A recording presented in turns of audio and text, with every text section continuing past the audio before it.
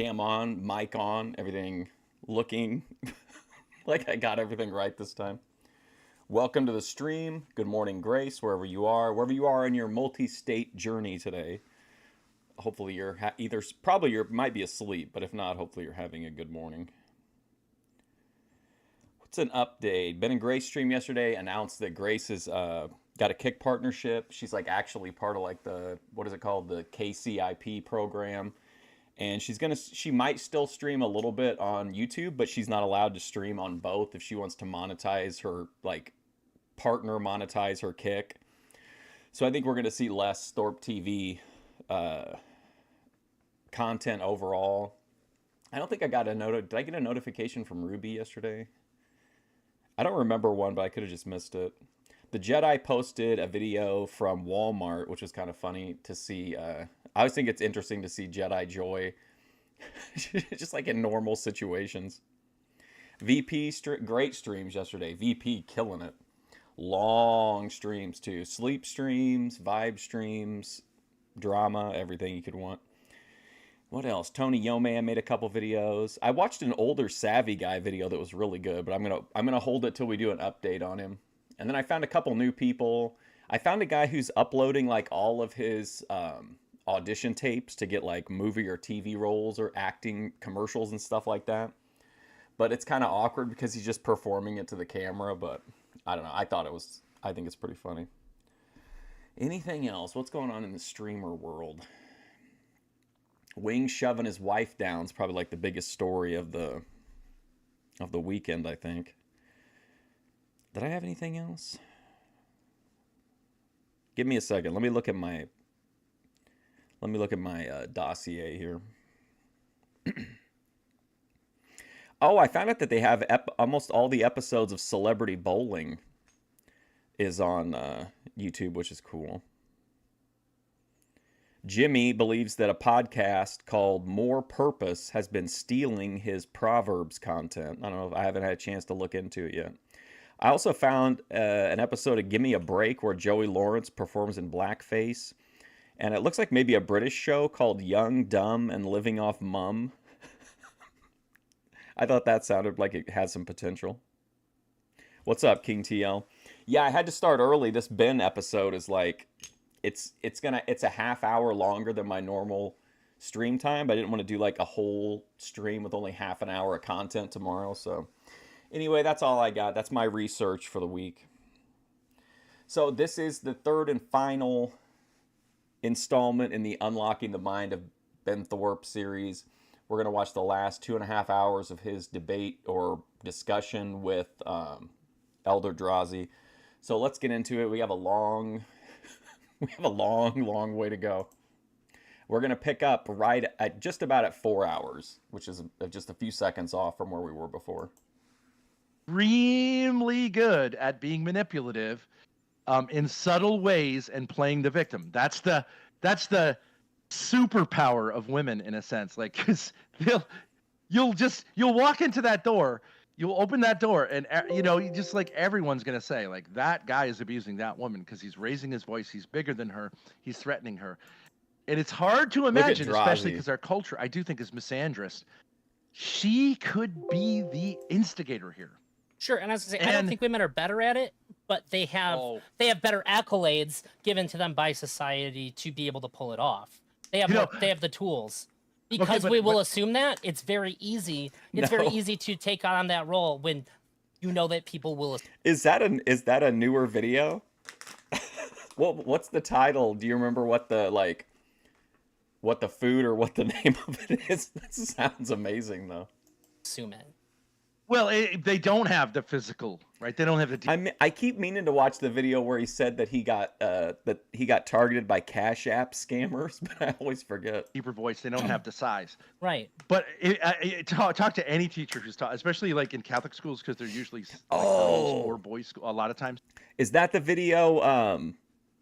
I can use this money for whatever I want, or something like that. Or talk to anyone who's taught like 7th grade girls, and I haven't been a teacher. These girls can have sophisticated, months, years-long campaigns of torturing and excluding and driving crazy some poor girl who happens to be a little overweight or a little socially awkward. Boys will never do that to another boy. They might call him something to his face, punch him in the face, but it's like they have the attention span of like 1 or 2 days of doing this, and then they're like, whatever. We beat him up. He beat me up. It's over. But girls, there is a difference. There's like, and it's fascinating. It's a real skill. It's natural, but like, it's crazy. Talk to us. Like my daughter's in like last year she was in 8th grade, and she was like, you wouldn't. I was very, very manipulative when I was younger. Some boys look at Ben. He's been talking like the majority of the time, and Elder Drazi went to speak, and Ben was like, "Oh my god!" He was so put out by it. Some boys. I don't blame him. I wouldn't want him to talk. I wouldn't want Elder Drazi to talk either. Homeless and stuff too. So I developed like a lot of like skills in lying and being manipulative as a way to survive. And when my life evened out, I saw very clearly that like I hated all of that. I didn't like any of that. And okay, I started that video. I could not believe that there were like 3 big full-size sandwiches. I was like, dude, that's a lot of fucking food, man. It kind of helped me figure out who I am in a very real sense, and like who I want to be, and the things I never want to do again. And I even overcorrect sometimes too. That if I tell somebody something honest, I'll make sure that they're not. I try my best to make sure that that's not going to like influence them more than I want to, because I'm terrified of being a manipulator. So does anybody know like what this guy's where's this guy fall politically, Elder Drazi? Does anybody know? Best titles on YouTube, by the way. Tony Yeoman, they're always, well, I mean, they make you take interest. You're like, what the hell is this guy talking about? Manipulative person now. But you learned those skills, or you leaned into the skills that were inherent hey, EFD. in you because you didn't have the conventional sources of power, right? You didn't. Yeah. I might do a super, super quick live. I'm going back. I got to go back to Kroger today, but I'm only getting a few things. But I might run over to Walmart and just do like a walking around IRL. It depends on what my time and my ride situation is. I didn't want to sleep in a fucking park. You didn't have money, you didn't have resources, and you didn't have whatever, like the ability to manipulate, like work the system in a conventional way. So you, in a sense, learned what it's like to be in many cases, You think Lefty? That would make sense. That's what I was kind of thinking, because it seems like he wants to, I don't know, he's not exactly flip-flopping, but he's being really like,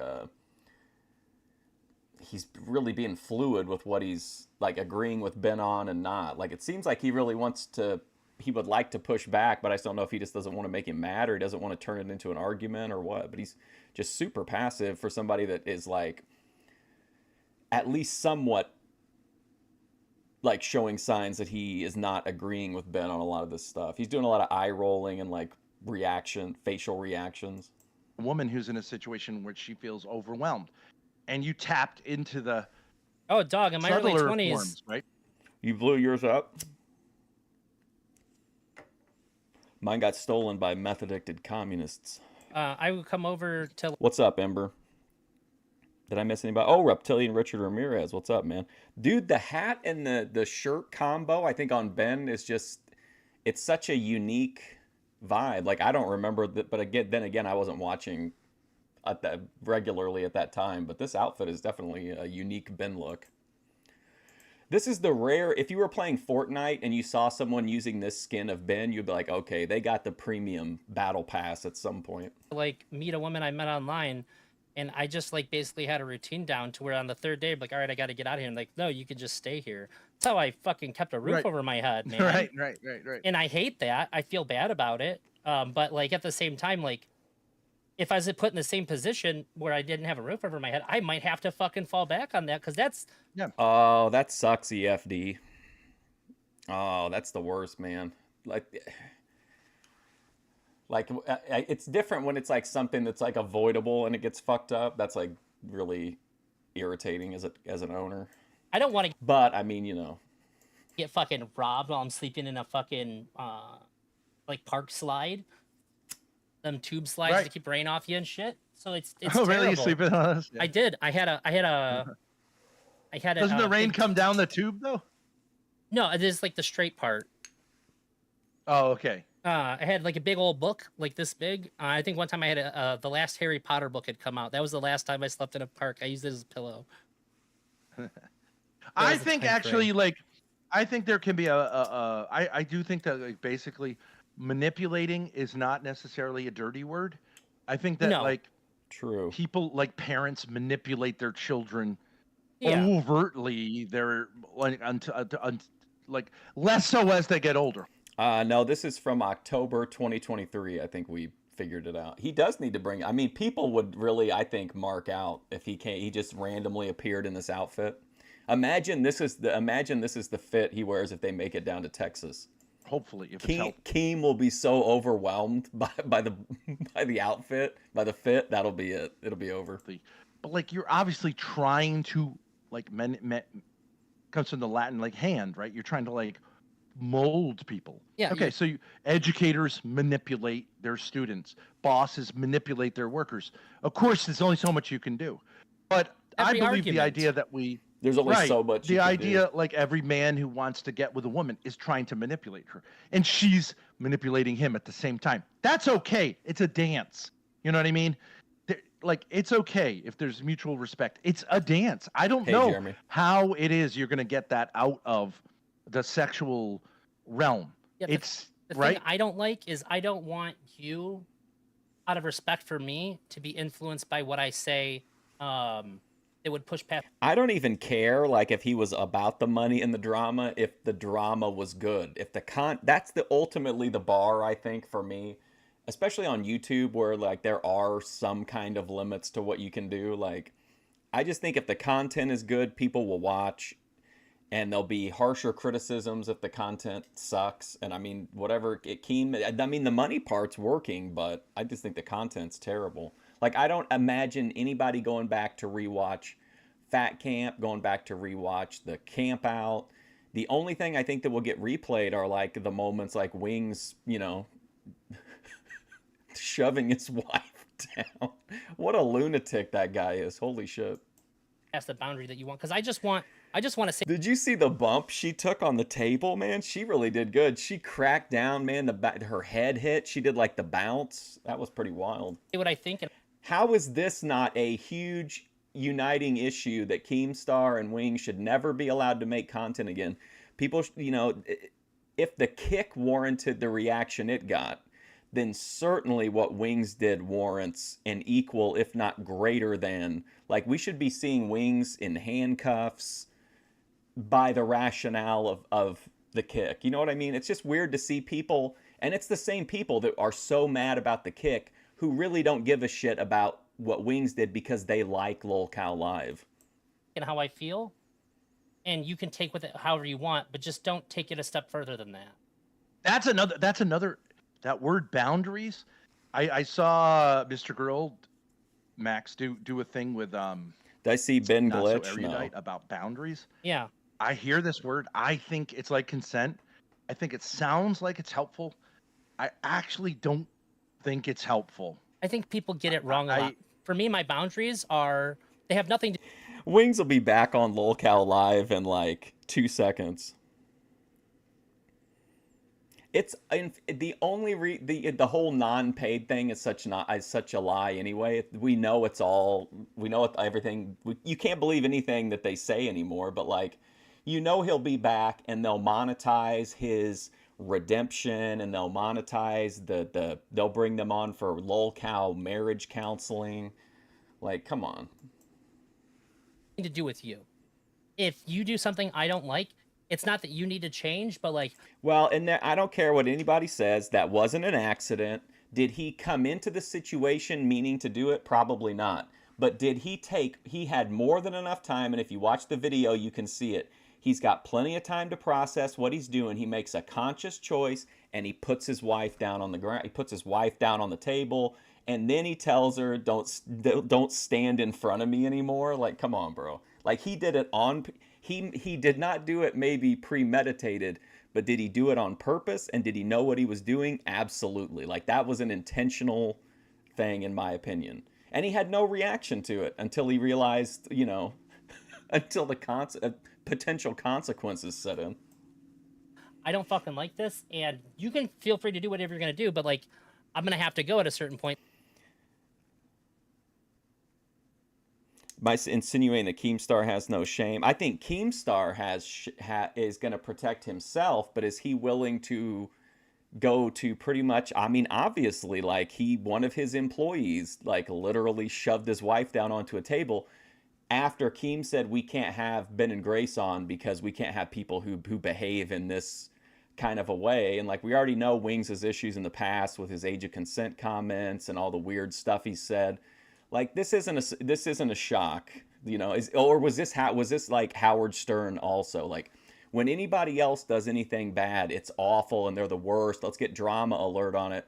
But if it's one of the lolcow crew, like it's just shock jock. It's okay to say whatever you want to. They can do whatever they want to do. Everybody else has to like, you know, walk on eggshells, which is, I guess, kind of the point of somebody like Keem. He wants to make it where you don't want to say anything bad about him at all, because his measure back to you will be 1,000 times stronger than whatever you did.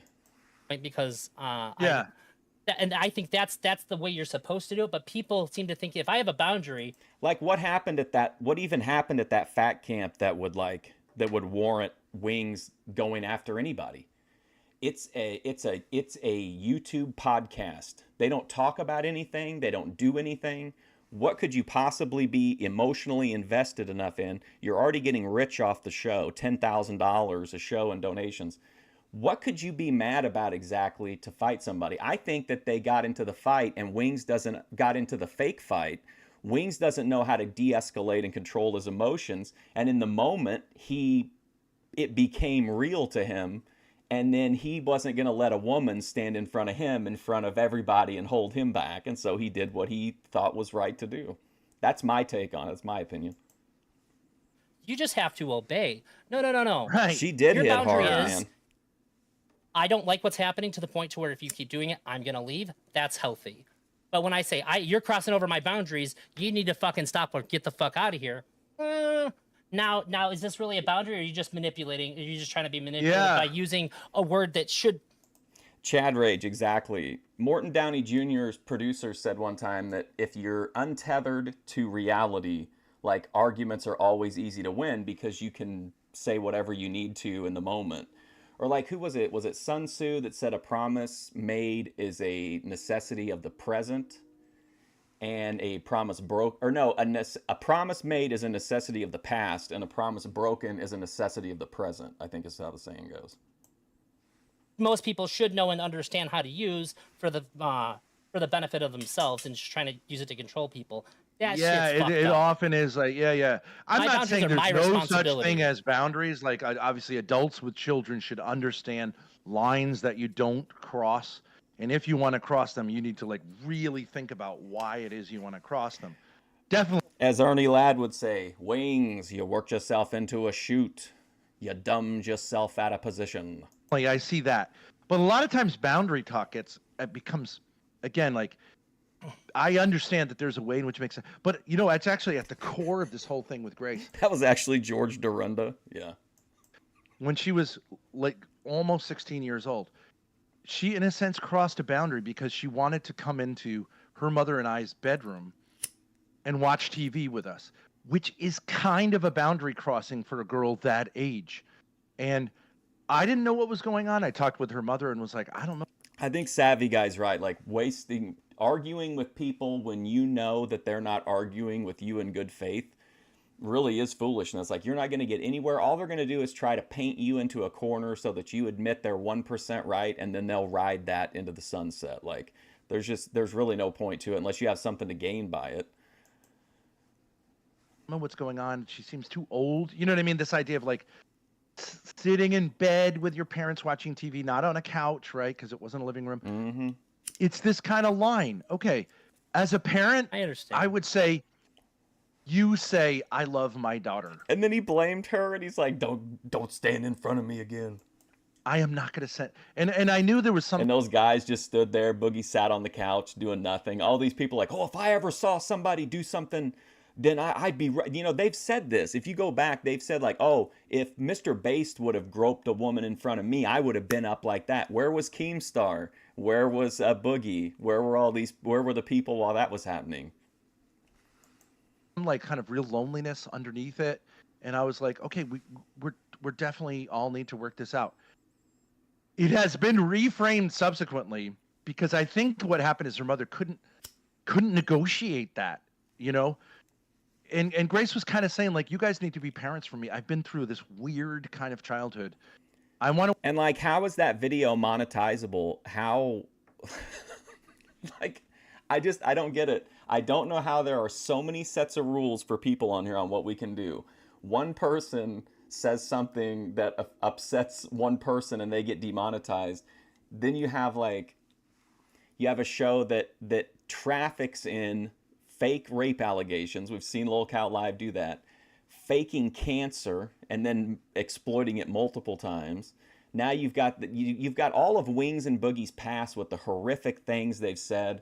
Then you have like, now you have them monetizing a guy shoving his wife down. Like, I don't get it. I don't understand how that channel's monetized, other than the obvious of like, you know, coddling from YouTube. To work it out. I'm old enough to. A lot of people would say you should have sent her back to her bedroom. I understand that, to say like that's a boundary that shouldn't be crossed.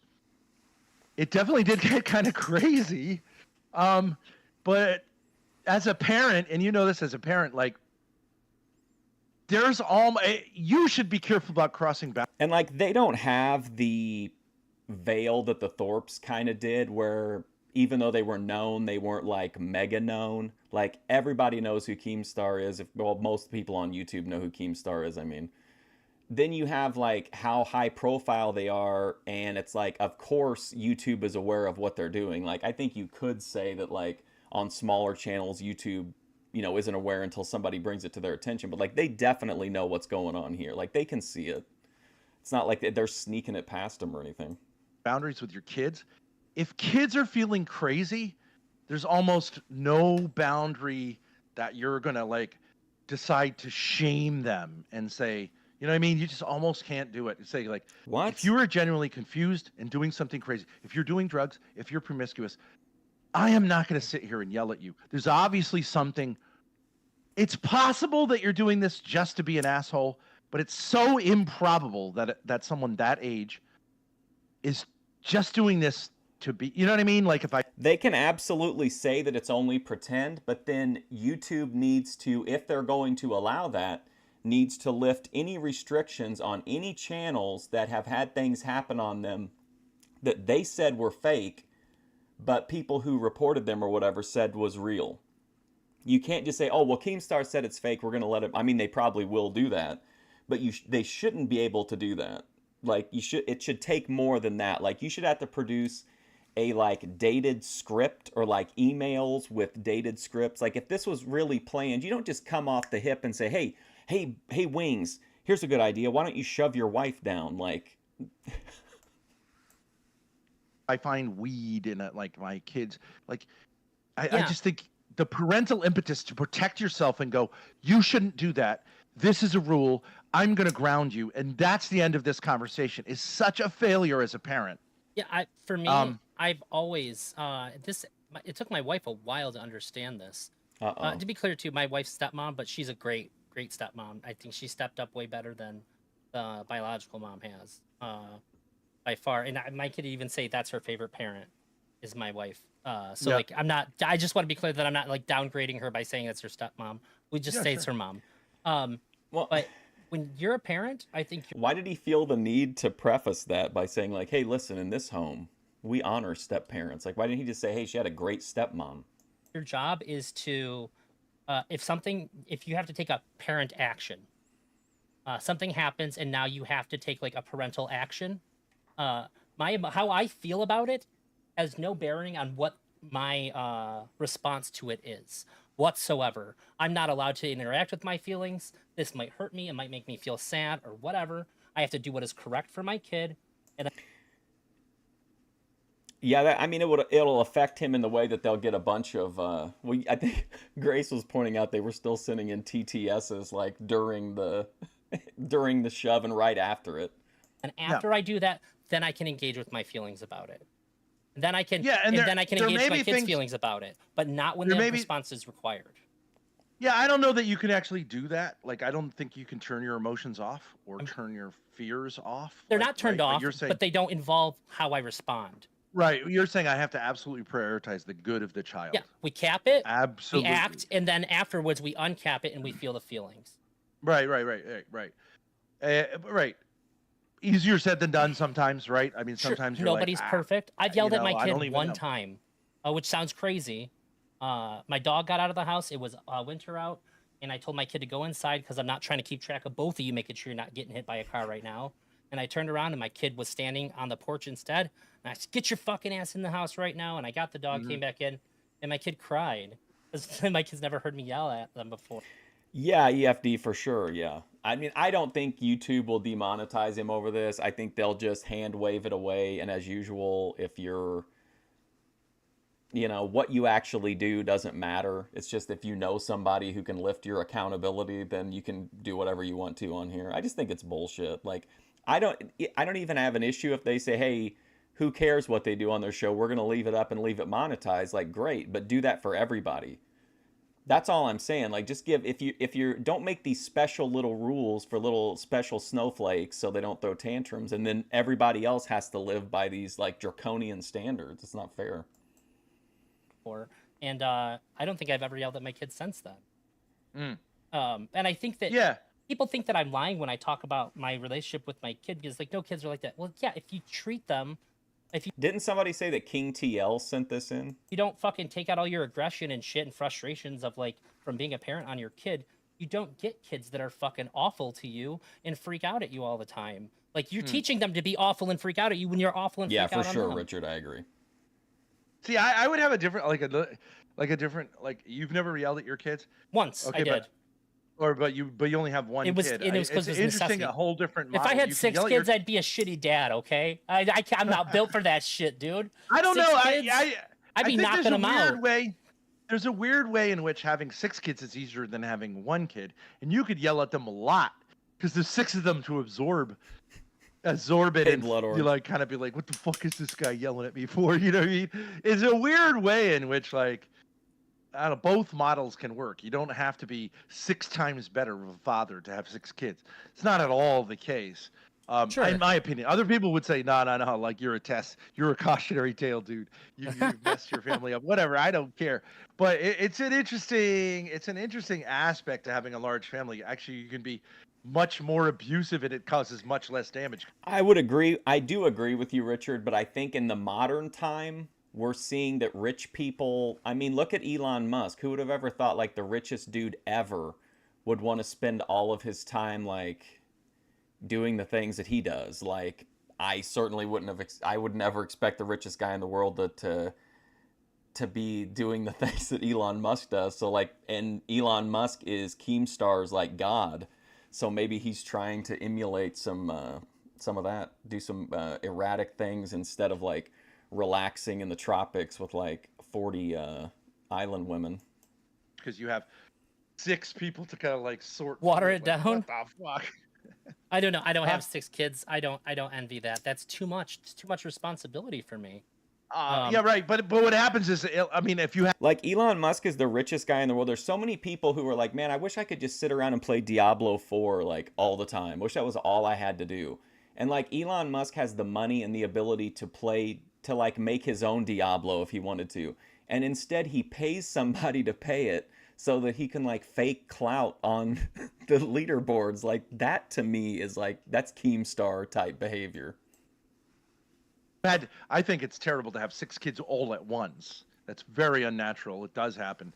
But like usually EFD, I don't think I don't know, man. I think there has to be a certain amount of excess when you start to talk about greed.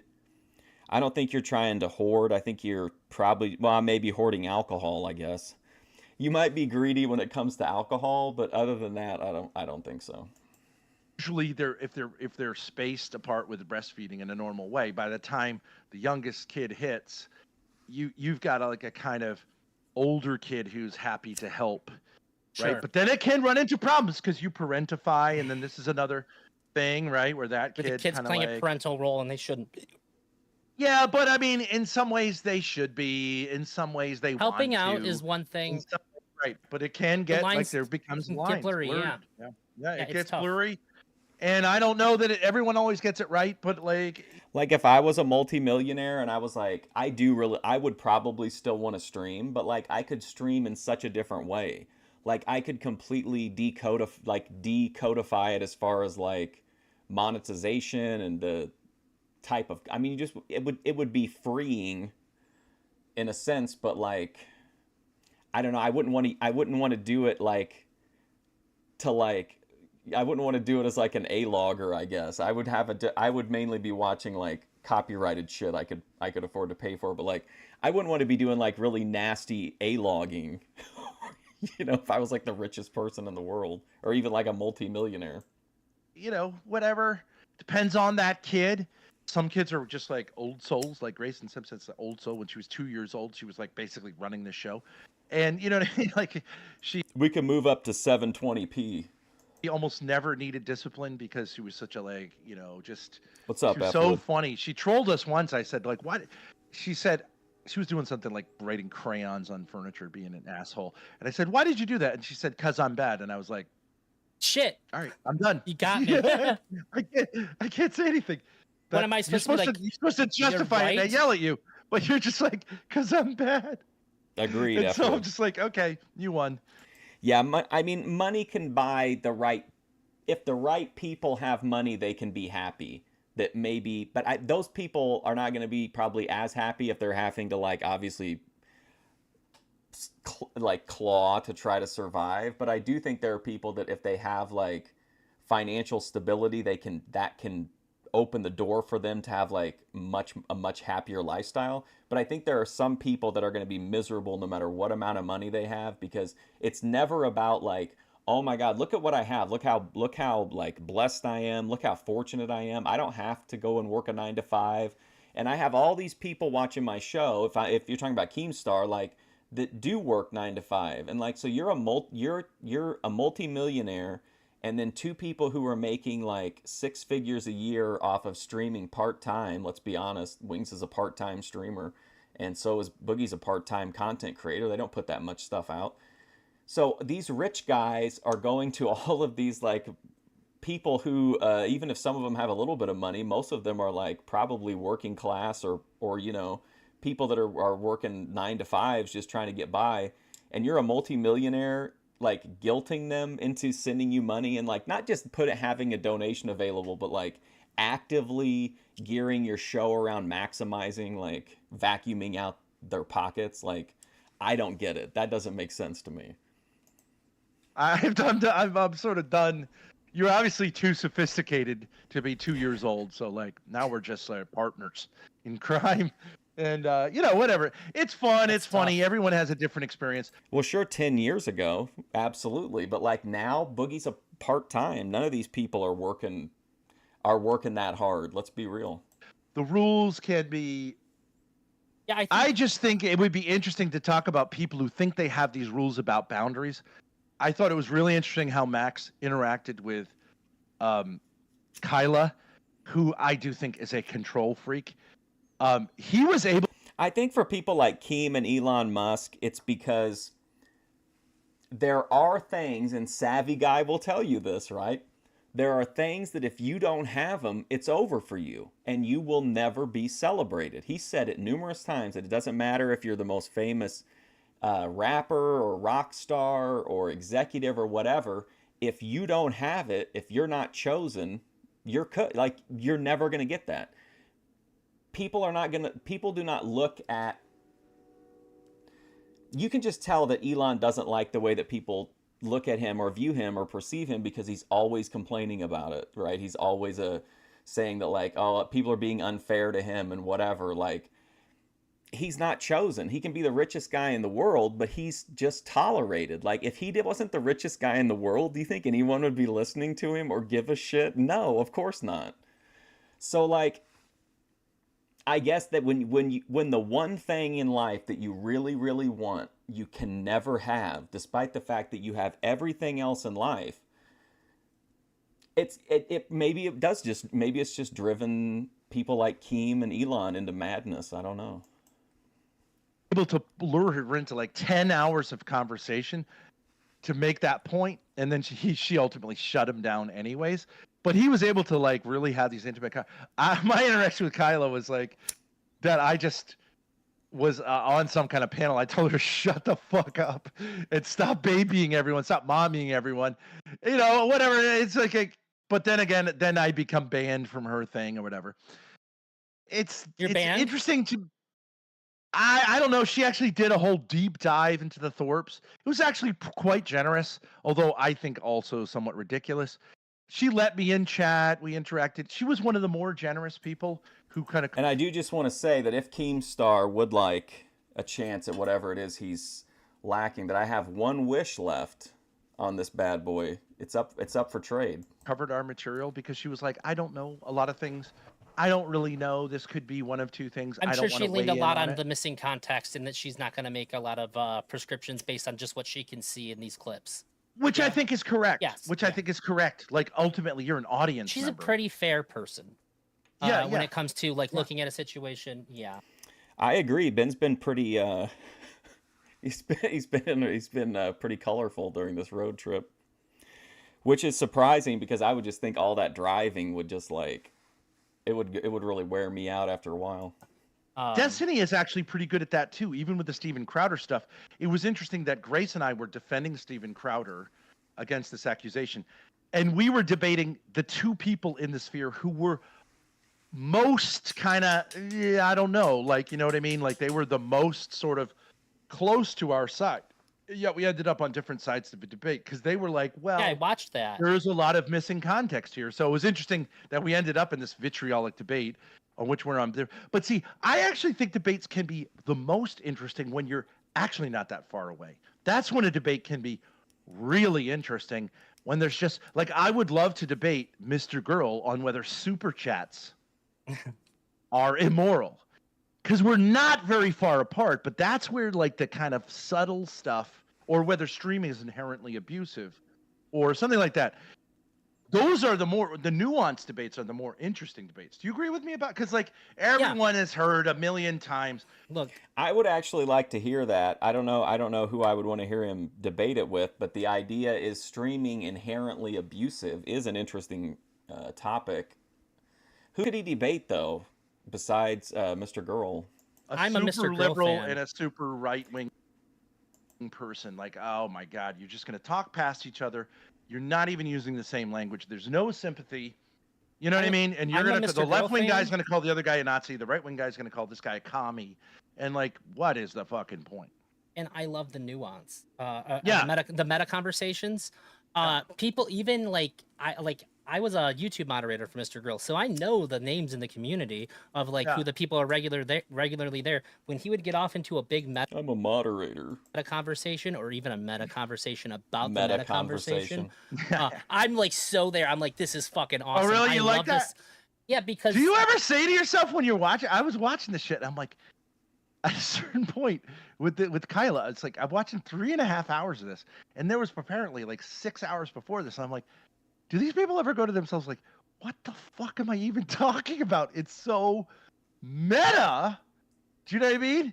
It's like, I thought I was meta, but this is so meta that it's like. No, it makes me feel really validated and seen. It clicked for me one day. If people have watched me before or watching right now, they'll have heard me say this. One time, I said something about. I wouldn't mind owning a a condo or something where you have ownership rights, but you also are somewhat part of a, you don't have to worry about the lawn, you don't have to worry about upkeep on the exterior of the house. You know what I mean? I just think they're it's kind of in the middle, because you can't do everything you probably want to do because you're under you're going to be part of a condo or renters association or whatever. I guess it wouldn't be renters association, but you'd be part of the condo. You'd have to petition the condo board and shit like that. How Mr. Girl talks, and my wife goes, yeah, he talks just Floating like home. You. And I'm like, oh, that's the thing that I really like here, is that when I'm talking to somebody, people will miss what I say. Or, you know, if you had like a, you want the Titanic to rise? That's what I'm talking now. We're getting somewhere, buddy. This is the kind of stuff we can work on, EFD. This is good content ideas. We're going to raise the Mark Fusion and EFD raise the Titanic, coming soon to YouTube. Or they'll act like they didn't hear what I said, or they'll act like I agreed with. What if you could live on like a nice, like Mercedes Sprinter van? Them or something, and I'm like, no, wait, stop. And like I have to have a meta conversation with people, because I get really, really frustrated in real life when I'm trying to talk to people, and they do these things that people do when they talk to Mr. Girl. It happens to me all the time, and it's like offensive to me that like somebody's gonna like pretend like they answered me and then not, and then move on. Like, no, when I have a problem with this again later, you're gonna be like, we already talked about this, but no, the fuck we didn't. You pretended like you answered me. You're saying let's. Yeah, he does this thing where he like catches something before it goes into like the usual bullshit, right? He catch it right there and go, wait, right there. Like with the boundaries thing, like, let's talk about how boundaries can be a way to control another person. That's not what healthy boundaries are. And then he'll listen. This is the thing I think that's great. He'll actually listen, and he's not that interested in sort of like pushing back. But then again, he will say, like, I'm angry, that hurt me, and not give ground on that. You know what I mean? And I think it's fascinating. I don't know that it makes any sense, honestly. I'm more of like, you know, I'm more rough and tumble. I came from a big family. I have a big family. But I have engaged, obviously, in conversations with Grace's mother that are like, get unbelievably nuanced. Because we've been through this sometimes, like nuance equals struggle session. Like, this is the 10,000th hour of. Oh my god, like, dude! You know what I mean? Like, I think almost. You ever pull out a notepad and like circle things? Because like I've had to do that with my wife, and I don't know what it is about the way I communicate with some people. Like, this is the thing that I'm talking about. When we move on and talk about this. Well, I got whiteboard. I've had whiteboards. I bring out the catechism. I talk about Aristotle. I read the Bible. We've done exorcisms.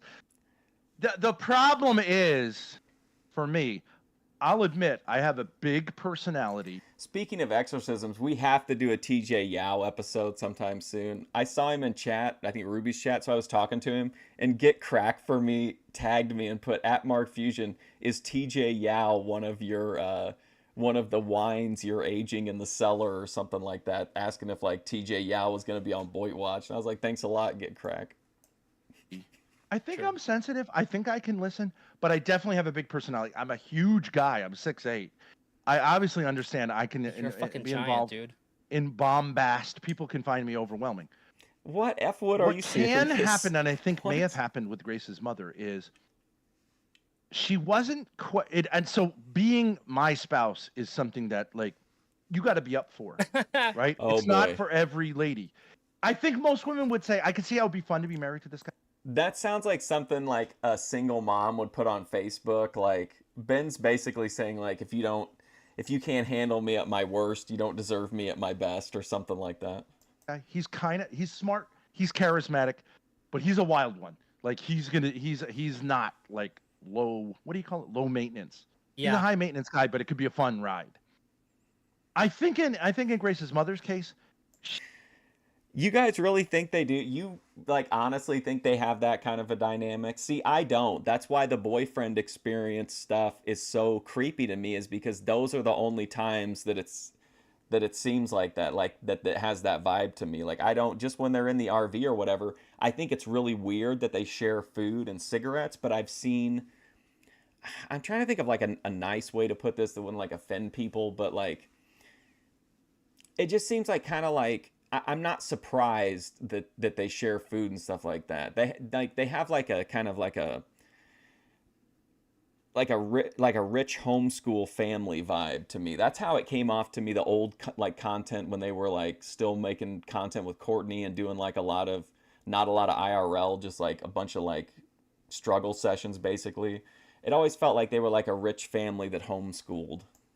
she saw that the ride would be fun, but she wasn't really able to say like, can I handle this ride?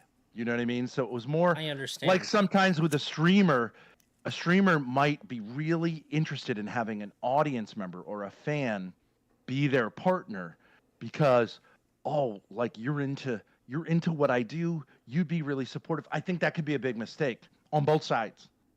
But it can be fun to have someone who like almost.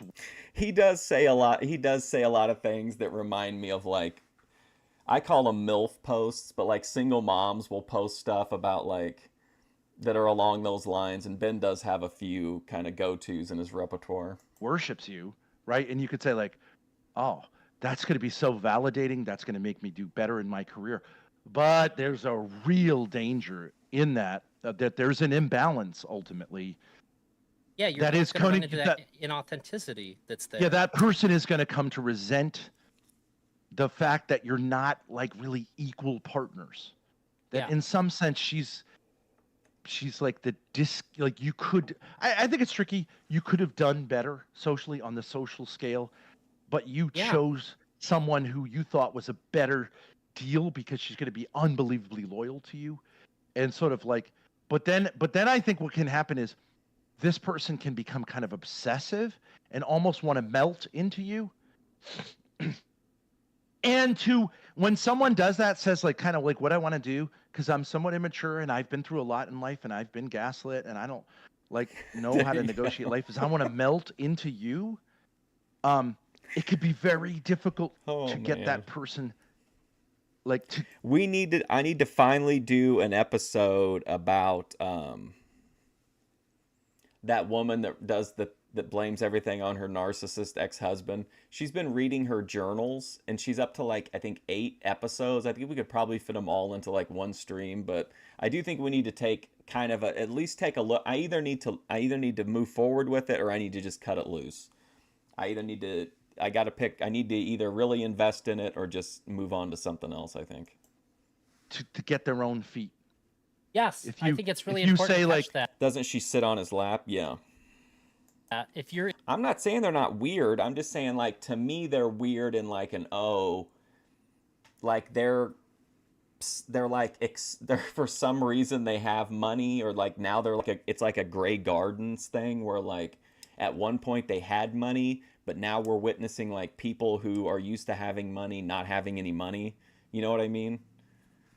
Like, I mean, they're completely weird, but I don't know that it's like, it doesn't read to me like it does to a lot of people, I guess.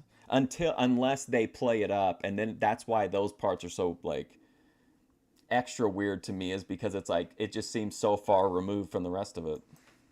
In that position of the one being melted into, when my wife and I, our first few years together, I realized all of her personality that was developing was around things that I cared. And like I said, look, you're allowed to like the things that you have no genuine care or concern, and no, there's no saving shit on YouTube. There you go. And I don't think Grace would have an issue with that, because Grace told Ruby that she doesn't really care about people. She just cares about big views. I don't like. You're allowed to do things that I don't want you to do. Okay. When I get mad that you're not treating me like an equal partner, I get mad when you're not treating you like an equal partner too. These are the kinds of balances you have to avoid the situations you're talking about. And if you have a fan or an audience member, that's never going to happen. Right. Babe makes me like, just like, ugh, just the creep. It's how ATF media feels watching Ruby, I think. And I think it's a danger on the right.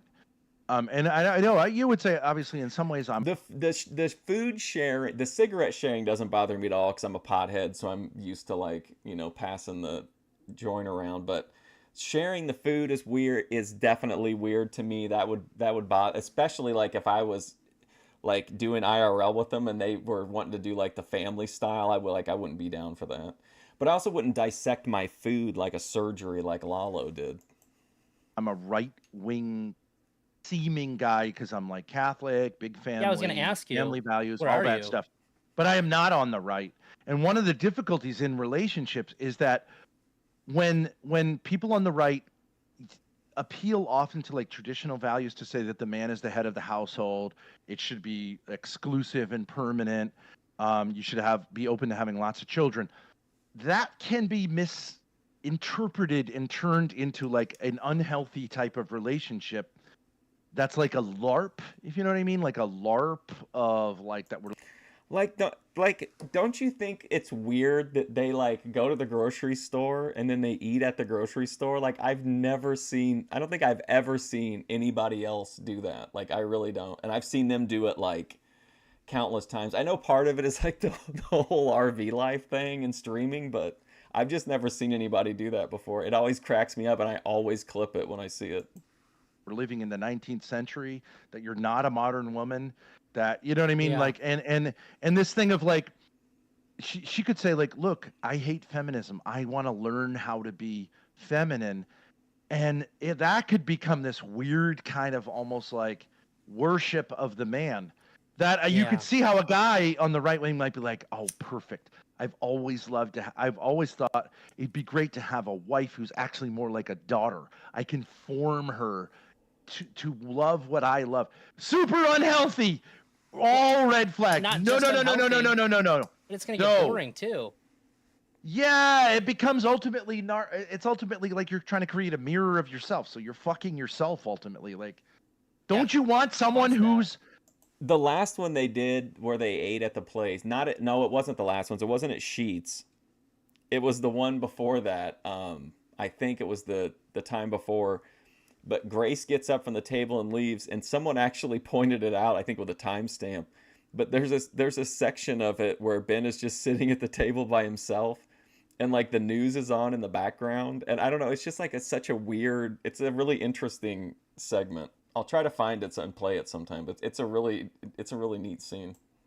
I'm not saying like opposites attract, because I don't think never. I've never said that, Reptilian Richard. I think that's like altogether true, but like, you should want to be with someone who has her own desires, her own self, who pushes back, right? Because that's a partnership. But you could see how it can seem like, oh, I really want to become like a traditional woman. But a traditional woman is actually, in real traditional culture, is a strong woman, is not melting into the man. That would be seen in a traditional culture as like, oh, no. Let's get you, like, who has female friends.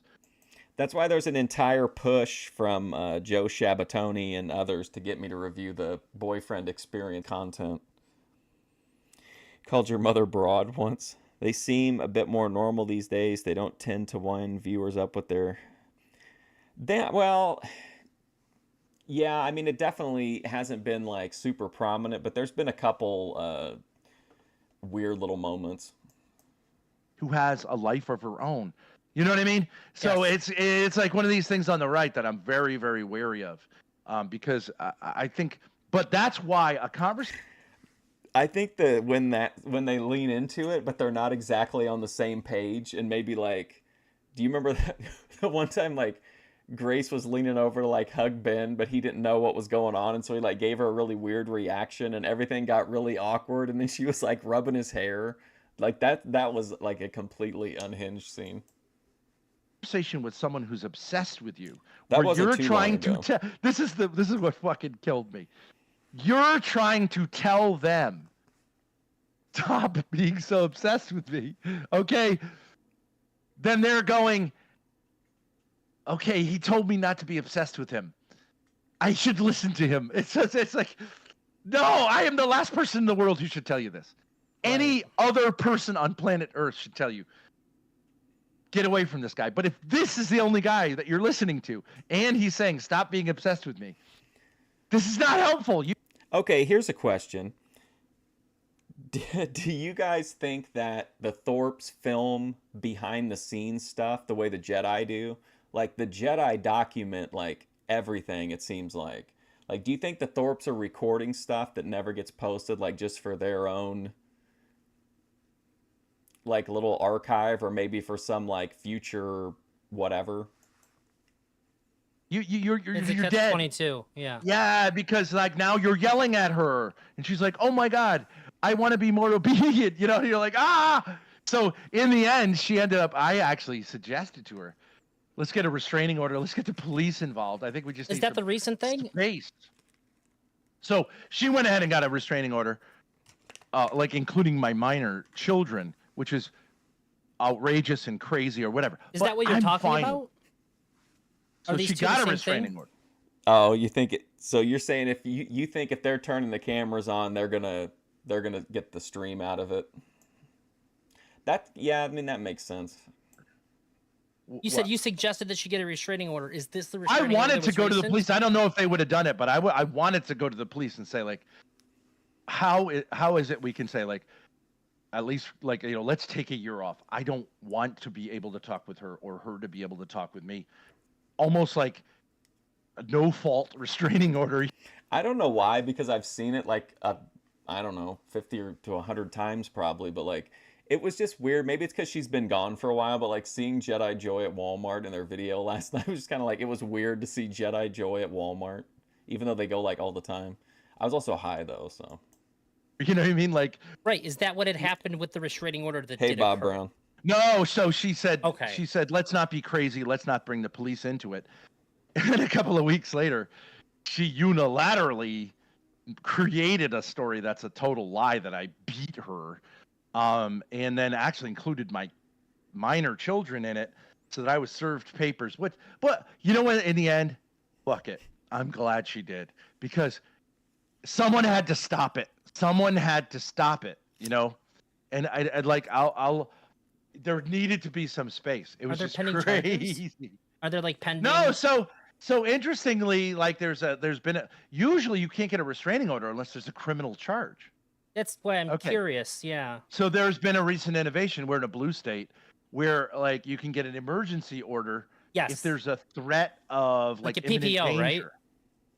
A PPO, personal protection order. Jedi Joy action. That can just be like pulled from the court, right? Is that get one of Rich's mom, Gangster Gloria.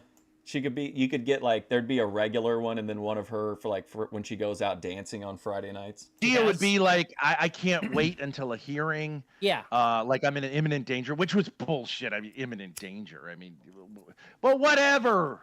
I was like, and then I didn't even go to court to fight it because I'm like, that's part of the obsession, bringing me to court and having drama. I was like, fuck it. If you want to do this, do it. Because if she had evidence to the court she doesn't have to press charges. Court can press charges on people. I don't know. We got this idea from movies and shit. If a crime's done, the city will press charges on you, even if the person the crime was done to doesn't want to. Yeah, Ben learns this. What a prescient comment from Elder Drazi. Wow.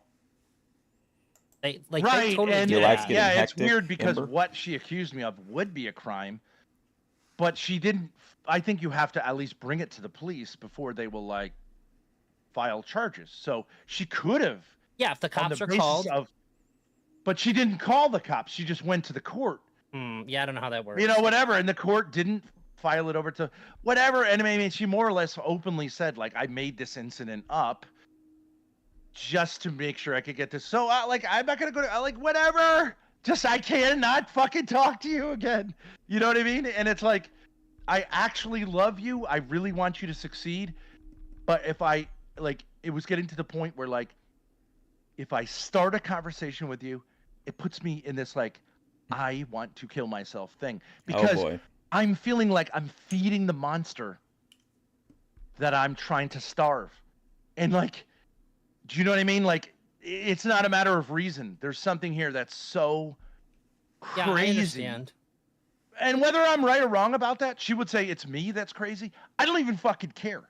Yeah, it has to stop. So if you made custom 3D printed figures of Rich or Joy, dude, they would be like over the moon, man. They would like make a whole fucking stream about it. I bet they would love that shit. I totally agree with it. I think it's wonderful, wonderfully liberating. But then in some ways, Grace picked up her mother's, like, now she plays the same thing, that she's obsessed with me, which is so weird because hard not to pick it up in subtle ways. All my kids do this to some degree. That's They're, what like, kids do. of their dad. So then it's like, I'm like, Grace, I'm just a person. I am a person, flesh and blood. I'm not God. I'm not the devil. I'm not like the most devious person in the world, nor am I like the least devious person. I'm just a person, you know, but it's really. Rich would come with nunchucks goat. He has like like a goat mascot head, and maybe like removable shirt. And then Joy would come with the bong, removable real cloth, red plaid pajamas. And then she would have like an extra head, like you could swap the head out of her being asleep. I think that would probably work. Really hard to get that through, and it makes for interesting content. And when people, again, almost all the early content, it's like opening that door and you small packages of beef. Seeing me like just frustrated out of my mind, because usually when I went on camera was like, I can't do this privately anymore. I've got to get this on camera so that I feel protected, that at least this is out in the open. You know what I mean? So sure, I understand that people were like, and if you bought like all 4 of the household members, you'd get a bonus figure of the Democratic poll guy that came to their house in the middle of the night and scared them. Like, that's like the Build-A-Figure. What in the fuck is going on here? Ball gag. I there you go. can't make sense of this. This guy's not, he's not an idiot. He's not. Have you ever gone to her, YouTube for her, like, professional character? Stupid. Yeah, that's he's why claiming to some ways be a victim, but he's the one doing the yelling.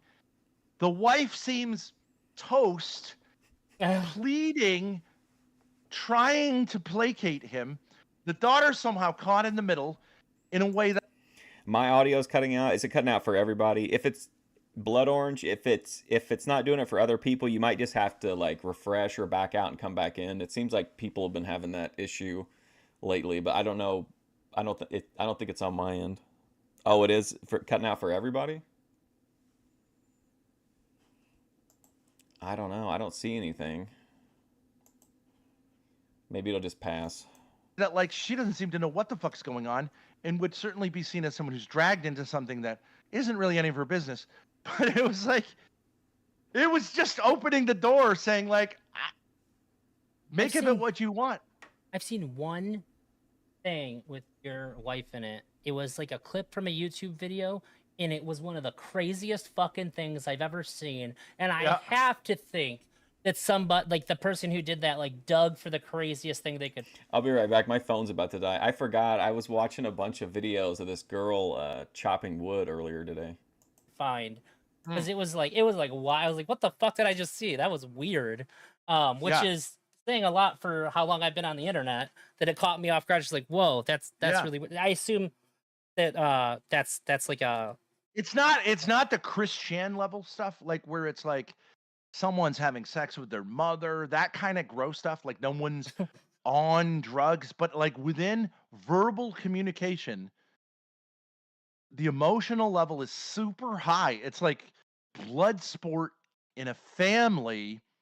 But let me tell you, there are a lot of families that, you know, I think a lot of people know that a lot of families have this kind of shit going on all the time, but they don't put it on the internet. And I'm not so sure it's a bad thing. In the end, it ended up that Grace's mother totally turned against me and her while claiming that, you know, she sees her as a victim.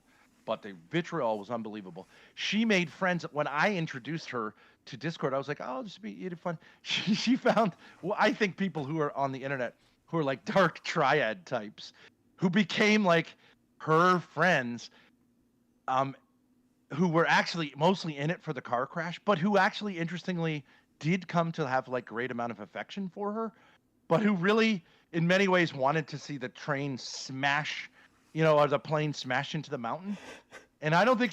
All right, ATF Media. There'll be something, either body cam or old school tomorrow. She saw that, but like she's, you know, whatever she found. And like I got trolled because I was like, okay, these people are trolls. You shouldn't trust them. She went all in. They told her to like act in ways that were like totally play the victim, totally be the aggressor, go to the courts, get lawyers. And, you know, it worked out okay, even though I, in a sense, trolled myself by introducing her to people who became like instigators of like my family falling apart. Well, fuck it. You know what I mean? Are the people... how would you describe your fan base? Like, why do you think that they've like attached Fan themselves to base. like your community? One of the reasons is because we are like, we're not free speech advocates, but like, because it was so crazy, I wanted everyone to be able to say, like, make up your own mind. We are not I'm not interested in creating an echo chamber. I hate echo chambers. Ben in October 2023. I hate echo chambers. Ben in October 2024. We're gonna switch to you can only criticize Ben on Fridays. I come from a generation where I kind of like ball busting. I don't really like affirmation as a guy. To me, the like love language of men is ball busting. Just yeah, if I like don't you, I'm want gonna people- fuck with you. I mean, Yeah, that's how what I- makes you different? I'm gonna fuck with you about it. Yeah. Yeah, to me, it's like calling a guy, a slur is like, when I grew up, was like a way of saying, like, unless you are being like homophobic about it, it's just like a way of saying, like, we're bros. Yeah, the fat guy in your group, you're gonna make fun of him for being fat. That's his way in. Right. That's his way Right. in Oh boy, Elder Drazi getting into his feelings. to being able to throw it back. Yeah. Right. And if he can't lean into it and kind of realize, yeah, I'm fat. All right, but like, let's not do this the whole. Even the black guy, like, we're gonna make black jokes, right, just to vet you, and then we'll stop, and you're just a person. But I still like live by that code. I think it's funny. It can get boring if every the black guy always has to be. We're gonna tell the black jokes, but then it'll be over, and then you're a person. Of the black guy. It's boring. Yeah. So you ultimately, that's just like a kind of vetting process. We want to razz each other. We're not trying to harass each other. Yeah, Because it's it like is an you're also a affectionate human thing. being. You're not just a black person. Yeah. But I do that with Jewish people too, whatever. And because it's out there, you know what I mean? It's out there. Everyone. I always say knows it's like when we get you, it's like different. Like that's how you do it. It's like basically you're What? just you're sort of pointing a spotlight on the thing that makes I think he's changing some of his opinions on the fly to not get into conflict with Ben. I do not think that this Elder Drazi believes that. this person unique in the friend group. So I don't think Elder Drazi thinks it's okay to. I think it would upset him to learn that like people were making fun of the fat guy in the group or whatever. That's how it seems to me anyway. think our fan base, because it was going on for so long with so little resolution, and people started to see this is actually more complicated than saying Courtney is the victim, Ben is the perpetrator, especially when Grace leaned to my side in some ways. Well, in a lot of ways. Uh-oh. Well, now I do have now there is an audio issue. Let's see if it's on the stream, maybe.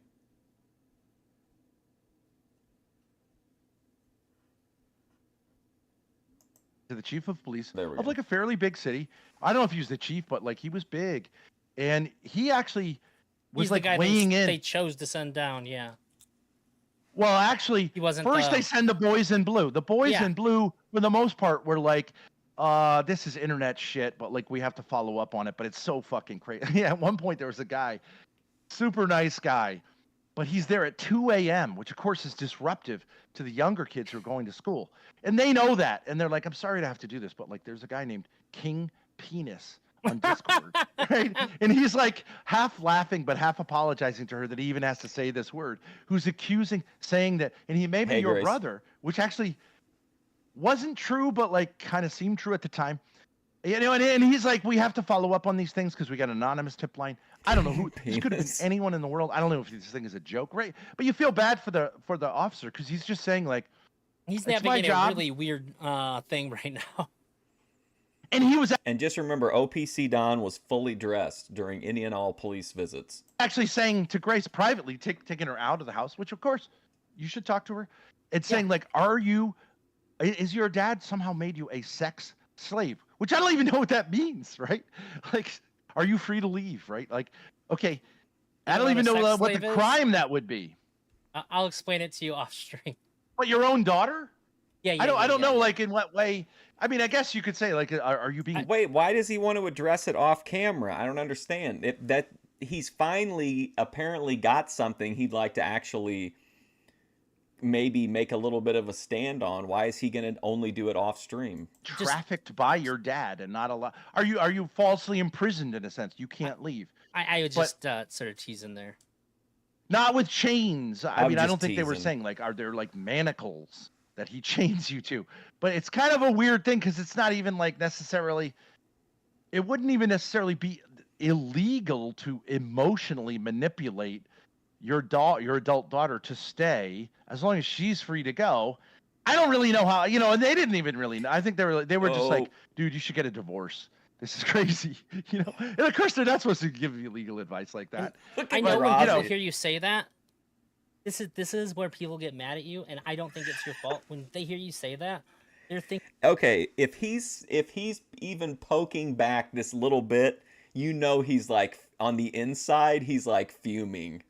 Thinking that because you said it's not illegal to emotionally manipulate your daughter to stay. Yeah. That what you're saying is that like it'd be fine if I did that. I understand that's not what you're saying. It's not illegal. Then why are you making an argument for somebody else? Like, as if Ben doesn't understand why people react the way that they do to what he says. Was Elder Drazi feel like he's helping Ben through a breakthrough here? You're saying that the cops, even if that was happening, the cops don't have a right to be there. So for the things that they are there for are extra ridiculous. Yeah, it's law enforcement. I understand. Yes. Law enforcement. I just wanted to put that criticism to rest before people said anything about it. Yeah, oftentimes police officers just want to help a situation, right? So there's maybe there's a. So I don't understand. So he had to go out of his way to. He wanted to make a point to Ben, but he couldn't just say, "Hey, here it is." He has to say, "Oh, well, I'm only telling you this because I want to make sure we get out ahead of this thing." For who? The chat? Is the chat going to be mad? I don't understand what Elder Drazi is so worried about.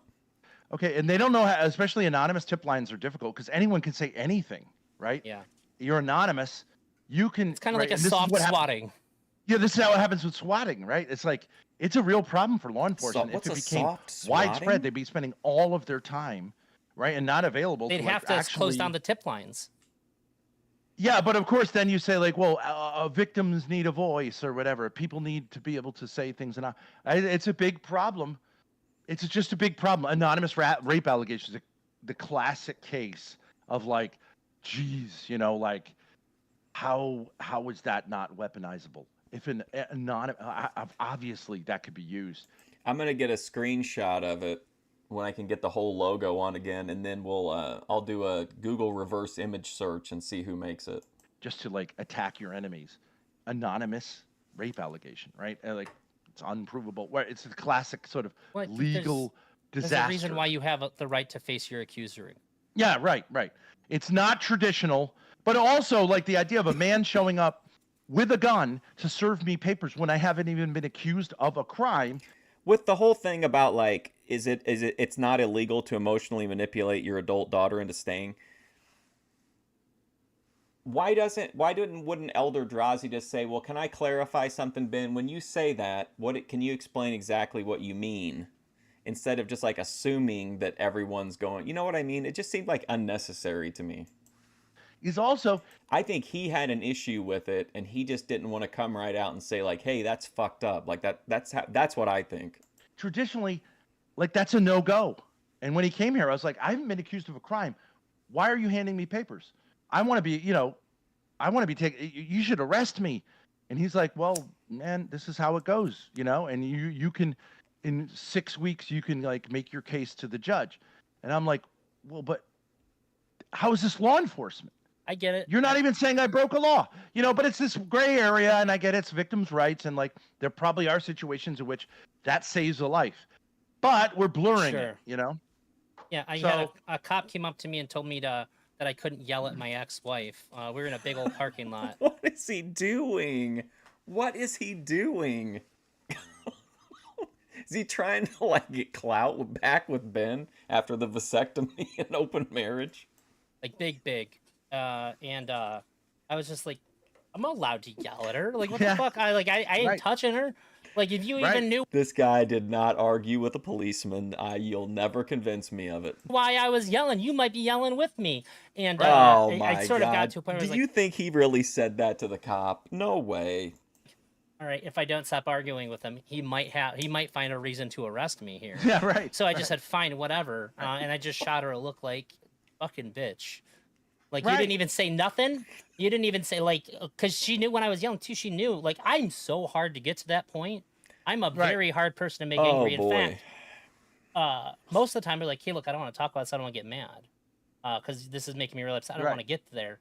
So I work hard to avoid it. So, like, it's crazy to me that a cop came over and told me that, like, I don't appreciate your style of communication right now. But I do understand you can make an argument that it could if it's a public place. If it's a public place and you're yelling, if it's late at night, people are trying to go to sleep. It was in the middle. Good job, Ben, burying Elder Drazi. He's like, no. I think the cop might be right in this case. The day. Public disturbance, you know. Yeah, it was the middle of the day. Amazing. I love how the every time Elder Drazi opens up just a little bit, it's always seems like he's trying to like win Ben's approval, and Ben just like daggered him and stuff. But like, I get it. That too probably could save a life, like, because there's sometimes, or at least save a trip to the hospital. Because I imagine that a cop's seen plenty of times where a guy was just yelling at a woman, and then later on he gets the call saying that she got the shit beat out. I get it, but it doesn't make me feel any better when it's happening to me. Afterwards, I can reflect and say, like, sure, I get it. Okay. I can't say that we shouldn't do this, but like, his heart was in the right place. He was just trying to calm a situation down. But technically, he's not there to do that. He's not. When it's happening to you, you feel that weight. Yeah, you feel the government's weight down on you when you're having an emotional response, being told, like. So he just said that he agreed with everything the cops did. Ben said the cops were right, and then he's like, "Yeah, but I'm still mad because it happened to me," and then we're still going about it. As a voice of the law, you're not allowed to have this kind of response. It's fucked up. Even here, and here's like, you know, like a real sort of, if I'm accused of incest, okay, in the state of Rhode Island, that's been decriminalized. It's not why I live in the state of Rhode Island. I was born and raised here. Okay, but technically speaking, it's none of a police officer's business if incest is openly going on. Emo Drazi. Because it's not a crime. That doesn't mean that I'm an advocate of it. I'm just saying. He is boiling, man. This is really upsetting him. He's going to have to explain, like, to his friends why he had this guy on the show. That makes more sense as to why. A police officer should have nothing to say about that. I've heard you say that before, and I was like, why would he say, like, impress upon that it's not illegal? I understand now. That means that there's no reason that you should have to interact with the police because somebody thinks that. It's not a police officer's business. I agree as a man, like, incest. I don't know that I don't know that criminalizing it makes much sense, because I think most of these situations in which there's genuine incest, not just like, I would say in our case, there was like incestuous, like you could call it emotional, like there was weird dynamics. Okay, that's not incest in any state. But where there is incest, like I do think what you would want is like social workers. You know what I mean? You would want to make sure that there's not cops. something extra fucked up going on. I actually have a question about what you just said, but we've been going for a while. I gotta take a leak. Can you hang out for a second? Sure. I'm gonna too. Okay, cool. Oh, here we go. Double pee break. Wow, what a look from Ben. Just when you thought the gold hat, gold shirt combo couldn't get any wilder. Why did I pause it? There's not any audio. Wow.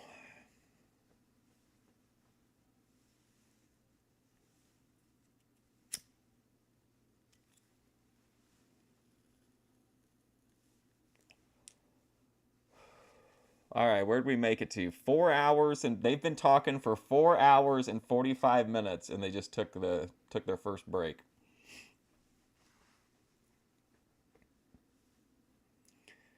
I still don't understand the whole Punisher Trump thing. I don't get that. Is that like part of his branding or something?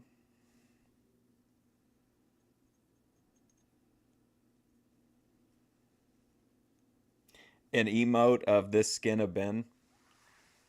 Wow, what good timing, huh? Oh, wow. synchronized. Sorry, folks. I just realized I'm in my boxer shorts. Same sized bladder, I guess. We both got here at the same time. Oh, I could definitely probably get a pretty good Ben thumbnail from this. He has a lot of interesting facial expressions in this video. Grace made me realize, like, I don't know, on the internet you sometimes forget the camera's on. I'm wearing boxer shorts. Sometimes I have to check myself because I wear pajamas a lot, and sometimes they have like a rip in the front. Like, oh, I can't wear these while I Uh-oh, there's Grace again. stream. Post goon. I'm just begging for a 3-day ban. Yeah, right. Someone said once I was wearing boxers and like they caught I did what's that movie? You know, the movie where the woman crosses her legs and you can see a little Basic bit. Instinct. Basic Instinct? Yeah, Basic Instinct, the Sharon Stone moment. But, you know, whatever. I just feel like he's making a lot of concessions to Ben that he probably like wouldn't like. I don't know. I just think he's being like very passive with your dad, whereas I think he would argue some of these points with other people. I don't think that actually happened, but you do have to be careful. I do agree you shouldn't be showing your genitals, but like it's just kind of a funny situation. But anyways, yeah, you had a question. You wanted to ask me a question? Did you say? Yeah, you said that there was incestuous, like emotional. boy. Can you explain that to me? Yeah, I really would. I do appreciate you allowing you to say this. So I looked into this a little bit because we were being accused of it, and I was like, okay, like how does this work? And there were some tensions. So if you have, for example, this can work in different ways, but like if you I mean that totally makes sense because I was thinking like there has to be some reason that like he's being so nice to Ben. And I mean I think Ben would annihilate this guy in any kind of a debate. I mean, I don't he seems like he would totally crack pretty quick under pressure, but he's just being like so nice and like generous and basically turned the whole show. It's been 4.5 hours of the Ben show. have a situation in which you have a mother, a father, and a daughter, okay, and there's a father-daughter issue. It's usually father-daughter with parents, mother-son. Obviously, it's usually. Is it typically how bonding through parents happens more closely? Yeah. And even there's a normal way in which, like, you know, dads and their daughters have a certain. Grace, did you watch any of Aphrodite's live stream from the other night? It was pretty interesting. She was in quite a, she kept wanting to show her boyfriend or whoever on camera. Special relationship. That's what I mean. Go to a dad-daughter Little dance. boys go to their mothers more, and then little girls Yeah. go to their fathers more. This is like a pretty well-known dynamic, I think. Yeah, these are like basic sort of Freudian, you know, things like it can get a little crazy. But when the dynamics get thrown off, there can be one of three things, like, but you have to go way back in the literature to find this. Okay, it can be that the father is predatory on the daughter and that the mother has no idea what's going on. But that is extremely rare, except maybe when there's been a separation Snowball and the daughter goes to see the father. Wow. And he intimidates her not to talk about it to her mother. Okay, but that's If you live in the same quite house, how rare if the closely are you mother's paying there attention? that she's not going to know what's going on. And we've seen some videos because like and actually we know some people who have a similar thing. And okay, now it can also be, and this one you almost never hear in the literature. It can be that the daughter is predatory on the father. Of course. You're not supposed to say this, but teenage girls can be predators. And we tend as a culture to say, no way we're going to blame the kid. And I agree, basically that should, but it is possible. But again, extremely rare that I'll grant you it's that's possible. what's going on. You can have a 10-year-old fucking deliberate on purpose murderer, okay? Yeah. Just almost never happens, but sometimes it do. I've seen, I'll be honest, Hey, yeah, what about the Slender Man girls? I've seen some porn with this kind of stuff. And like a lot of times for some reason, the Can porn, you clarify that? Clarify, like incest please. porn, you know, Okay. which I don't think is a big deal. I'm just saying, like, we're talking about non-teenagers, yeah? I mean, these are all actors. Okay. Ben, elaborate, please, Ben. No. Look, this is more for your benefit. He's like, please, can you just tell me how old they are? That's all he wants to say, and he's trying to be so nice about it, and Ben just keeps walking around it. I'm very confident I know what you mean, but if I don't ask Grace you to clarify, is people like true. on Drazi's stream, Ben you Thorp mean like admits to actual watching incest CP. porn? Yeah. No. I mean that whole stepsister. It's a big genre. Oh, I've never seen anything. I've seen all the porn, bro. All the legal porn. Wow, now hold on a second. Yeah, I mean, when you say you've seen all porn, could you clarify? They're clearly not related and whatever, but like, it's an interesting dynamic. It's interesting why people are interested in it. Looks like he's watching it right now. I think that's one of the reasons why people accuse things. They've watched too much of this porn. But usually the daughter is saying something like, and I don't know who the porn's for. I assume it's for men, but the daughter is saying like, I really want to go to this concert. Mom won't let me go. And he's like, well, I think you should listen to your mother. And she's like, is there anything I could do to go to the concert? And she puts her hand on his leg or something. He's like, what? Your mother would not approve. I mean, this is great Ben content. If you're like, if you need if you were to want to introduce Ben to somebody, this would be a great way to get like a lot of his lore out. And like the look is outlandish too. It's like one of the best Ben vibes ever. And then he's like really worked up and animated. And then Drazi knows just to kind of, sit and be quiet. You know what I mean? Anyways, of course, she gets to go to the concert. Carefully implying he would be fine with it if Mom... $500 to go through Ben's search history. He doesn't know how to delete it. Mom was. Yeah, like he's a nice guy. Yeah. And he's like, maybe it's to make men feel like we're not into porn, but if the daughter was the predator, we can be okay to watch this together. I think that's still the dad, the predator. The daughter's the predator, and the ones who are like, if you don't show me how to have sex with my boyfriend. Oh, he's an expert now. He knows all the storylines. Wow. I'm gonna tell Mom. This guy watches incest porn like I watch Lifetime movies. Mom, that you raped me. And it's like, well, I guess Dad doesn't have a choice. Oh, he's gonna play every role. Okay.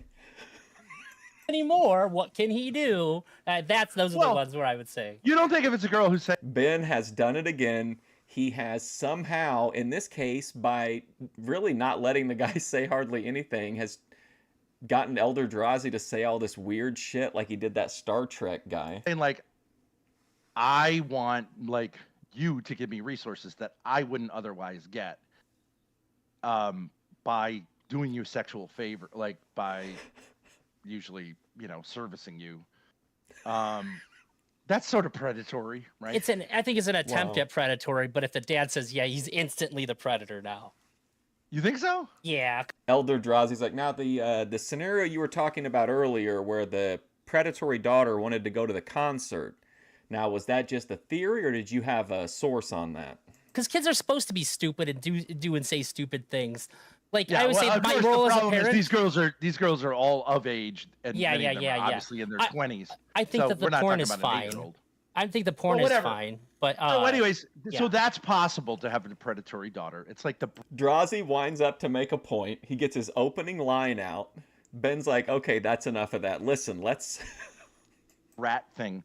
You find it in actually like older. I mean, he is just completely. Dog walking Elder Drazi here. Literature. It was actually Freud's idea is that the girl is usually penis hungry, that kind of thing. I think that's not healthy. I think that he just saw everything as girls obsessed with their dad's penis. Like I think that was his like whole philosophy. And that's like it's super misogynistic, I think. But I do think that could happen. But in almost all cases where it's within the family, the problem is, and I think the literature does bear this out, the problem is that the mother who naturally acts as, in a sense, the buffer for the girls, guiding her through becoming a young woman, and also, obviously, meeting the father's sexual and emotional needs as a spouse, is somehow unable to negotiate that. That without that buffer, there's always going to be tension. When I do believe that it's normal. Any father will tell you that if he has a daughter who's attractive. She hits puberty. There's going to be a little bit of tension, right? Because he's going to notice that she's a beautiful young woman, and he's a man. Oh, I don't man. think a big deal at all, but it's not nothing, right? Let's see what Elder Drazi thinks, or is he dissociating? You have to adjust the relationship He's on Discord talking to Tropical, trying to get the D pics.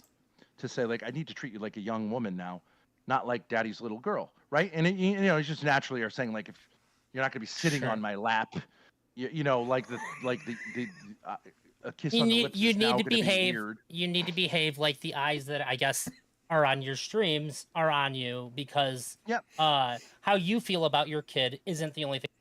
That's a weird way to put it. Like, live your life like the chat is always watching. What kind of wisdom is that from Elder Drazi? That matters anymore. There's certain boundaries that have to be put up because Yeah, and it's natural. It's natural that Sure. you say, like, oh, I'm so glad, that she's a beautiful young woman, and I understand that young men are now going to be interested in her, and I'm going to protect her to some degree from predatory men, but also I want her to attract young men. Like, I think all this is normal. I get. I always say your job as a parent of a teenager is to let them practice having freedom. Yeah, And when right. they fuck up, and she you can need make to her correct it. mistakes, right? And I'm not going to overparent, but I'm not going to underparent either. And it's a tough whatever. Okay, whatever. Right, but but in this case, that was what it was, and like, Hey, Armand.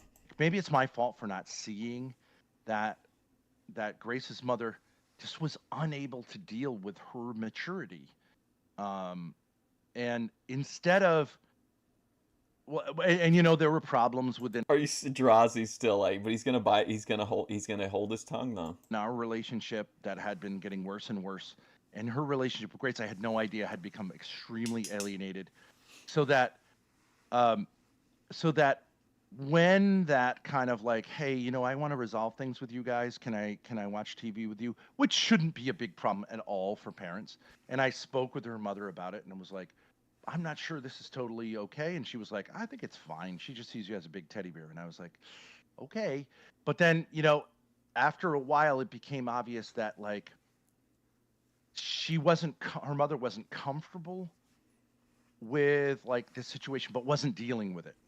Wait, so And so now I've got this girl, in this situation where she's like feeling close to me, and I want her to feel close to me. I don't want to send her back. Like, there's something I couldn't even get it out of her. Like, I'm wanting to talk with her. I want her to say, like, okay, if you're really lonely, and then I start also learning, like, that her relationship with mother has deteriorated to a point where there's, like, significant sort of abuse going on, right? It's like sort of abusive. It's like you're being mistreated because she doesn't really know how to deal with you as you got older.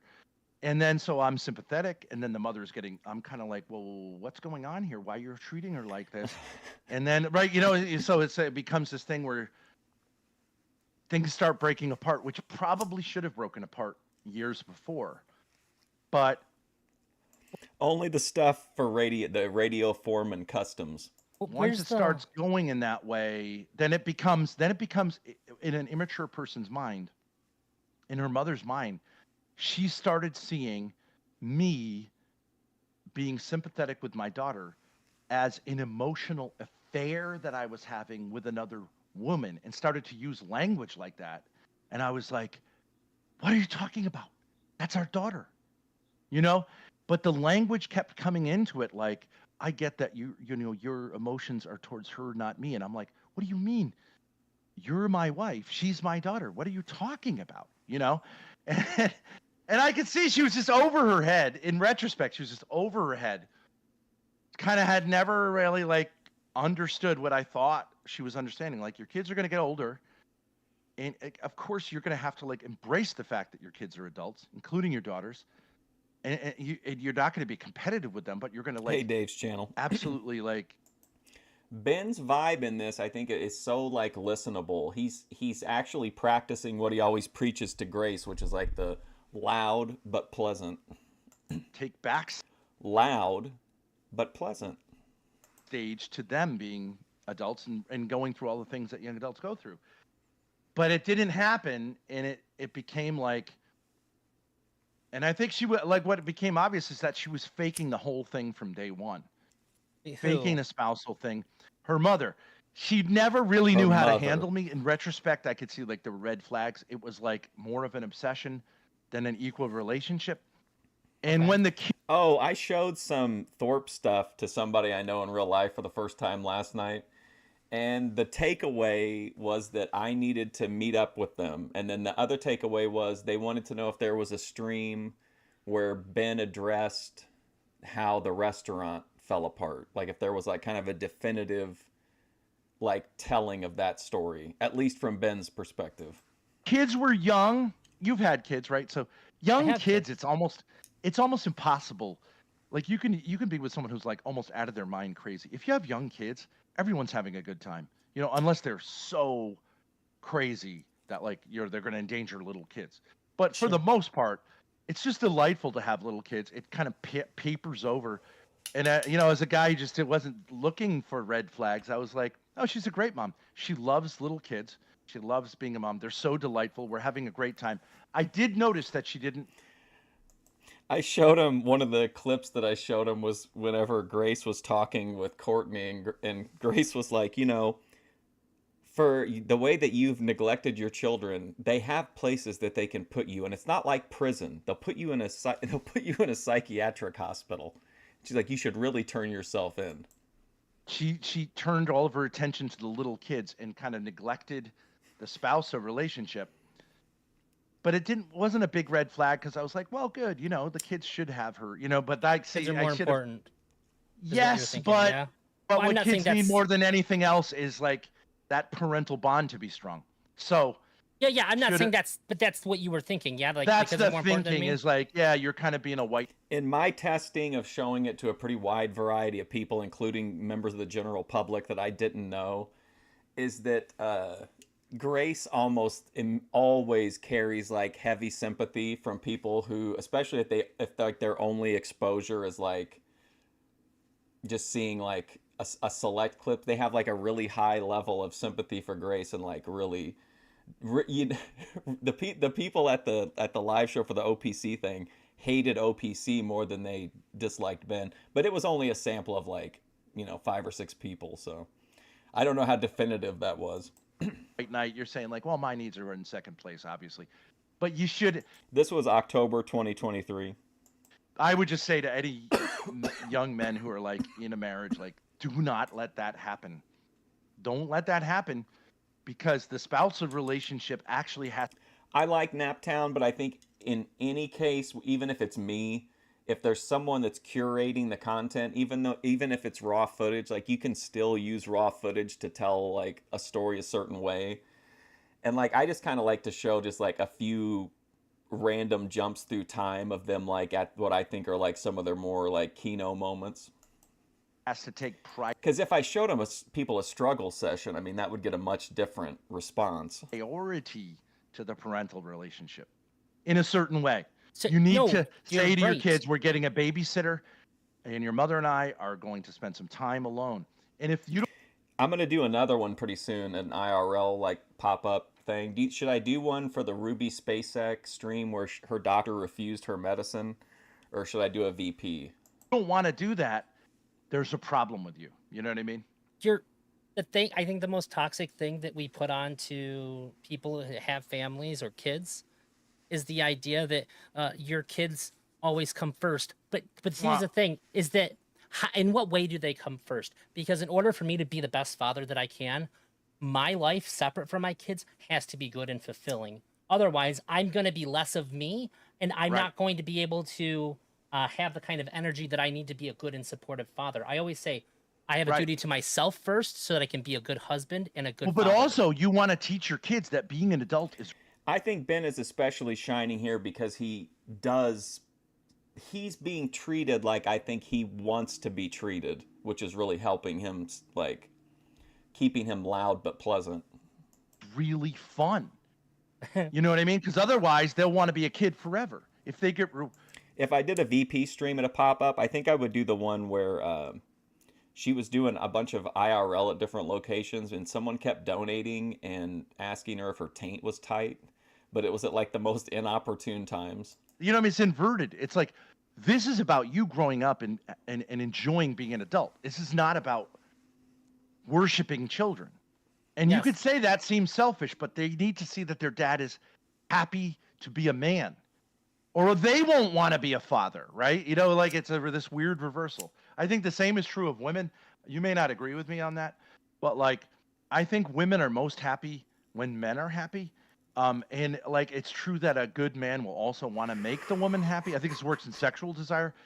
Boy, Ben debating savvy guy on that point would be a hell of a clash. It's like women want to get turned on by men being turned on by them, which is a turn on for them, which also turns the man on. But it's like you have to get it right, in the sense that it is sort of, the man is sort of the source of it. You know what I mean? The sexual desire, and the woman is sort of like secondary, but it's not in a negative way.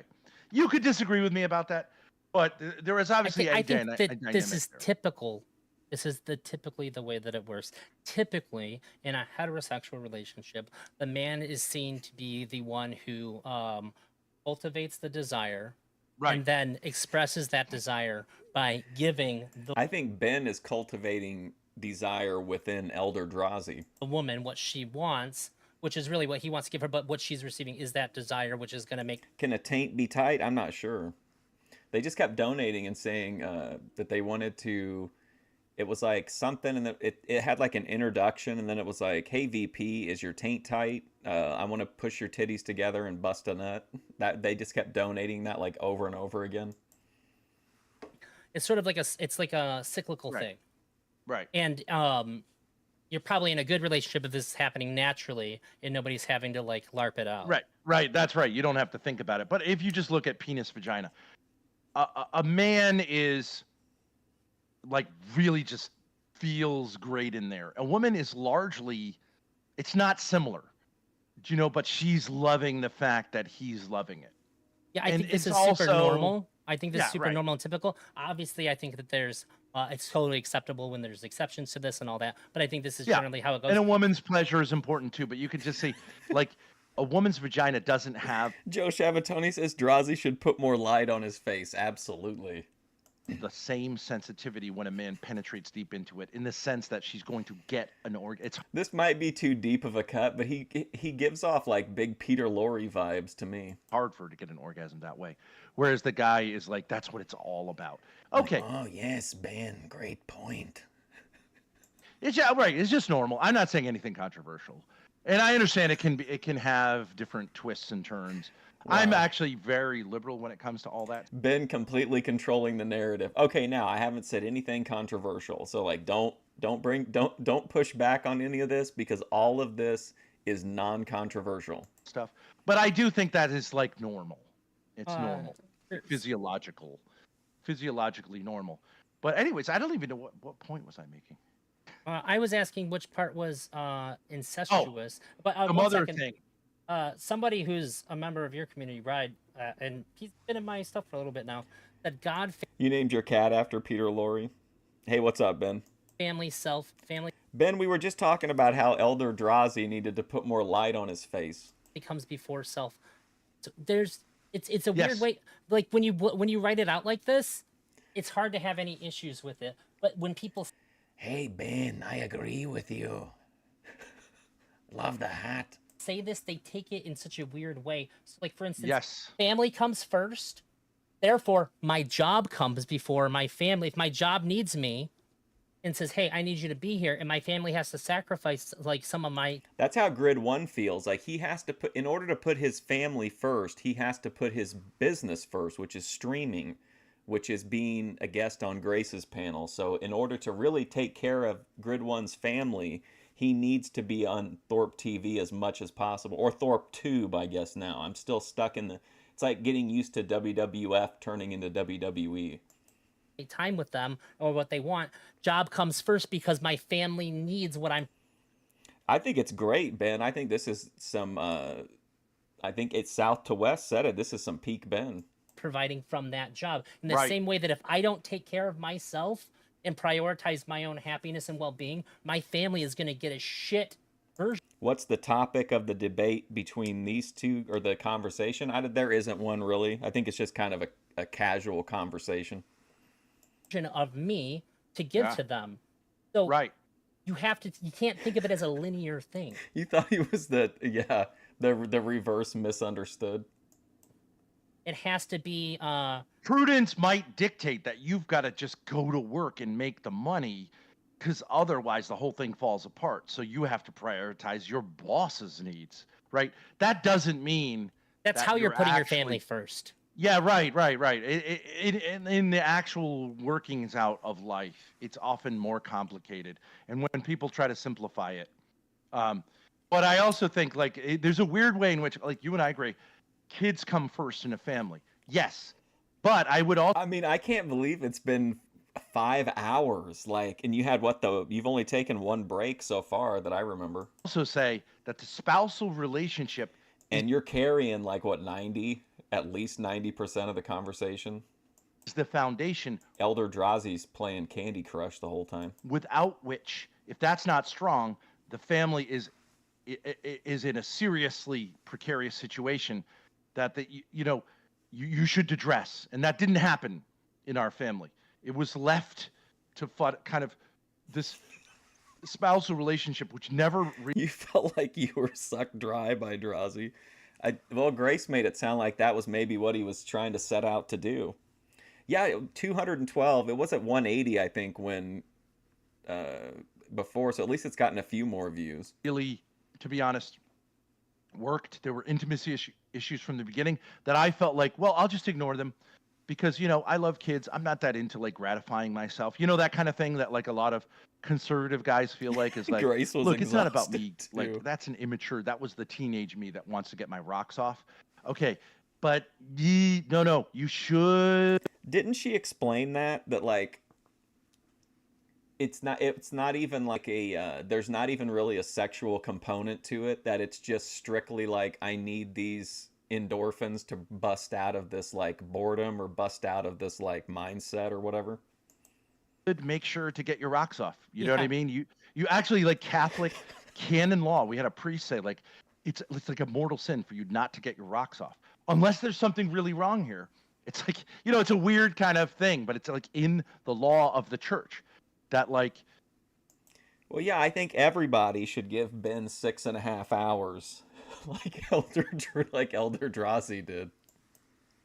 This has to occur, right? And so, yes, you shouldn't make it a priority. If the kids are hungry, you shouldn't say let's fuck more, right? That's kind of immature. But if there's a problem with intimacy, you can't paper it over with endless. And it actually can become a temptation. Mark Antichrist Fusion, what's up? Rush Limbaugh burner account, my oldest viewer, my longest running viewer. To turn your energy towards your kids to avoid dealing with that. And that is going to blow up when those kids get older. Because the ultimate thing is those kids are not going to be there at a certain point. Though, if you can make it to empty nest point, you're going to have to say okay, I barely know you. I probably hate you at this point. And but oftentimes it hits before that. And that's a typical midlife thing where you're saying I've done this for long enough. I've been waiting for the intimacy. It's not happening, but shit, now we've got 6 kids. I'm just super busy. And I'm just saying, using masturbation as a sedative is not an uncommon thing at all, in my opinion. But so are you saying the incestuous part is that you focused on developing the bonds with your children since it wasn't available from your wife? I think what happened in that situation is that spouse. I was assuming just to make it just almost like an explicit analogy. When Grace came into our bedroom, and I turned to her and said so we're okay with this, right? We're gonna. Grace has been on that show at least a couple times, hasn't she? Jesse Lee Peterson. Remember when we told what's his name on Lolcow Vibes that he looked like Jesse Lee Peterson and I sent him off the deep end? I think she needs some help. Shawnee Mack. I was assuming this is not a big deal at all. You know what I mean? Of course. Yeah, that would seem automatic to me. We're going to be here for her, but we should start a conversation. It started exposing something that I had no idea But now in retrospect, I could have seen it all the way from breastfeeding, that there was a problem with the maturity level of her mother. That's how I see it. You're free to interview her. Anyone can interview her, whatever. Yeah, can we get that interview? There was a problem there that I had been kind of not paying attention to, because again, I was raised in a family by a single mother, so I didn't see parents interacting in a healthy way. That then this thing, which could have been a minor problem, oh, you're lonely, we want to be here for you, maybe we should talk more, we should connect more. But it started what happened is there became a, when you hear your what you think is your wife saying, I can see your emotions, sort of like you're having an emotional affair with our daughter, it starts to send up real red flags, what the hell are you talking about? I think I'd respond really aggressive. I'd be Ben, that's my longest running viewer. Rush Limbaugh burner account has been watching me for over a decade. And then, but then she catches herself and she catches herself and goes, no, I didn't mean that, right? And then you get the sense oh, okay, wait a second. Am I being manipulated? Have you been faking something for a very, very long time? And because I'm not feeling we're, that confidence of saying Mm-hmm. of course our daughter is feeling alienated, but then you start hearing stuff where my daughter, our daughter, is saying yeah, this thing with mom hasn't been going well for a long time, but I haven't told you about it because I didn't want to, and I'm kind of I'm not okay with that. I'm going to bring it to her attention again, but you can see how this exacerbates it. This exacerbates it, right? And now it looks like 2-on-1. And I'm saying, well, what's going on here? Of course we're going to work this out together, but it is a little more and it's always the three of us. It's always the three of us. I'm saying I do not want to be off alone with Grace having these conversations. I'm going to bring this right to your mother. We're going to keep communicating, which I think is a healthy instinct. I mean, I think it'll do pretty well if they can actually stay if they try to create shit, I don't think it will go well, but I think if they just let the people come on and organically let stuff happen, I think it could work really well. I mean, I think people want that late night vibe back from Thorp TV, because it was also kind of it's almost like a farm league where you people could build up toward making their own channels and learning how to stream and stuff like that. So I think they'll do good, just because there's a lot of people that want something to watch that are in this, are in the Thorpiverse, that want something to watch super late at night. But then at a certain point you realize she doesn't want to hear it. You look forward to getting banned from the channel. And I mean, OPC Don, definitely not the most well-liked or trusted person in the community, but I think if he just lets the people make the content, I think it could have a chance. Her mother doesn't want to deal with this and is seeing herself as hey, Cody Turbo, a victim of this situation. And I'm okay, whoa, what is going on? I actually didn't really I didn't really think of it I didn't really appreciate the original Lolcow Rejects for what it was when we had it.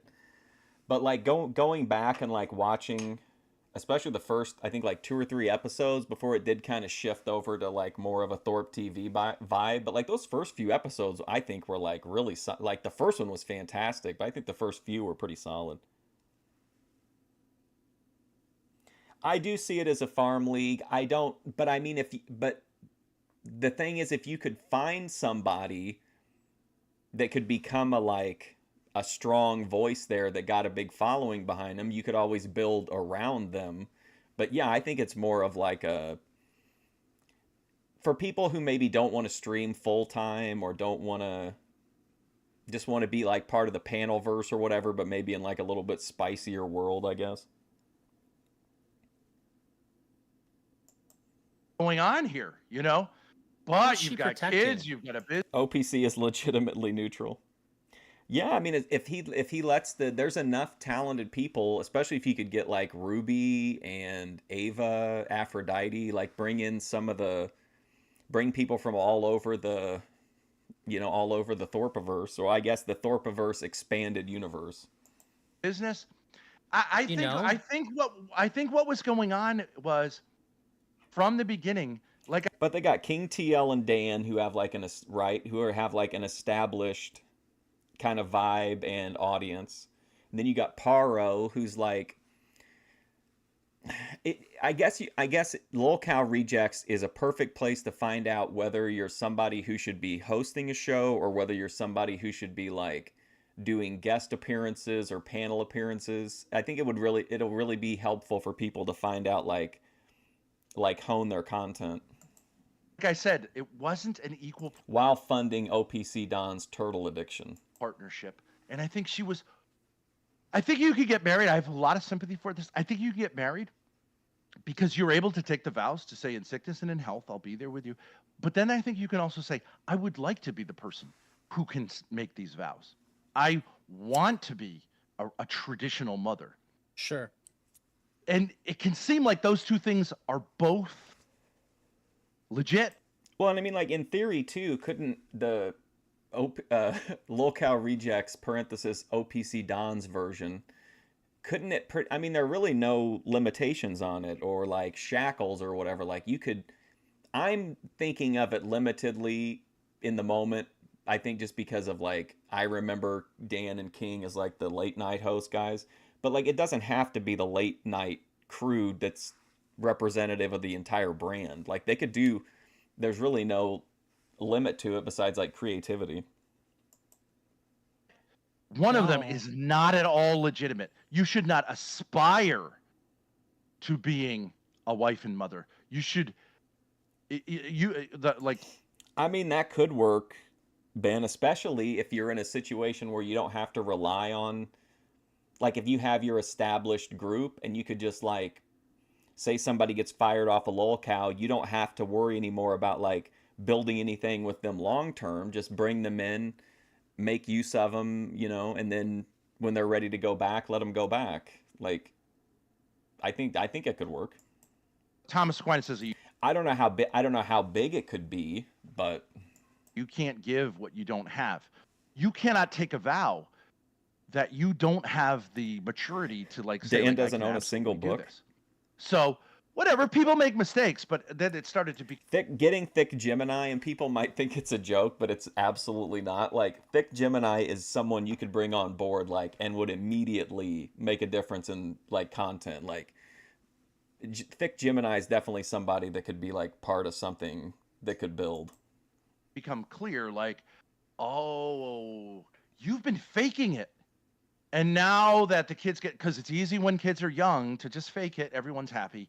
When the kids get older, you can see now, like, all of them are sort of saying, like, something wrong with mom.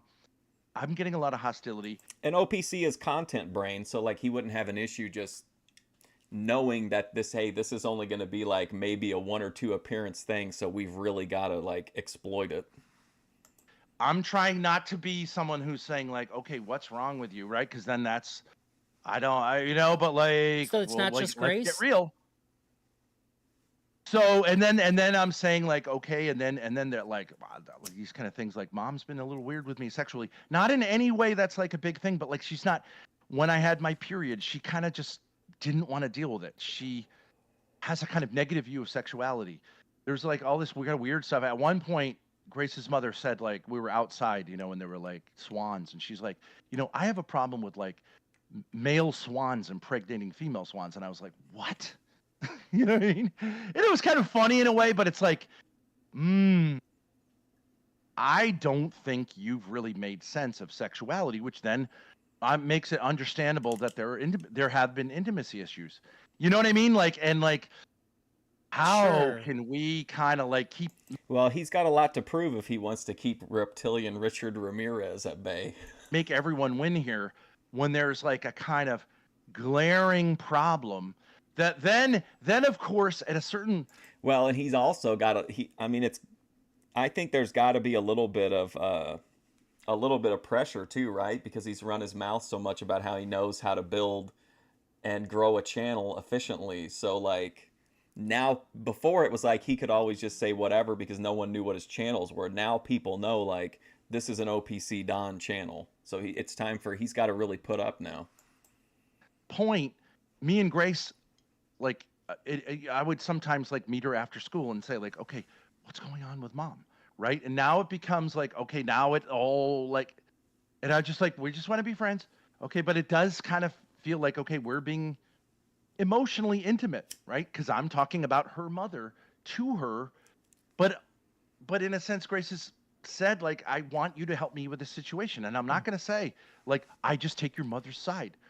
Well, he needs him right now. I mean, he's got to know that. The trolls will be the ones that get him the most eyes in the beginning, especially if the goal is to kind of bring on some people that are inherently either controversial themselves or involved in a controversial situation. So I think he'll at least be cordial to him until he doesn't need him anymore. Carte blanche. And then he'll just throw him in the trash. Like, you're telling me stuff, I brought it to her, she's saying I'm not dealing with it. You know what I mean? And it's like very hard. But I really was like, I think everyone could win. We just need to talk it through. Wherever we're at, we just need to like figure out what makes sense. But I think it just was caught too late. And it just, did you say you know the what I other mean? kids Like, said this too? Like, there was always a kind of way in which there was a shit show going on, right? Like it was.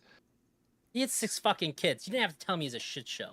I know it's a shit. You got 6 kids, 2 Right. parents. It's gonna be, sure. Yeah, but right. Elder And you could say like, Drazi. yeah, it's gonna be messy, but like we had rats living in our house at a certain point. And This guy's trying to make Ben. He's like, listen, Ben, no problem, brother. I know you got 6 kids.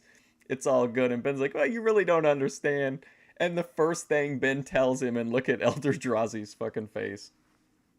the kitchen wasn't kept clean, which you could say, okay, you know, kids are messy, but at a certain point you say, actually, this is substandard. This is a person who's not like having sort of like, and you know what I mean? And then it just became clear that like there's been this like incredible anxiety. And you know, she's saying like, you know, I can't deal with you. Like I find you overwhelming, you know. You would like to see OPC occupy a unique space on YouTube by paying paying guests or your staff, you mean? Yeah, and if he's really got the inside track on the algorithm, then it's not even really a gamble at that point. Is it you're losing money if you don't act at that point? If you know the algorithm and the market that well. I mean, and there's just not a return to normalcy.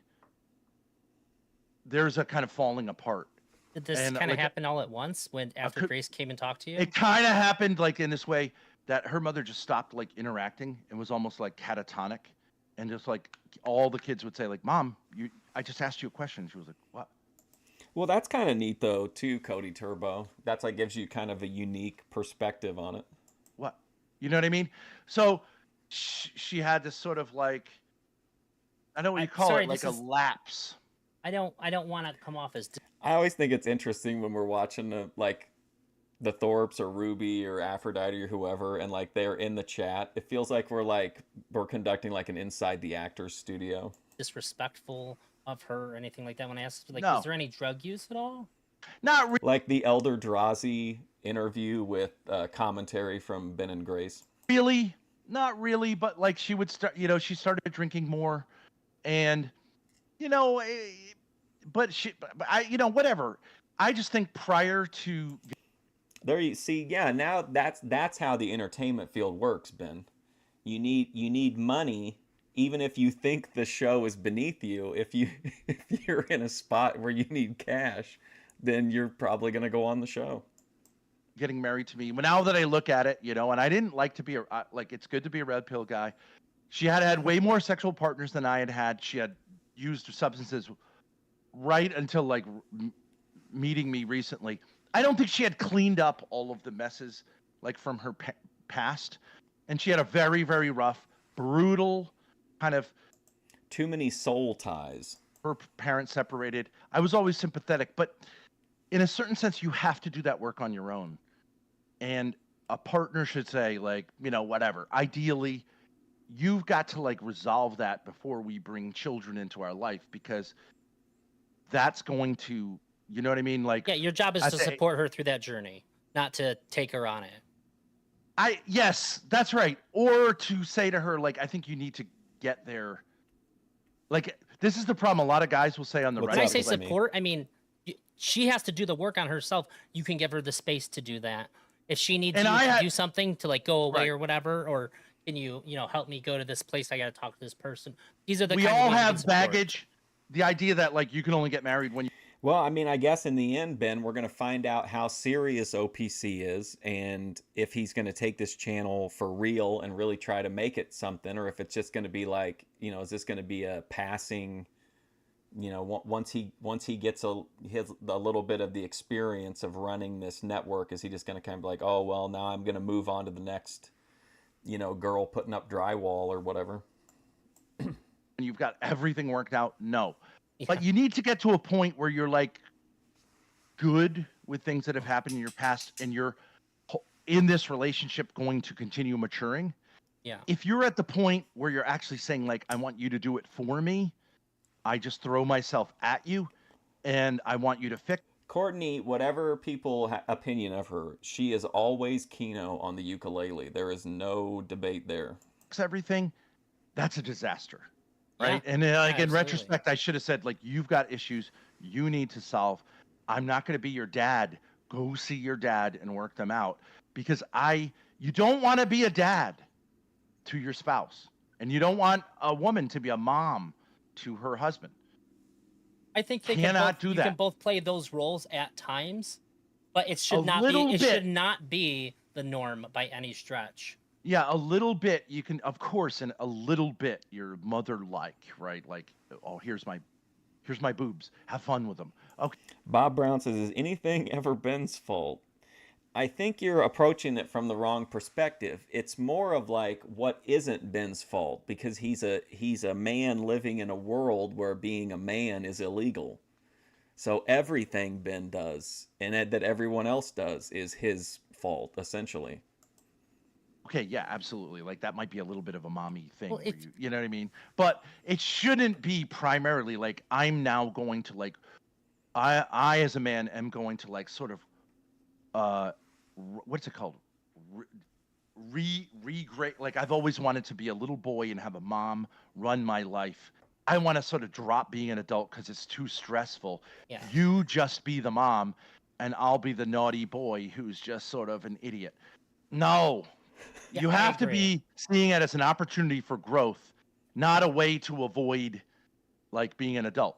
And I don't think that's, we both had baggage, but I don't think she was there in retrospect. And no big deal. You know what I mean? No big deal. We got 6 beautiful kids. But I just think she had made such a commitment to playing the role of a wife and mother. It was so important to her identity that she couldn't say, maybe I overshot it and I need to like say, okay, maybe we weren't married. Like, I know about Catholic theology. I was like, I don't know that we were ever married. I understand the whole thing about the annulment now. Yeah, that's the idea of it. And it's easier than saying like one of us did wrong. It's just saying like maybe it wasn't there and you thought it was close enough and no one caught it. No big deal. But Ember, are you saying that you're a strict disciplinarian? You can't do that with children. You can't say, oh, I got in over my head, so I'm out of here. You just can't do that. So I was like fine with the marriage thing. At first I was like, why are you doing this? Like, what the fuck? You know what? I was like angry. You said it yourself. Like, I'd be inclined to anger. Like, why are you turning on our daughter? But then you realize like, actually there's a lack of maturity here. And it's like you can't help yourself because you're over your head. But still you want to say like, that of me. You're my wife. Yes. How could you fucking think that of me? Like, how have I been married to you and you don't see me to this Look at degree? Them bonding. It would hurt really bad. I'd be destroyed. But at a certain point you realize like, yes, but Ben, would you say this is the interview where you most felt like you were able to say what you wanted to say and like communicate the way you wanted to communicate? Like, I can't think of anybody who is like, I mean, obviously anybody who talks to you is platforming you, but like Elder Drazi is really like like basically turning his platform over to you here for this 6.5 hours. Like I've never seen anybody be this like open when they've had you on. It seems like a lot of people like already have their finger on like the kick button, just like waiting. But at a certain point, then you go back and you say, like, actually, there's never been a kind of strong intimacy here, and there's always been a weird kind of jealousy. So, anyways, it's confusing, right? Because you're saying on the one hand, I think he could get the watch hours incredibly fast, like especially having ties to people who watch Grace and Ruby and other people like that. Like I feel like there's always people looking for stuff to watch. I think it makes a lot of sense. If that was said to me, I don't know what else could make me reflect and look at things that were an issue that I sidestepped before. Because if my wife could say that to me, I would have to understand now that there has been such a disconnect that's so deep for her to be able to view me in that way. Because like I'm putting myself in that situation. Like I know that this is not only just not true, but it's so bizarre to have drawn that conclusion. True. What if somebody's watching Hurricane Paro and I mean they were just like going to throw him a little bit of a little bit more attention? That could be enough to pull him away. OPC needs to lock down Hurricane Paro with like at least a short-term contract, I would think. How I've seen is like there's no way what I thought was going on at any point. Like I'd have to back up all the way to like where did we even see eye to eye at here at all? Yeah, right. Especially like it's not even a stepmother-stepdaughter thing. It's like your biological daughter. You're seeing I think it feels super a threat to you. I think, Jay, this happens more in families these days than you can imagine. And then COVID did not help the situation because now we're like we can't get any fresh air, we can't go out. But in some ways it kind of like okay, let's deal with it. But yeah, it's like did this happen during COVID? Yeah, yes, it was COVID. Right before COVID was when this like I kind of assumed before I knew anything about the Thorps when I first started watching, I kind of assumed that they were part of that wave of people who became content creators during COVID. So I was kind of surprised when they didn't start till a little bit after. And a bedroom thing happened. And then COVID happened. And so like Grace wasn't really going to school. All the kids were home. Hurricane Paro is kicked from the show. We'll see. We're already getting the drama going. Hurricane Paro fired, and then Hurricane Paro is going to go on Lolcal Vibes and say that like Dan is greedy and whatever. You know what I mean? Like a lot of the healthy structures were gone. Everyone was kind of like feeling claustrophobic. This is pretty important context for the whole like shit of the story that I've been sold about you guys. Is that COVID? Like, I would expect like how old's your son that Paro is just too fueled with hate. See, to me, Paro is a guy that you need to. He's like if you need a good booker, you need somebody who understands Hurricane's strength. But ultimately, you also have to balance because even if you feel like, okay, this isn't really a situation where I think like Paro could be, Kino, if you blue ball him too many times, like that really sets him off. So you have to be careful of balancing like how often you have him on versus like his expectations of how much access he should have. Started most of this stuff. I wouldn't say he started it. I would say he took. See, the thing about his mother is, was that not how the rumor started? She would sort of insinuate it. Come on, King. You don't think Paro has any strengths? I'm saying like I don't think he could host the show, but I think that Paro, when you bring him on to confront people or to argue with people, Paro definitely has Kino value, King. That's not the fact that Paro is funny sometimes doesn't make you or Dan any less funny or any less anything. Like they're completely separate issues. Like if you don't, I understand if you don't like him, but like saying that Hurricane Paro is funny sometimes is not a slight on anybody else. Okay, but she wouldn't really say it. Wait, but she would play the victim. Then he remove picked up on intentionality it. from what I said. I didn't he mean was that the with one any who made it. intentionality. He was the one who gave voice to it. But I think it was Okay. his mother that was like Yeah. feeding it to him. King, I've literally done entire episodes dedicated to you. I included you in my Black History Month coverage. Like that, it's not saying anything bad. I'm just saying, like, it's Kino when Paro comes on and like gets into it with somebody. Just like it's a different type of content. Now you couldn't run it for like forever, but like that argument he had with Lowe was great. If you know what I mean. I don't want to like be pointing a finger at him and saying like this is his fault. That's not what I mean. Yeah. Come on, okay. King. And did that happen during COVID? King, I'm going to ask you a question that Ben would ask Grace in a moment like this if she was resisting the content. Are we in the entertainment business or are we in the fancy business? Because if you're in the entertainment business and you want to grow the channel, it means you might have to work or give space to people that like you don't get along with or that you don't like, because it's not just about like your show. It's about like the channel succeeding and then it radiating out assistance to like get those people's channels over.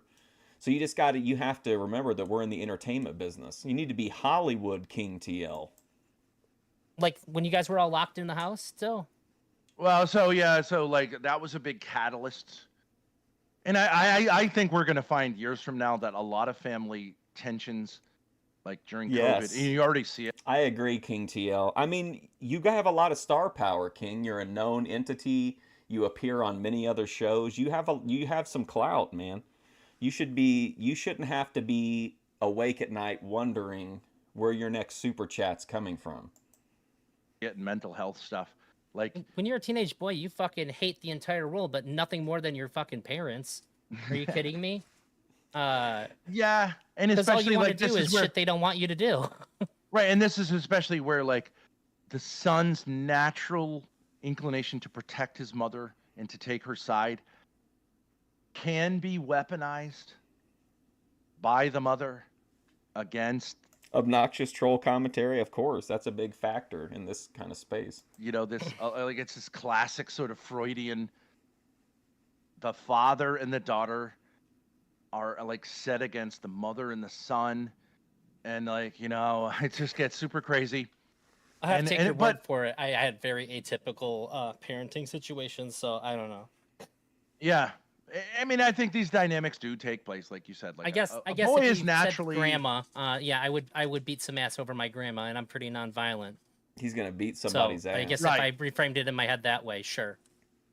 Sure, but of course, women can manipulate sympathy in a way that's unhealthy. If they don't want to, anyways, it's a kind of tragic situation, but it's okay.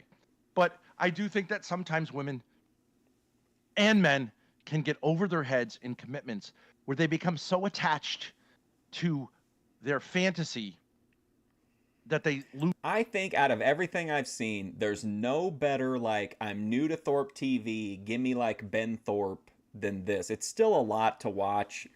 I think of it as being like actually like a pretty low time commitment compared to getting to know the lore for, and if it wasn't all put together nice and neat like this. But I think this is like a great primer on Ben, getting to know what, how he thinks a little bit, his mannerisms, his like dynamics when he's interacting with people.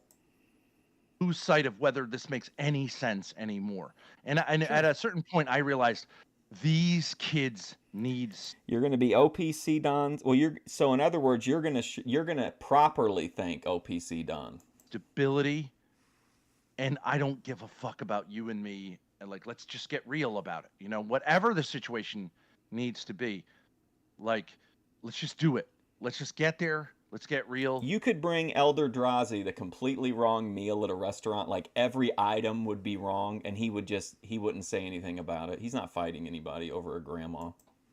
I don't know what the situation is for a man who like realizes he's not married to his wife. Like, what's he gonna do? How's he gonna like?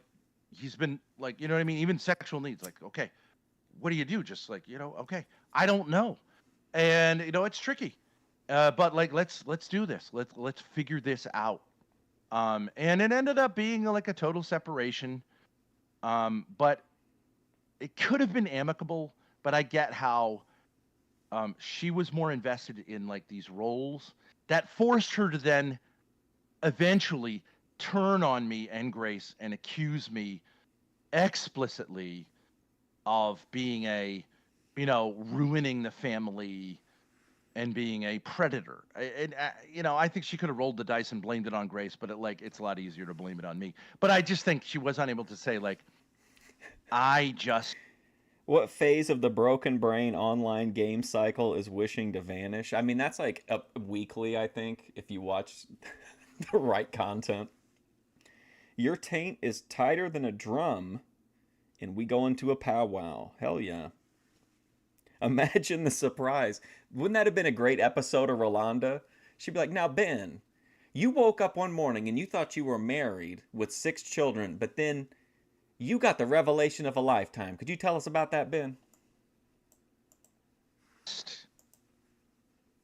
Was over my head in this situation. So at a certain point, it became better for me to get Grace Today on Rolanda, oops, I'm not married.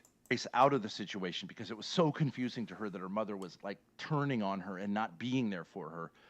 And then Grace was so isolated. So it was so crazy because at a certain point, I was bouncing between being with Grace. Oh, King, I got a clip of you coming up soon too. I finally went back and got it.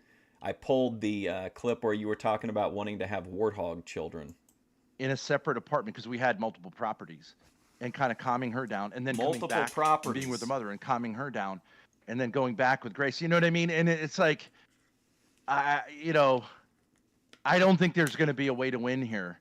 And at a certain point, I was like, okay, so we tried so many different situations where me and these kids will live here, you and her with these kids will live here. We'll try to see where the problem is. And the problem with an obsession, like a certain type of obsession, and it happens a lot with people whose dads have abandoned them, but whose mom. I mean, whether people want to admit it or not, people are way more invested in the Thorps and Ruby and all these YouTube people more than they are probably comfortable with. And I think, as with anything, you're going to go through times where you're like really mad at them or frustrated or it's boring or whatever. Like, I think it's pretty common to like cycle through. I mean, look at like even the people who appear on Thorp TV cycle through that way. I'm done with the Thorps. I'm never having the Thorps on again. ... And then it all, it's like the wrestling business. Everything's cyclical. Moms are like, so if I was there, I was a monster, and if I wasn't there, I had abandoned her. So there's no way you can win. You see what I mean? This is like a certain type of immaturity where like the partner can't win no matter what. But at a certain point, you realize like I'm being tortured by being like vibed all the time being with you.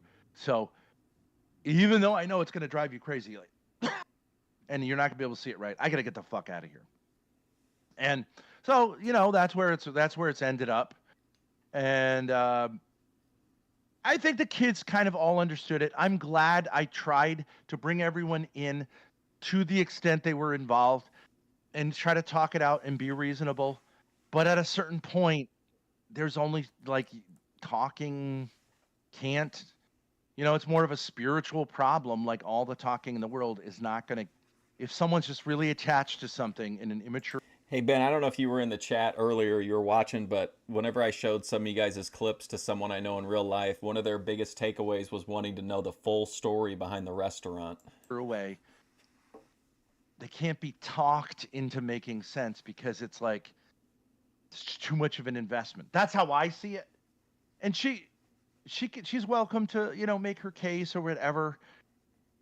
I think that's what happened. It lines up. It makes sense of everything, but yeah, I think unless somebody gives me something different, I'm inclined to believe you because I can imagine. Like not all my relationships have been perfect, and I know what it's like to be a father, and I know what it means. I know what it means to have your kid need you, and like you have to just do what you have to do.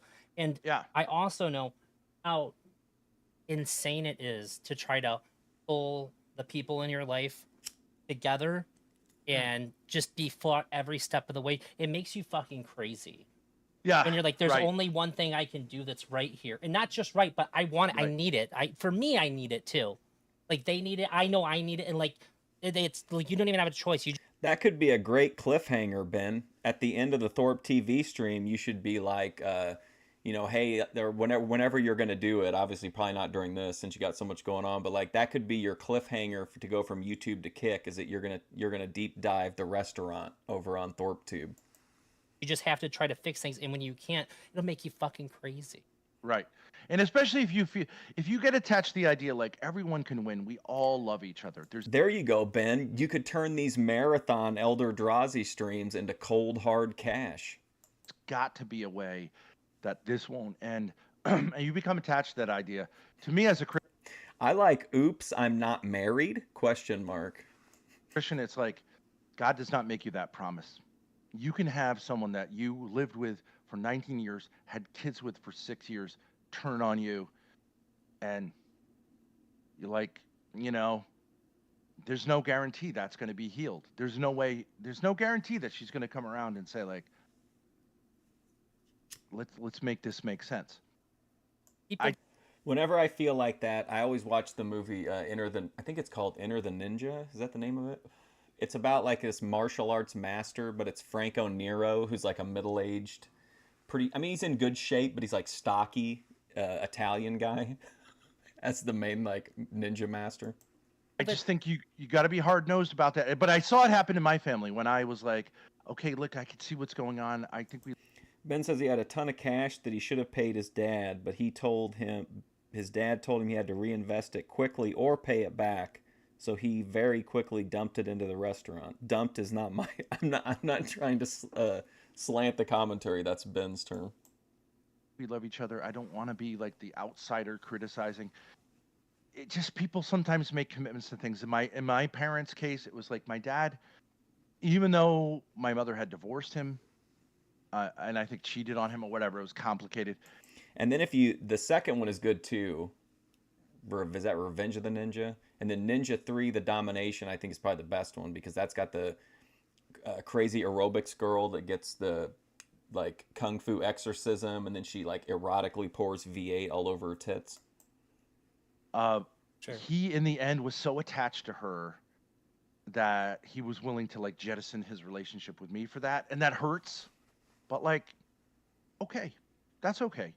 I don't need my dad to like be at peace with me. He chose my mother. On the documentary, when they talk about Ninja 3, The Domination, the guy's always like, the world wasn't ready for a female ninja. Over me. Okay. And I'm now that I'm an adult, I don't really give a fuck. But when it's in your own family, it's in your own household, it's like you don't have a choice to say like, I'm not going to deal with this. You just I don't know. It's like a hell. Are people making King TL hater or King TL downfall videos? What? I feel like you're never going to get out of it. It's not a choice. You're just dealing with it. It's where you live. But in some ways, I say like I should have said the first moment Grace walked in that bedroom, I should have said, "I'm getting the fuck out of here." In retrospect, like, but then we go all the way back to like the wedding day. I should have said, "I'm fucking out of here." Or the first moment we got together when like I see all the red flags now, but like it's life. I'd criticize you pretty heavily if you left right after that. I think you did what you had to do. You tried to keep everything together. It's really, it's messy. Because I've had like a lot of partners throughout my life. I've been married twice. I've been engaged 3 times. And when things get bad, I'm usually the one that ends up leaving. But like, god damn, dude, I try really hard. I'm charitable.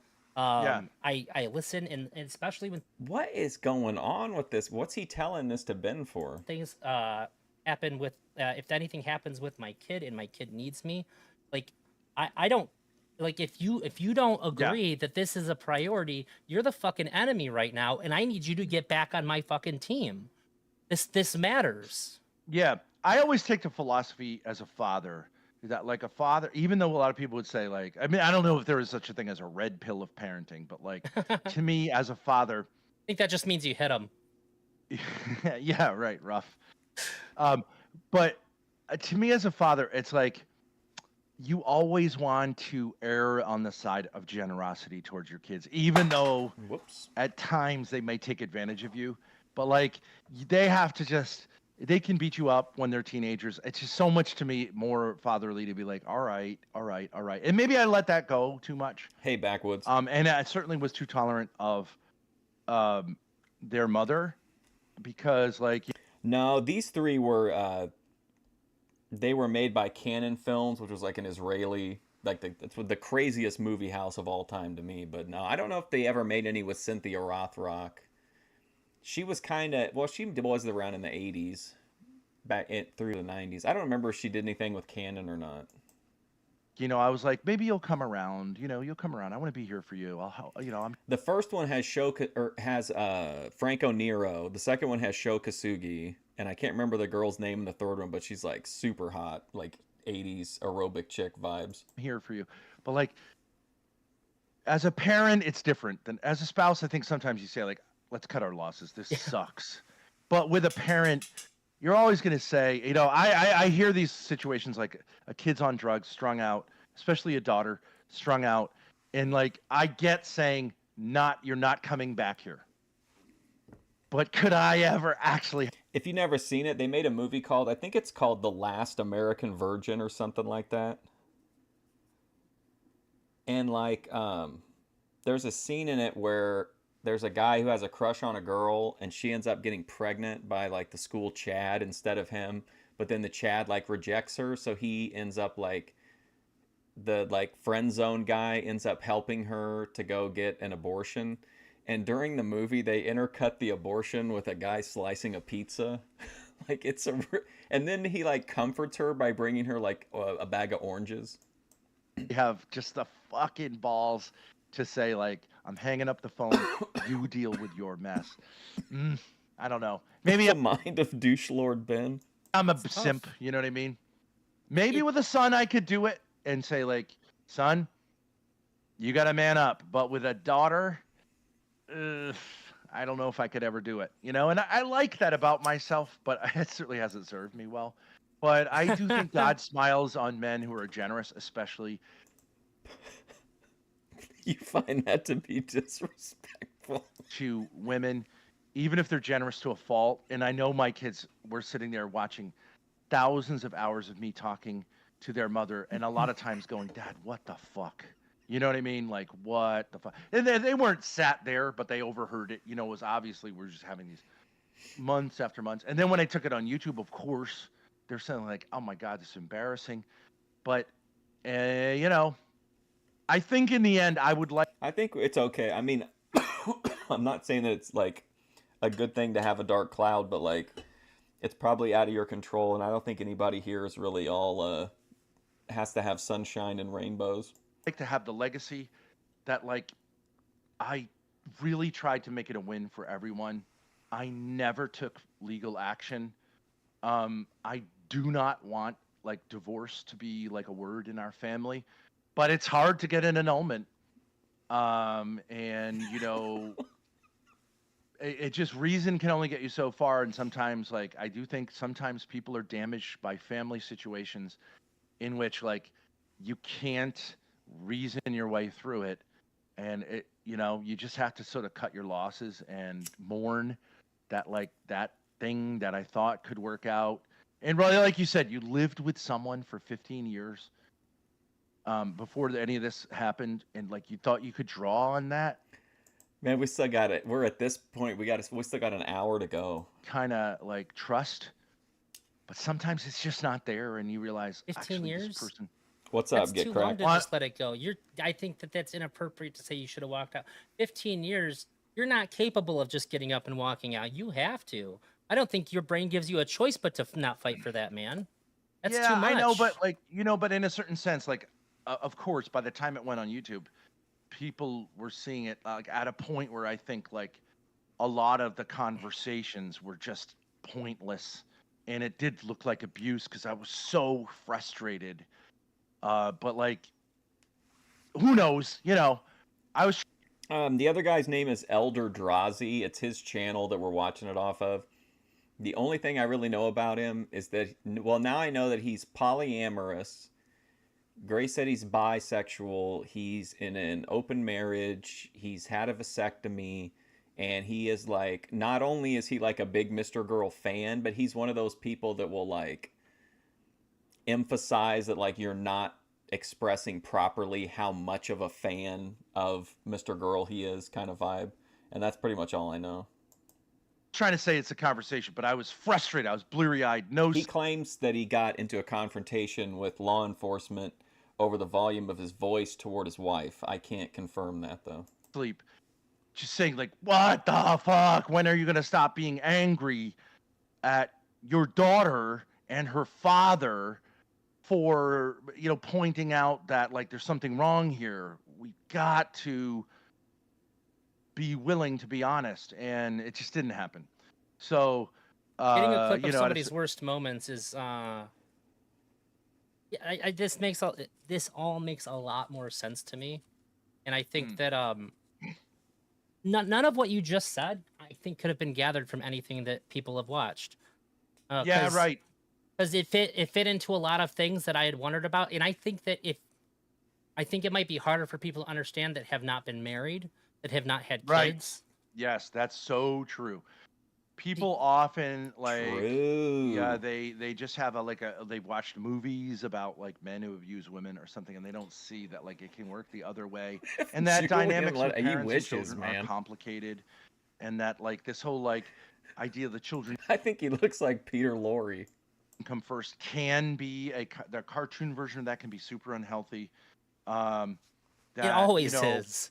Immaturity, even though people can look like a traditional mature, college-educated, you know, suburban or whatever, like educated, intelligent people, there can be deep problems in maturity that there's no easy answer to, that don't get better with time. Marriage is not especially if you don't have the support of extended families.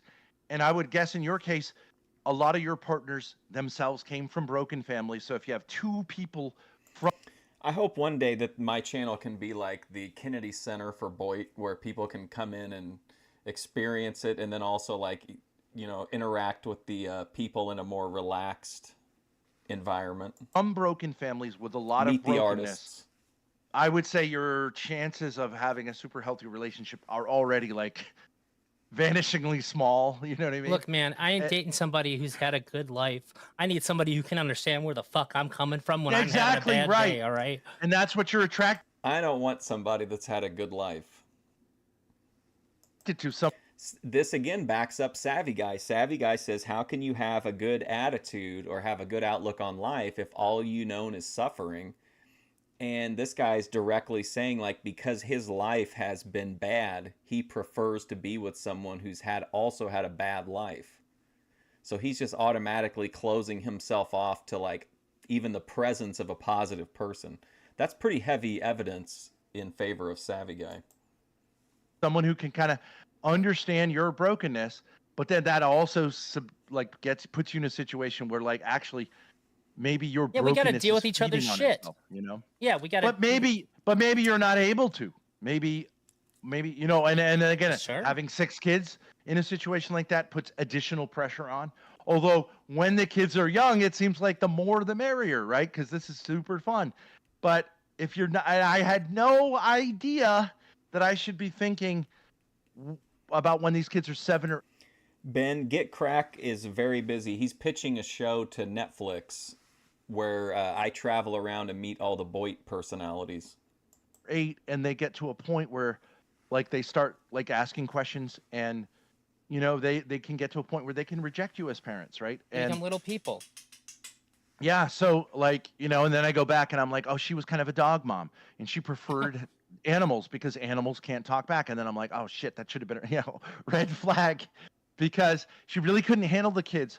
Once they got to a point where they could talk back, she just used a lot of like kind of anger and guilt instead of, you know, working with them. Okay, you know what I mean? And kids can survive that, but like I should have said like, no.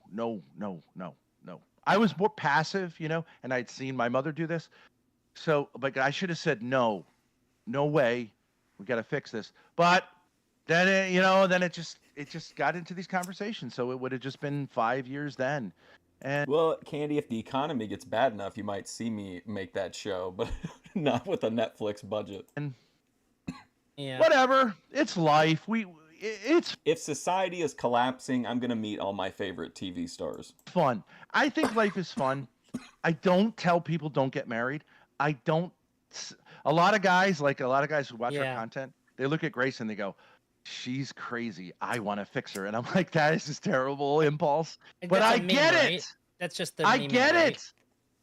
I get it. I get it. I get it. How if you're kind of crazy and you see a crazy, beautiful girl who's vivacious, you want to just like put your dick in crazy, right? Which they say is like never ever do that. But I get it. And I'm like, yeah, I get it, guys. And like, I'm not saying it wouldn't be a good idea, but like, it could get fucking crazy, you know? So, but whatever. It's life, you know? She's damaged. I'm damaged. Her mother's damaged. The kids are damaged. But like, aren't we all just sort of damaged? I'm not endorsing damage. I think we should try to avoid it. But like, do not take these comments as an endorsement of damage. I don't think I can vibe with people that have had really good lives. Like I've said that 2 times. I'm like, well, you have depression, right? Like, no, I'm like, I think you almost have to. Well, you don't have to, but I think it's a huge advantage to your channel if you do have somebody like that. That's kind of like especially if they're like an invisible presence to like help you like with all the non on camera stuff. Oh, like you're just like pretty chill most times, most of the day. They're like, yeah, I'm like, that's fucking goofy, dude. You're just like usually happy about shit. That's wild to me.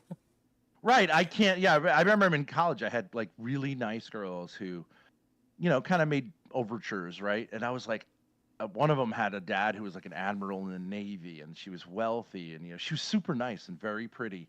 I was just like, you're not going to get me. And your dad is certainly not going to get me, you know, because you're just like a nice girl.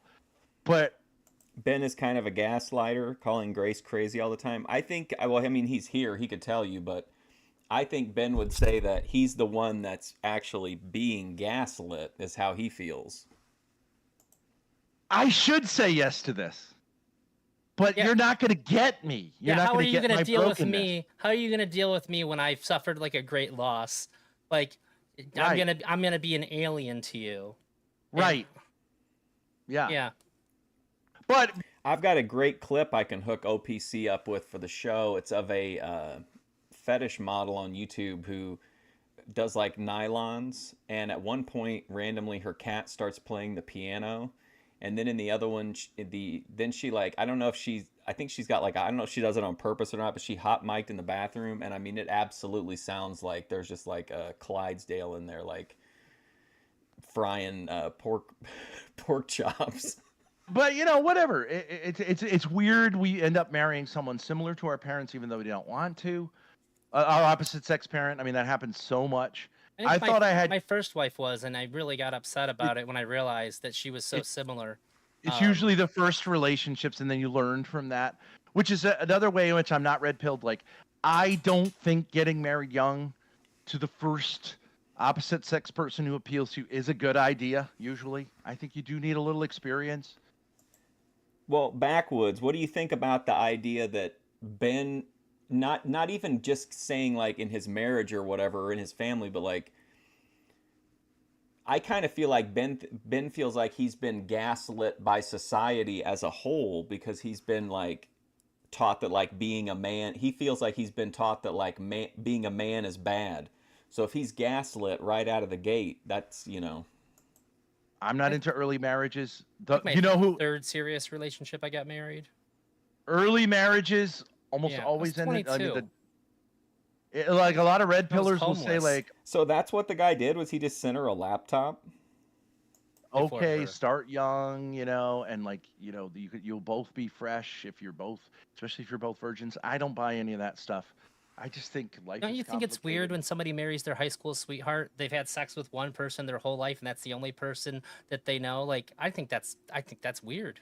A lot of times, at least in the past, a lot of times people, I don't know what percentage, but a lot of times those people go on to have wonderfully long. I think the one time, I don't think I've ever gone on any other panels. I did try to get on a panel with Grace one time. We were going to troll these people that were, like, collected vinyl records, but my phone wouldn't connect. That's the only time I've ever been on any of the shows. It's hard to follow it up because my favorite comment ever on Thorp TV is whenever I first joined, and like it was just me and Grace and like the side by side, and somebody typed "losers collide," and that was like the best comment ever. Long-lasting marriages. It's just. I just wonder if they're just too afraid to break apart, because that happened when divorce was like this isn't just like bad for you. Like I don't think I'm comfortable with you coming over for the dinner party on Sunday. I heard you guys are getting divorced, and like that's just not something, you know, we just don't. Yeah, that could be part of it. I think the Mormon there's an argument to be made, especially for women, but also like to a larger extent than we're honest with men, to have sexual. Well, have you seen more footage of Grace? Like, what do you think Grace is perfectly sane? Intimacy with one and only one person for your entire life is can be a very beautiful thing. Well, sure, the sex could suck and you wouldn't even know. Well, but I don't really even. Oh, of course, Elder Drazi's like, oh man, if the girl's never been with anybody, she won't know how bad it is. I just think there's something that you would have to say, like that's enviable. It's enviable to say, like, I've only ever given myself sexual to this one person. I think it can also be that, like, you know, you feel like you got stuck and like you just dealt with it. You know, a lot of times arranged marriage. The 500, yeah. Let me screenshot it because I'm already pretty baked, and I'm going to Kroger, so I'm gonna get even higher. Marriages used to be like that, and then you'd have a side lover or whatever, just to kind of say, like, I never got a chance to date, and now I want to do that. You know, people come up with various solutions to things.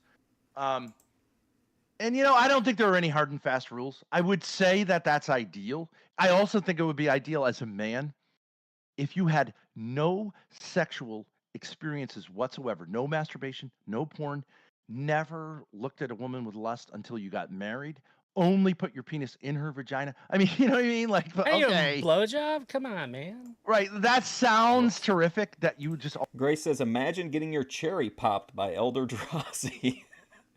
Do you remember your first time? Yes, it was with Elder Drazi.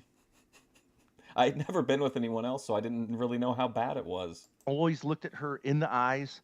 Never even like took her doggy. You think Grace has some emotional problems, but you haven't seen any sort of actual mental illness? That's an interesting take. I'm not debating it either way. Style. Like, I get how, like, yeah, okay, right, but I like the takes from the people who are normally here for the other content, but like pop in and don't just like have kind of like a cursory knowledge. I think it's interesting to hear people's takes on the Thorps. That's like a ridiculous.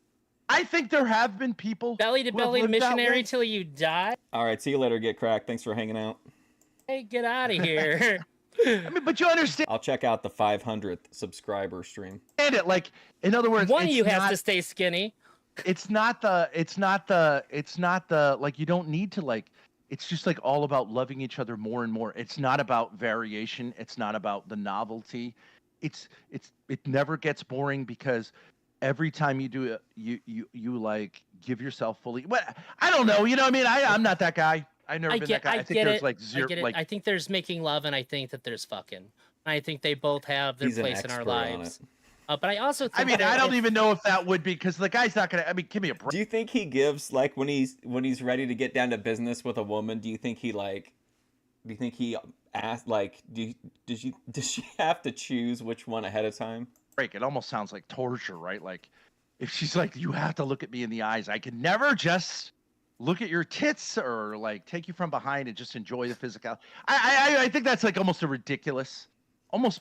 No doggy style? That's not a marriage. Misandrist. No, if I want to be romantic. If Yeah. I want to be romantic and I want to make it special, I'll do that. I'll be like, no, look at me in the eyes, and like we'll make eye contact for like at least the end portion of it, and it's special and it's romantic. Like, well, I'm trying. I mean, I'm not gonna say I think you're wholly incorrect, but I'm just trying to be like. I'm trying to give Elder Drazi the benefit of some doubts, like I would anybody that I don't know, like, you know, all the details about. that's like lovemaking. Yeah. But like, Right. But that's why I was asking earlier, like, what his politics were, because he has some real floaty ideas that don't really seem to really land, like, where his other ideas are. This is October 2023, Chad Rage. no woman wants to be made love to every time. Sometimes she's like, I want you to fuck the shit out of me, dude. Like, come on. Yes. Yeah, Right. I get it. My eyes are pretty, but like, I want to stare at the fucking wall with my forehead getting knocked into it every once in a while. Yeah, right. too. I just want to scramble my brains and just like let's just use each other, kind of. But Yeah. Calling Grace crazy is either cruel if she actually is, and cruel gaslighting if it's exaggerating for emphasis. love each other, but let's just be like very animalistic. Whatever. I don't think that's a problem. I honestly don't think that's a problem. Even when I was saying that thing about like I think this is an ideal, I was like, I think it's a I beautiful don't think idea, that's even but it's healthy. only an idea. I It's think a it's fairy unhealthy. tale. What a Yeah. take from Elder Drazi. I mean, I do think the part about like if you could, as a man, they say there are guys who have never masturbated, right? When they always say it's like 98% of guys and the other 2% are lying. I don't know if they're not lying. I think it would be interesting to never, and like say a priest who's never masturbated and never been I feel like you could get a lot done, probably, if you just didn't think about sex. with a woman. It must be interesting. I would bet think he that would be pisses like out cum. Like, are you kidding me?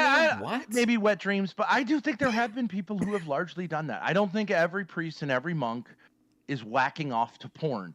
I know a lot of people don't find that possible, but I do believe it's possible. Grace did say she thinks that Elder Drazi was flirting heavily with Ben here. Maybe he was already looking for a soft landing. Or was he going to add the Thorps into the polycule? It's certainly nuns. There are nuns who have been just like sort of like, I don't do that. It's easier for women. And you know, I think it'd be interesting. They're sort of sexual freaks in a way. And They don't like masturbate I to think porn. They masturbate to Is that true, Bob Brown? stealing $1 off the fucking collection. He was, if you remember, and I think I noted this, he was really quick whenever Ben called him a swinger to be like, hey, I'm not a swinger. Like, that was kind of a curious, I said it was a curious comment at the time. In basket when they take it in the back. All right, see you later, Imagining what Amber. they could selfishly spend that $1 on. They could buy Drazi that is a candy bar coomer. they keep looking at when they go into Yes, town. that's right. That is right. That's what happens. That's the I remember forbidden fruit. hearing about nuns and like they were like when there was a priest who heard confessions of nuns and he was like some of these are holy women, some of these people are so fucking petty.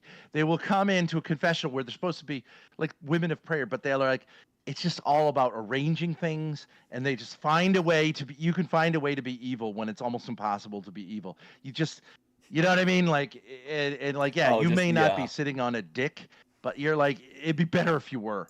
I don't really, I mean, okay, so I was thinking either, it was either like a one-sided open marriage, or I thought there might, just because he's such a kind of he does have a lot of eccentrically pieced together ideas. I thought that maybe like calling it swingers made it like, you know, debasing in his eyes, and like they were like looking for like romance and love with other people, not just, you know, raw dogging, not just separating cheeks.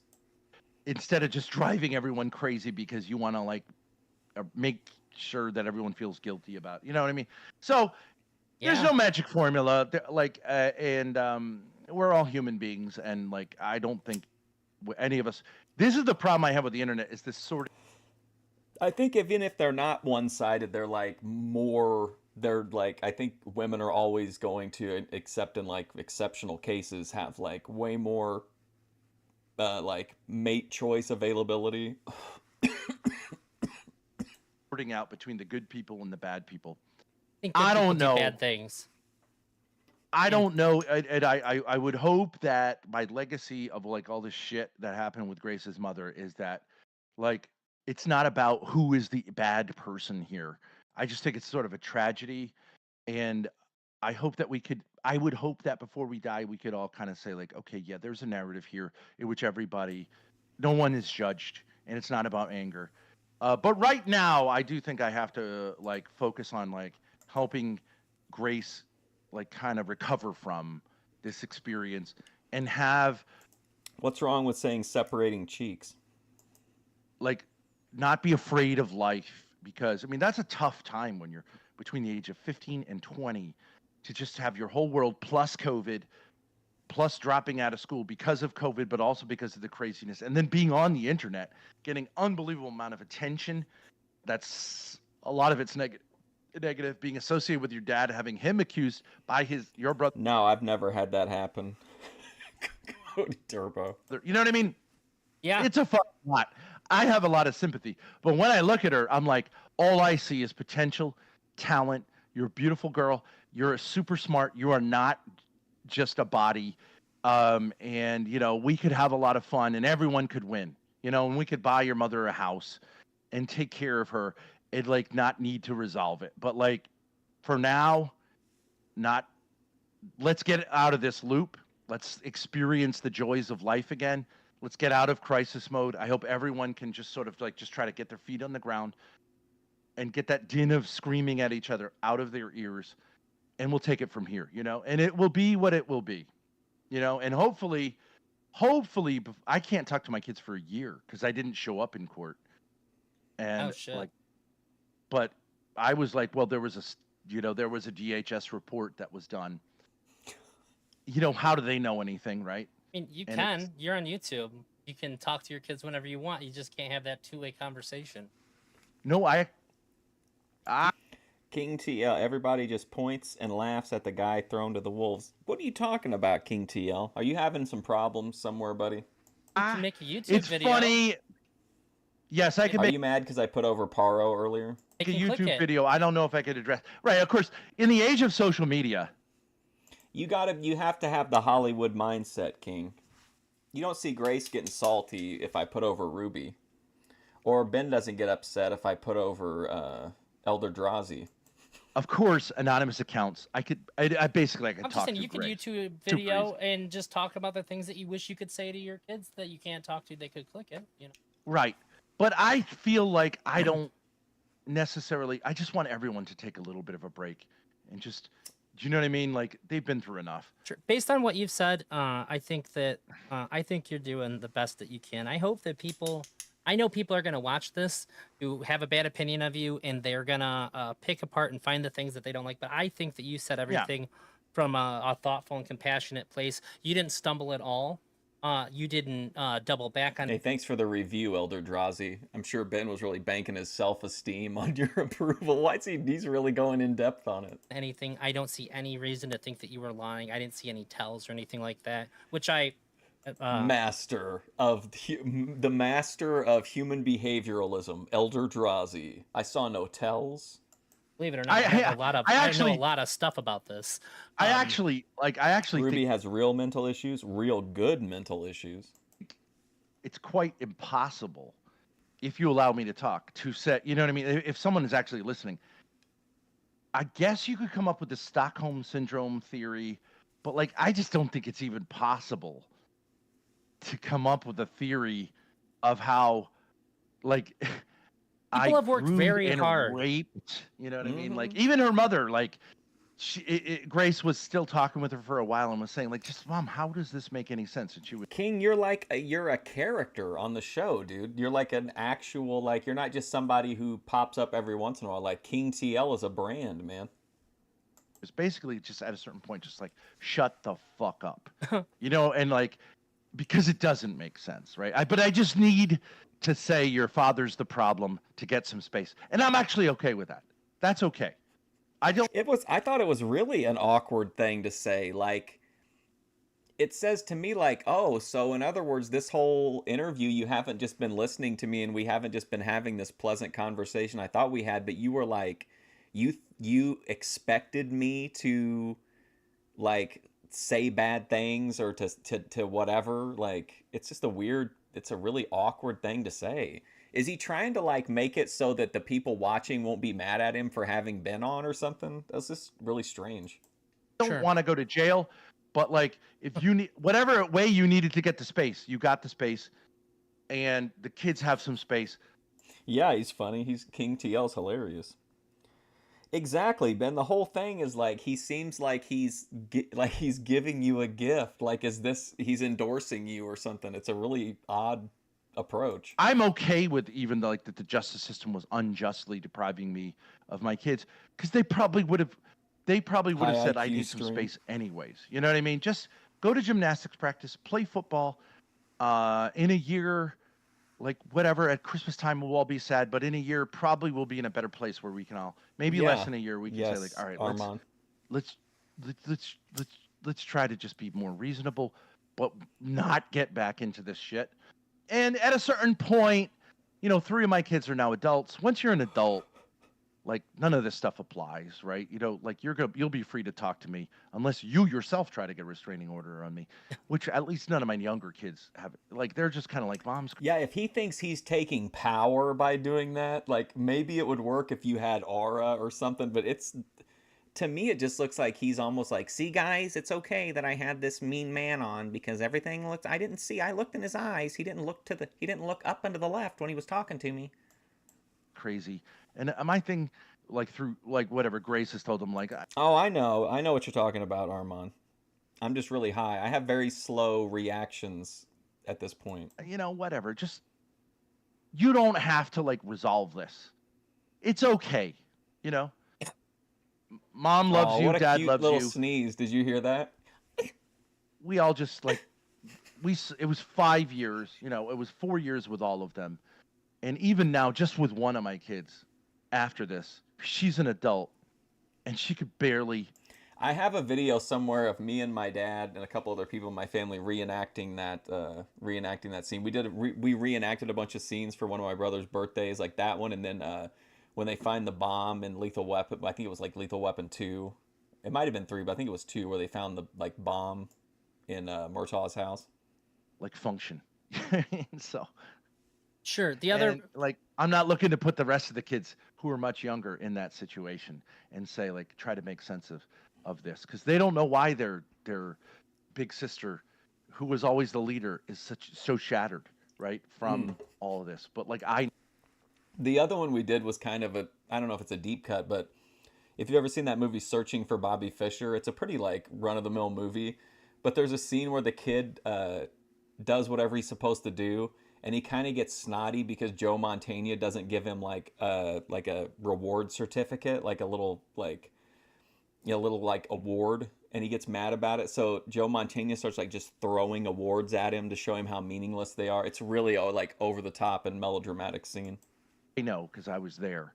Because it's not really on them to know, Yeah, but they want to know that, like, because their older sister, who they always looked up to, like, they want to see her succeed, and I want her to see her succeed. And so the best thing, instead of talking with them or trying to like fight for their rights or whatever, I think the best thing she could do is just be happy and be online, and this beautiful radiant girl who kind of like moves beyond all this shit and just has fun and dances and sings and you know what I mean? And like, well, I mean, if she wants to be a streamer, that she's a fun streamer. When I say it's not on them, I mean, what, like, a lot of the stuff that you said to me, like, they have to live with their mom for a year. You don't want them living with their mom for the year and thinking these bad things. Like, they need to think that their mom's good while they're living with her. So when my kid's mom kept my kid from me, I didn't say bad things about my kid's mom to her or her boyfriend. She has, they have to live like, mom is the primary parent, and I'm there on the weekends. Not anymore. But like, so like, why would I do that to my kid? It's not for them to understand right now. They'll understand in time. They'll sometimes say to Grace, like, mom's being crazy. They'll show her the text, and Grace, I feel like that's up to Grace. Talk. I feel like that's okay if Grace wants to say, yeah, mom's crazy. Like, I'm glad I think Ben's on the exact right content direction here. Glad they don't send them to me. I'm glad they can't send them. Well, they can send them to me. They're all singing, all dancing, all entertaining Grace Thorp.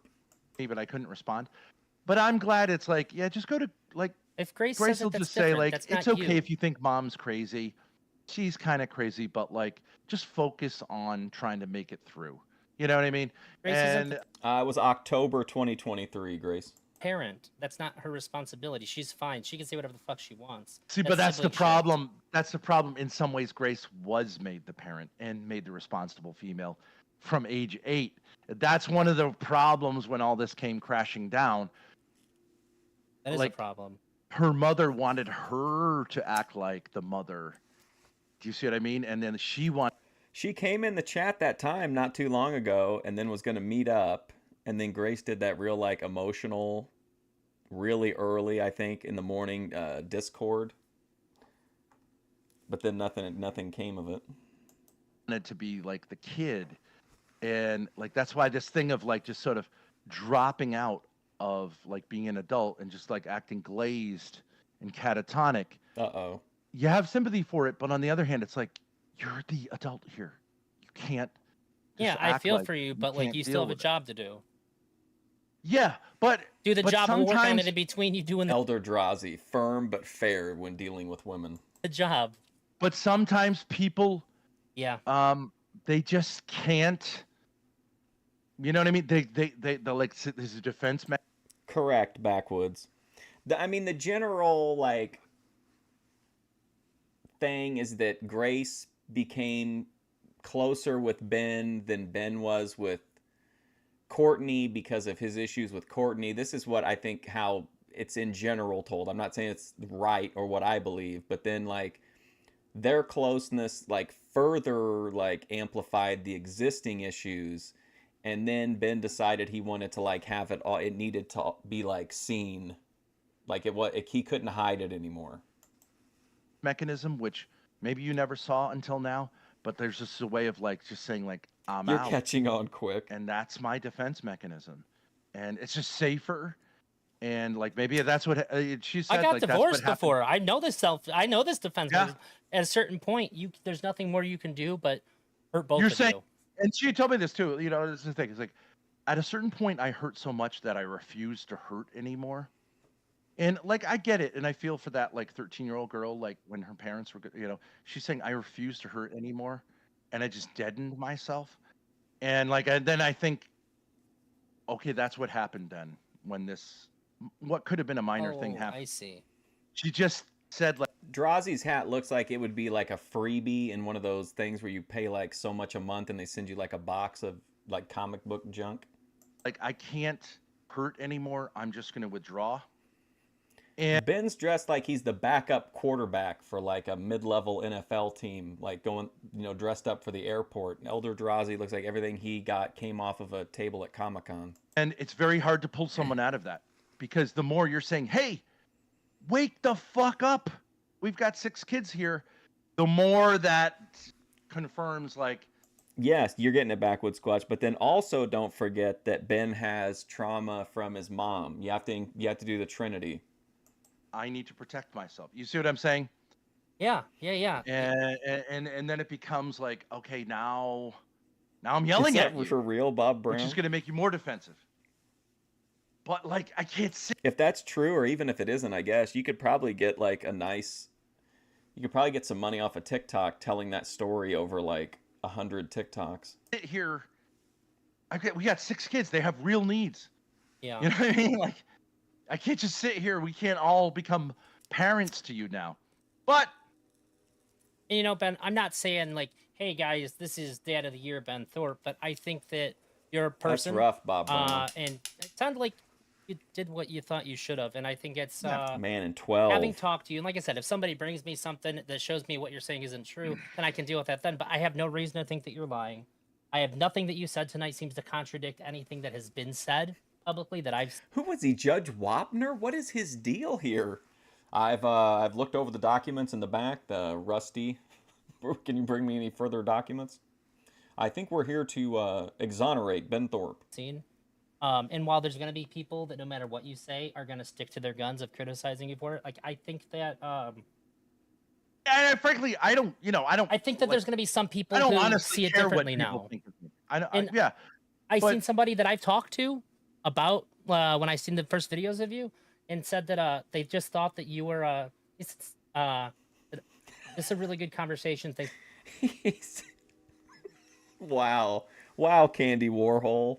Backwoods is trying to gather his opinion, and you go straight to the yo-yo story. For sharing it, I thought Ben was just a rhetorical wizard, but he actually wants to have conversations. This is what this. I thought Ben was just a rhetorical loser, but he wants to have real conversations. Person and I talked about after you talked to Sick, because I could tell after a while. I might. It just depends. on the situation, how much time I have. I might just, because I only need like 2 things at Kroger, so I might just go to Walmart and like just walk around if I'm gonna do a live. And it's all dependent on like my internet too. You were tired of his shit, and like you ran circles around him. It was insane. At the end, you had him talking about his father. I was like, how did Sick let this happen? And I need somebody to watch my dog, my little dog. Like, Oh you were yeah, just I fucking remember with that. them. It was crazy. And so, like, to me and You're seeing a lot of projection and not a lot of accountability. That's a big accusation. No, I'm just kidding. Backwoods. the guy in my chat, we were just like, what's Ben's deal? Is he just like fuck? Well, Savvy Guy would say accepting blame for your own problems is foolishness because you didn't cause those problems, the world did.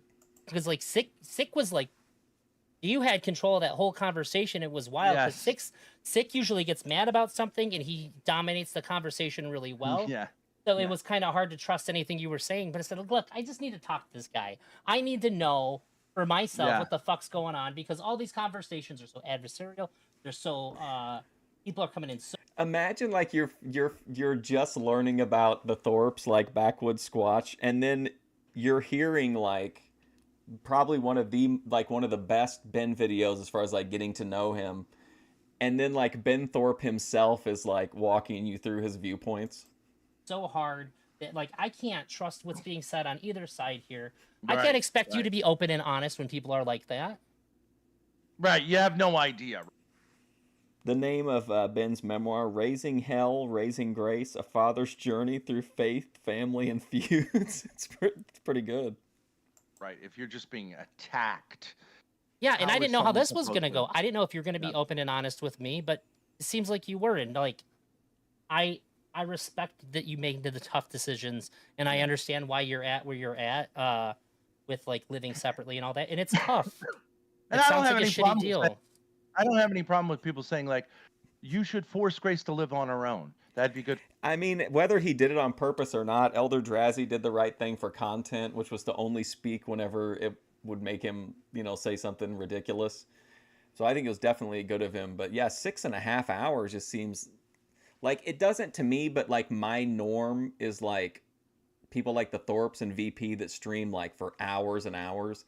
Like a lot of people only stream for like an hour or two. Like when they do these kind of discussions. Although the Furby, and I don't know if you guys know this or not, apparently the Furby has someone that's has an alt account or something, and its name is the Cis Furby, and they went at it last night on Sarah the Raging Tomato. Good for her. I don't know that that's wrong, but I don't know that that's right. And you know what I mean? Or you should have X, Y, and Z, or you should have gone to court and fought this. Like, I could see your point. I don't know. I have my reasons. Yeah. It's a super complicated situation. I think Ben's happy because he's getting to give his like pretty much unfiltered, nobody's slowing him down, and then Elder Drazi is happy because he's getting a couple hundred views and he's able to just play Monopoly Go on his phone the whole time. I've tried to make sense of it as best I can, but I think I'd be doing my kids the most favor. And if you missed it, the Furby is on like the entire panel, but the debate is between Furby and somebody else, not the cis Furby, the real Furby.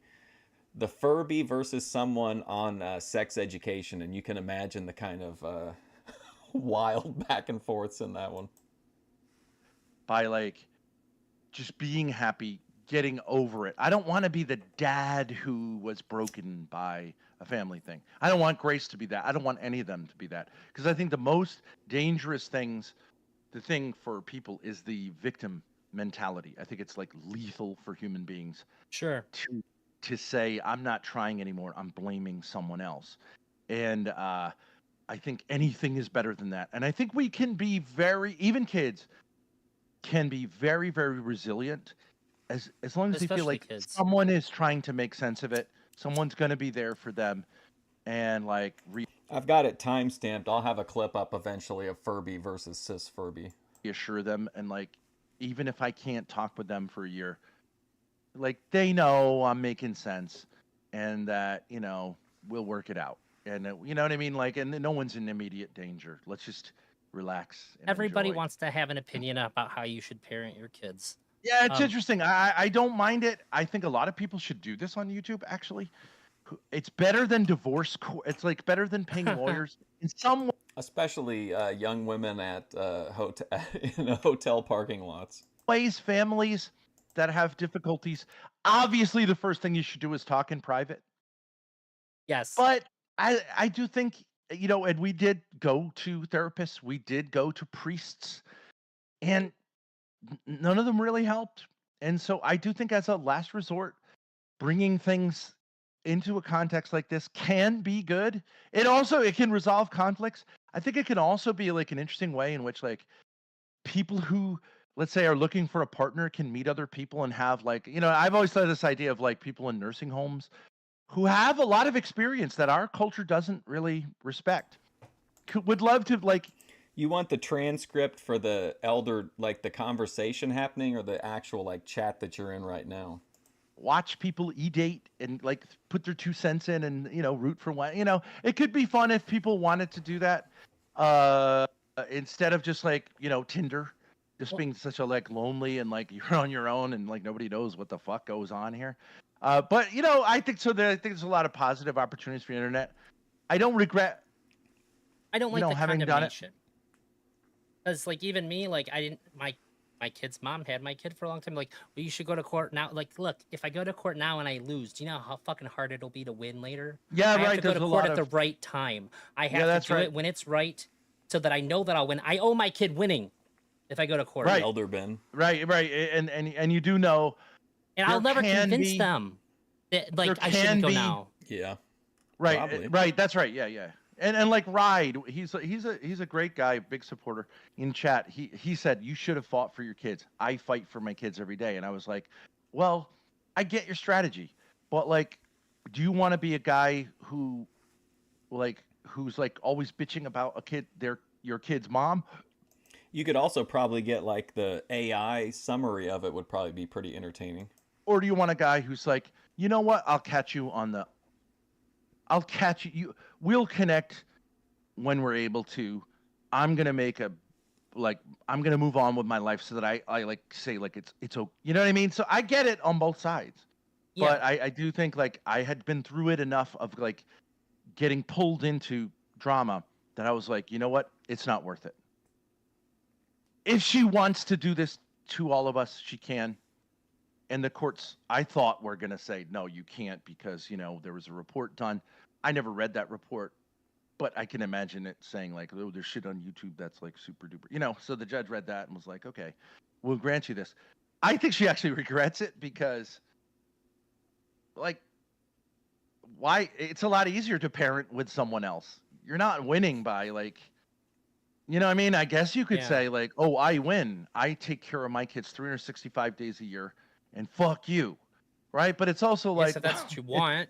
It's a lot easier to be a parent when the other parent can give you a break and, take the kids sometimes. So hope you like it, but my suggestion would be rethink it, and let's co-parent and let's be a little more mature. But a Ben quote tattoo. Also don't want to have Find a bridge. Parenting discussions. That would be a pretty epic one. That go 10,000 hours. It's like, I'm just going to say like, look, I'm filing a fucking restraining order if that's what it is. It should be, it's difficult to do and maybe it needs to be mediated. I was saying life's complicated. So I appreciate being able to have a voice. I appreciate you interviewing me this way. I'm really glad that we actually delayed it because I know we were supposed to do it earlier. Yeah. But I really do find this thing with the Mr. Girl thing, which just happened spontaneously. It's weird that he was actually making content when we were on YouTube, but it never made a connection. But now I can see like, actually there's so much overlap but we're different people, but he's ended up in a very different place than I have. And I know been telling people they're not worthy of landmark bridge exits. That Smith said he doesn't want to talk to me because he's afraid I'm going to go blood sport with him. And I saw a clip. I can't remember who posted it, but it was of Smith was like freaking out in the car because I guess Ben was saying he was going to dox him or something in the chat, or Smith thought that he was going to dox him, and he had like a complete meltdown in the car. I don't, I mean, I Smith think made good content. Yeah, Smith I am more like, I treat Smith more like a son who I like. I know. I bet he hates that. I bet he hates that part of the it. Shit out of him. But actually, we did a sexual inventory, I've seen that. And he's highly submissive. So I was like, actually, I think probably Smith likes getting kind of like. I think you said before, all these older guy streamers want to be my fucking dad. Yeah, right. And when you guys were having the stream too, I was like, this is what Smith was talking about right here. But a lot of times with Smith, like, we're both sort of like trying to talk over each other, but like we're listening to each other too. So I'm like, oh, this is good content. Yeah, this is what the internet. Yeah. This is what the internet should be, where it's like, it's vibrant.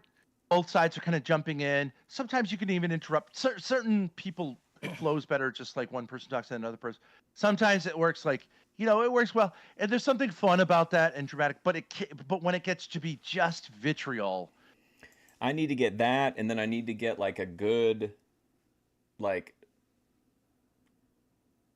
raw version of the kick with like a little bit with like, but not. I want like some lead into it.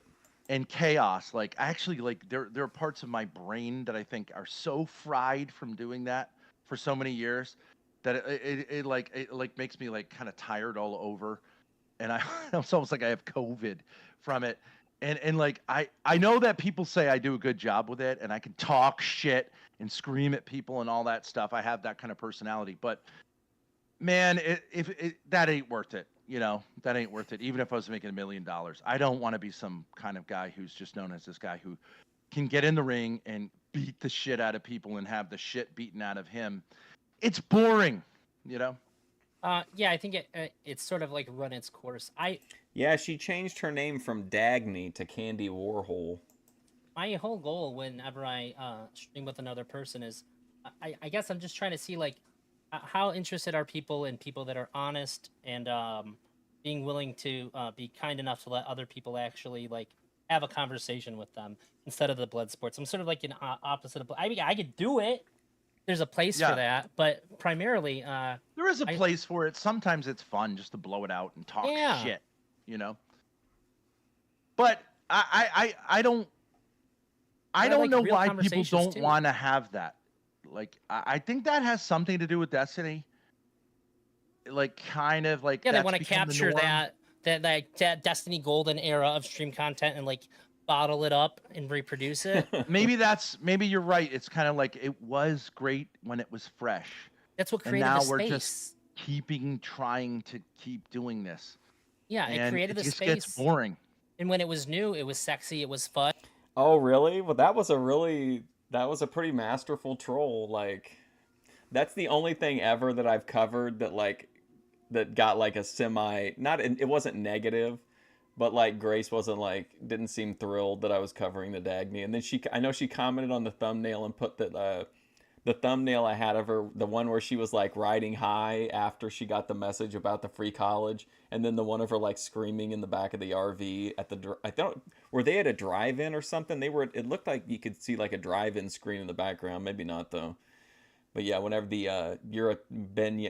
Grace was yelling, "You're a terrible person," Ben was yelling the other stuff. I got those two side by side. Kino. But there's a reason why the people that made the best content with Destiny don't do it anymore, because this isn't a sustainable model. Yeah. You can't have these kinds of blood sports and have people being able to keep doing it with the same people over and over again. It becomes too much for people. It's not good. To keep on doing that. But I think that there's always, throughout my entire life. I mean, that was amazing. That was such a, oh my gosh. The Dagny stuff is way, way up there. That's masterwork, Thorp stuff. The stream where Grace finds out about it and she's just like beaming, like the ultimate Grace, like beams were coming out of her. Talking about how she was happy that it was Black History Month, but like that a white girl was benefiting or something like that. Her attitude on that stream was absolutely wild. I've never gotten tired of having open, honest conversations with people that think differently. But some people maybe think this is what I don't really understand because I in a certain sense, I've never really taken a step back and gotten a sense. Like I don't watch like Stardust's content. I find it unbelievably boring. Frankly, a lot of the panels It like used to be that a lot more Wick exciting. does, like they're like I don't really know what the point is, but like the Mr. Girl content got me. Oh, is that right? Stardust used to be. Yeah, I yeah. just think it's kind of like let's create a fake drama and then we'll just like sort of pass it around from creator to creator. They'll all react to it. Like some bullshit argument between Darius and Xena, both of whom are like sort of, I think, somewhat mature people who are acting immature because there's just. I was still at a point to where I kind of thought that I was like, well, I'm still like quasi new, so it was like, is there a chance this could be real? Because it sounds like super duper fake. But like maybe I'm missing something, and Dagny is like a known person in the community. Like, oh, I got the impression for some reason that she was close with OPC Don for some reason. I don't know if that was part of the troll, but the Dagny thing was amazing. It's a demand for this drama, and they both get paid for it, and like everyone, this is the norm, right? And like, oh my God, she trolled him that she's pregnant. And like he was super, you know what I mean? I get it, but like at a certain point, this is the Jerry Springer problem. I think it's just called like Grace Thorpe's fairy godmother arc or something like that. That like it gets boring, it gets old, and it's just the same old shit. And like maybe when Jerry Springer started, it was kind of interesting and new. Yeah. But it just, then you just realize at a certain point, all these people. What did it turn into? All of these people. It turned into buying the VHS is too hot for TV, where they had uncensored nudity added to Jerry Springer because Jerry Springer wasn't enough anymore. Do you remember the scene that Jerry Springer Too Hot for TV VHSs? Yeah. Women coming out to tell their boyfriends they cheated and they're just like whipping out their titties. Like what? They had to amp it up. Right. It's like becomes like a drug. And then at a certain point you actually realize these are all more or less actors. And they're just conjuring up like, what? That's not my son. Yeah, the paternity test came. I mean, it gets old, and like, it got milked for too long, and then it got or like Joe Rogan, who's now become like probably the #1 guy on the internet. And I remember watching like this Fear Factor thing, and then at a certain point, that people have like glasses of horse semen or something, and they're when they're in the RV and they find out that it's that it's gone, that the college thing is gone. Like there's that moment in it when you can see that like it registers with Grace, and it reminds me of the Dr. Disrespect when he got the message that like the story was coming out, and like the whole vibe immediately shifts. Those are the lead in, the opening and the finale of that arc are just amazing. You know what I mean? It's like, okay. And that's when they were like, shut it down. This is too crazy. This thing which Haters Permanently Felted. I remember that was the name. That was part of the title of that stream that she did in the Fairy Godmother stream. Was interesting at first has become like just obviously degrading. Hey, what's up, Rich? It happened slowly. We didn't see it, but like when you got like jars of horse semen and you're like, you know what I mean? After you've seen somebody drink horse cum once, where do you go from there? You got to keep on ramping it up, right? Because the cockroaches weren't enough. Right. Let's call it. Jimmy's having some cockroach issues, I guess. Someone's going to, I don't know, kill themselves when they realize how degraded they were. You know what I mean? And like, we don't want the blood on our hands. Let's just go somewhere else. And it'll have always has the same track. But I'd like to see it be something that like, okay, yeah, there's blood sports, but it's a spice. It's not the main dish. It's not the meat, yeah. And like cat fights between men. They're funny. It's funny when it gets personal, but let's also have a point that we're making, like maybe. Yeah. Maybe it also has to do with like women's rights or something like that. And like it's a different philosophy. If it just goes personal, then there's just going to be like 5 characters. There's going to be the abusive dad narcissist. That'll be me. Then there's like the Oh wow, today's Jedi Joy's 40th birthday. Wow. I saw you guys were posting some videos again. woman who's Happy birthday to Jedi Joy, the postmodern Christ-like figure of YouTube. sassy and like, you know what I mean, libertine. And then there's going to be the, you know what I mean? It's like It's just the real world. Yeah, it just becomes right. It's all like Rich, Ben was here, but Backwoods Squatch bullied him out of the chat. you might as well be actors. I do remember the real world. Yeah, that was the first reality It was like TV. real people, but like they were all so very aware of the camera. It was wild. Right. And when they were cast for that, Yeah. and when it's edited, there is no such thing as reality TV. The camera is always a factor. And, you know, editing is always a thing. So, like, that's one of the interesting things that people were like, is this real? Are you acting? I'll believe reality TV where I hear somebody going, from the bathroom because they're taking a painful shit. I'll know it's real when I hear that. All right. But it'll never be real if the only way you could make it real is secret cameras. Then it would be real. That's illegal, or at least it's unethical, highly immoral. Yeah. Otherwise, the camera being there is part of, you know, and people are just deluding themselves to think that when they're watching Survivor, they're watching authentic. Do you think? At least now. Do you think NBC is going to let someone die of starvation in the wilderness because they didn't win the fishing net or they're dysfunctional? No way in hell they're going to allow that to happen. I think that there was less of an idea that you could become a star from reality TV. There was people just like less used to the idea, and then they might have just gotten accustomed to the cameras being around. But nowadays, everybody sees it as an opportunity to like make a career for themselves. It's just too far gone. Whatever there was that was magic in that and felt real, it definitely wasn't on the real world. But like if the shows that spawned off of it, it's gone now. I think wasn't there a first real world? I remember a guy who was like a punk rock guy, and his name was like Pip or something like that. And I actually remember watching that and saying, he's talking about Puck, but I don't think Puck was on season 1, was he? Was that 2 or 3? Puck was like the bicycle delivery guy, I think. And like I kind of like this guy. He seemed authentic, and like he was a pain in the ass, but I think he wouldn't be cast now because he was a little bit like. Was it called The Real World? Yeah, that's the first reality TV show. Yeah. MTV. And like I thought he was actually like kind of an interesting person. I always wondered what happened to him. And but then you subsequently see it. I don't know. There are people who love The Real Housewives of New Jersey.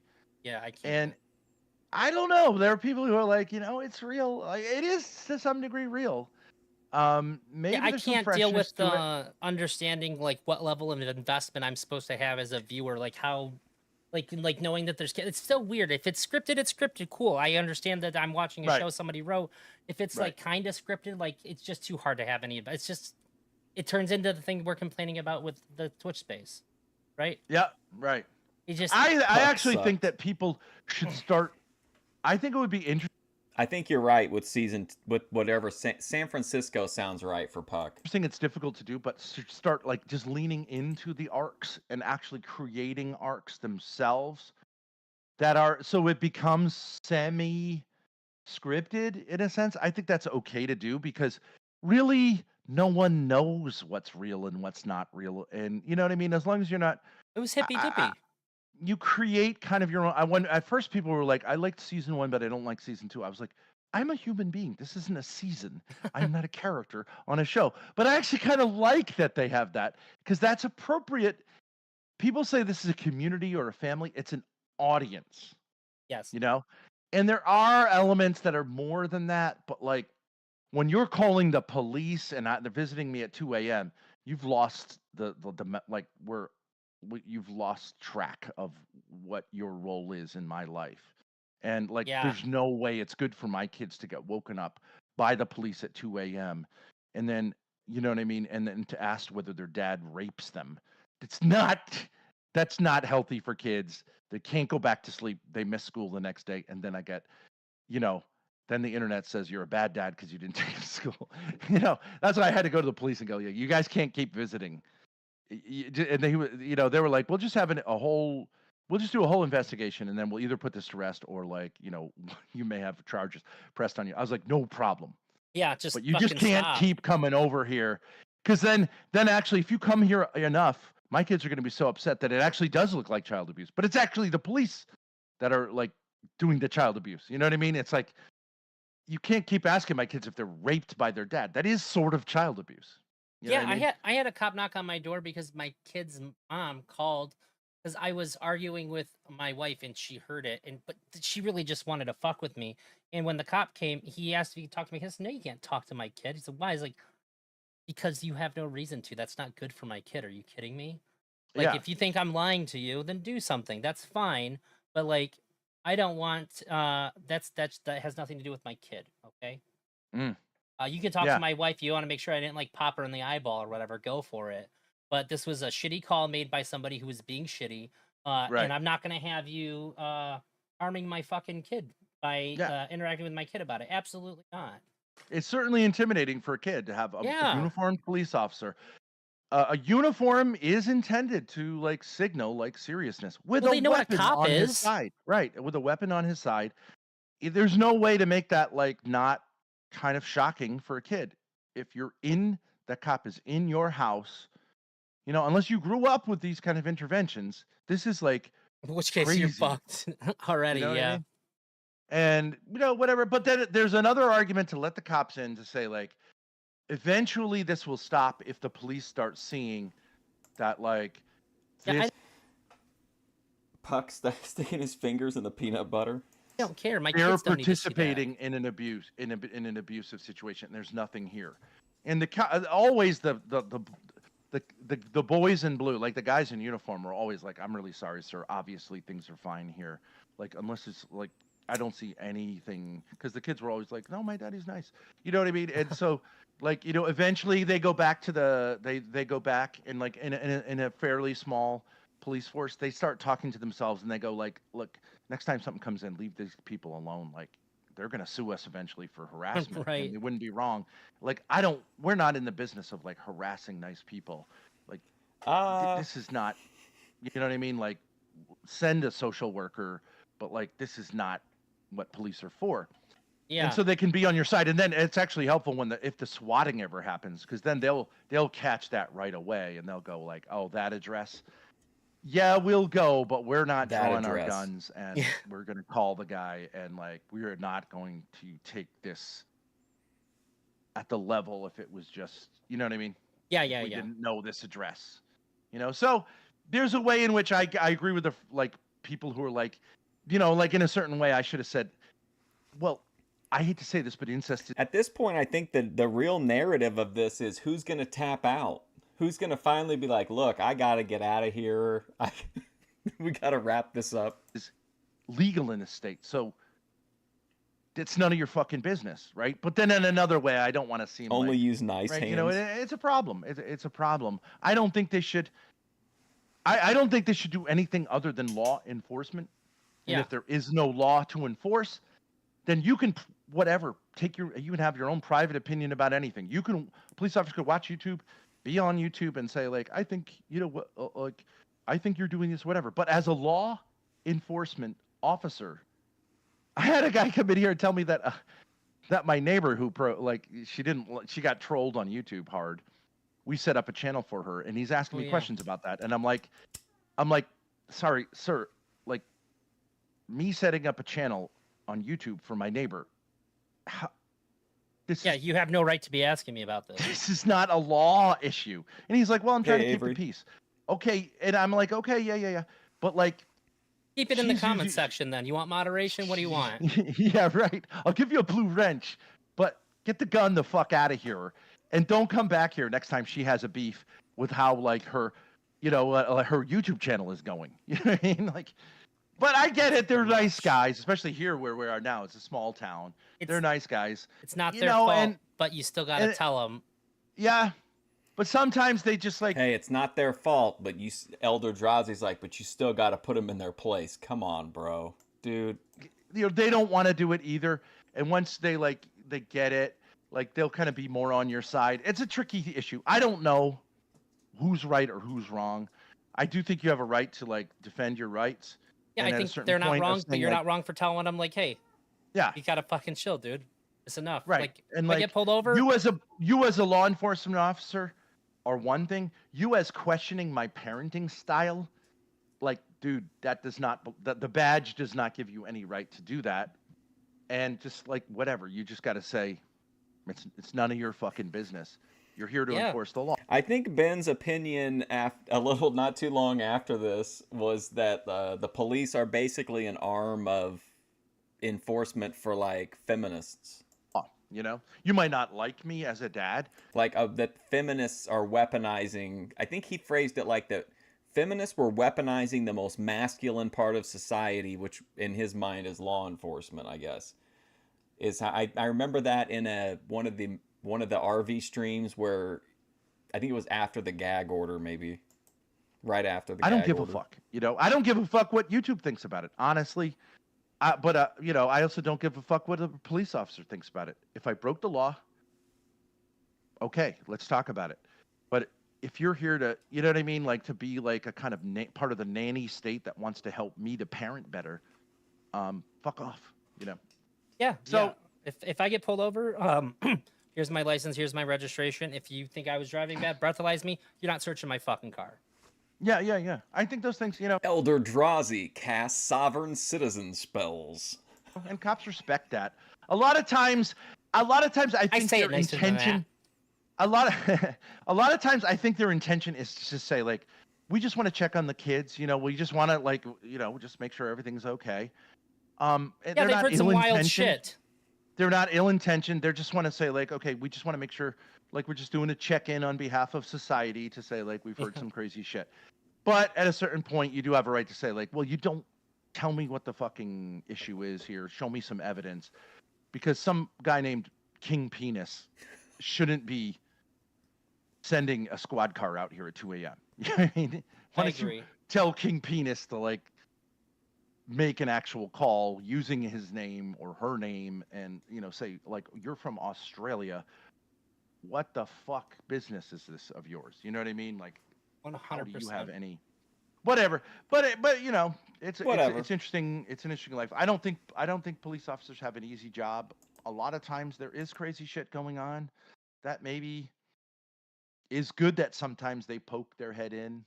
You know, if someone's like in a body bag in the back, okay, like I'm glad they look. You know, if you're looking sketchy and crazy, maybe there is something going on. But the you same do have page, your right man. to. I let a cop search my car once because I was going over the line. I was really tired. I said, "You want to check for beer bottles? Go ahead." My wife was like, "I've never seen you let a cop search your car for." I was like, "He had a good reason to ask. He didn't just ask me because I stopped." You were kind of swerving. I was going over the line, yeah. And I see what you mean. Yeah. But if you pull me over because of some bullshit thing, and I'm not gonna get a ticket for it, absolutely, you're not searching my fucking vehicle. You're just asking to see if you can, and it turns out you can't. So I understand that. I think. Oh, give me a break, dude. Come on, Elder Drazi. It's our duty to not allow police officers to abuse their power because it might be on somebody else who's more vulnerable too. So it's like an American thing to do, for lack of a better way to put it. Yeah, I don't. They can like try. Those people who, I'm gonna tell you to stop. I don't like those people who make cops' lives annoying by like, you know, following them around and like they're like keeping a check on the cops, right, and like broadcasting it. I think that's kind of annoying. I do think you should, like. I do turn on my camera and record off to the side if I ever get pulled over, though. No, I know, but I'm saying guys who make it their like career to like just be as annoying as possible and kind of ride the line between like, you know, I have a right to be like have a camera and like, you know, just sort of almost instigate police officers to like cross the line and then like catch them in the act and put it on YouTube and ruin the guy's career. It's kind of an asshole thing to do. I get that like more police officers should be aware of the rights of citizens than probably are, especially in little towns. You know what I mean? Where it becomes like kind of a I got stopped for wearing a gas mask walking through town, and that really pissed me off. I think they don't have to go to school like lawyers do, which is kind of wild. But we need a lot more cops than we need lawyers, I guess. Yeah. Well. So, anyways, enjoyed it. Yeah, this was really good and enlightening. I'm sure that myself and the one guy who said that in chat aren't the only people who are gonna be have a much better idea of what's going on from this conversation. Me and the one guy in chat. And hopefully, of course, this is just me talking. I don't have, other people don't have, whatever. They have the opportunity to react. Well, yeah, I was gonna say, if people see this and they have evidence to say anything about it, I know that that's a thing that people can do. So I think it'd be really crazy for you to say anything that somebody could prove otherwise. And you came off as very genuine. I have no reason to think that what you're saying isn't true. Oh, right. Ultimately, like, I don't like, we're not in court. I don't have to, like, and I didn't feel like, I thought it was more of a conversation than an interrogation. So, like, because I don't really owe you anything. And, like, I think you respect that, Ben. But you're, like, just curious. And, this is like, would you, whatever. Here's a chance for you to, spill your beans. I appreciate that. Yeah. I don't like it when people are, like, that nobody has accusations. Is this the first time this has happened for you? I think I think for the most part, creators come in with the interrogation idea. Then I react to it and I go, look at him. He's like, oh my God, no. I don't have to answer your questions. Right. Which then gets them to, like, get all fired up or whatever. But I really just don't I just don't think it's. They're not treating you like a person. Yeah, right. Like, I deserve to be treated as a person. I don't, like, I understand that, like, interrogation techniques and stuff can't, like, that's what Destiny did. He started interrogating me, and I was like, after like 5 minutes of it, I was like, dude, like, but he was trying to act like he cared, playing a sort of therapist. And I just think he played it cool for like 2 or 3 minutes, and I was like, oh, this isn't bad. And then he was playing good cop and bad cop at the same time. Yeah. After I seen that too, I was like, if I talk to this guy, I'm just gonna have to ask him first thing, like, hey, did you fuck your kid? So that way he can't like think that I'm trying to dodge around it and ask him. But I didn't have to do that. I mean, like, I believe in a certain sense, we're just like entertainers. I'm a guest on your talk show. Should be the main format where I'm polite to you, but I can bring stuff up. But it's not really like, it shouldn't be anything like a courtroom. And this idea of, I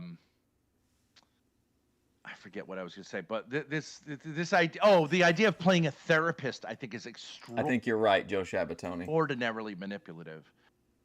For someone who is, Stephen fucking Bennell, you're a 34-year-old spurg. This is a very unusual interaction for Ben Backwoods. Normally, like he's saying, he does get, it's more of like people just that go in absolutely hating him. So this is definitely not a typical Ben Thorp interview, which is why we're spending like fucking 3 streams watching the entire thing. I as a 51-year-old man, show me some fucking respect. But, if you want to try this therapist thing, I'm going to call you out on it because you ain't no therapist. And no therapist would do this. Well, like, this is not how therapy works. Even fucking Dr. Phil, who's like a joke of a therapist, you know what I mean? You don't have time to really figure anything out in 30 minutes. Most people just want to get Ben to say stuff they can clip or get him to spurg out or whatever. Very few people try to have like an actual conversation with him. But like, he would also like, or if they want to, he's not interested in that with them. It's like, treat me with respect or I'm going to hammer you. But that's, you get, a lot of times it's just, that's what it is. And I think it's this thing of people want to say, probably to some degree, you feel like, to some degree, it sounds to me like you feel like I might get some pushback on this, that I've platformed an abuser or something like that. And then you're saying to people, they can like, suck my ass. Make up your mind. Right. And it's like, I don't know. What the fuck does that mean? Talking about me, right? Yeah, but I'm saying like.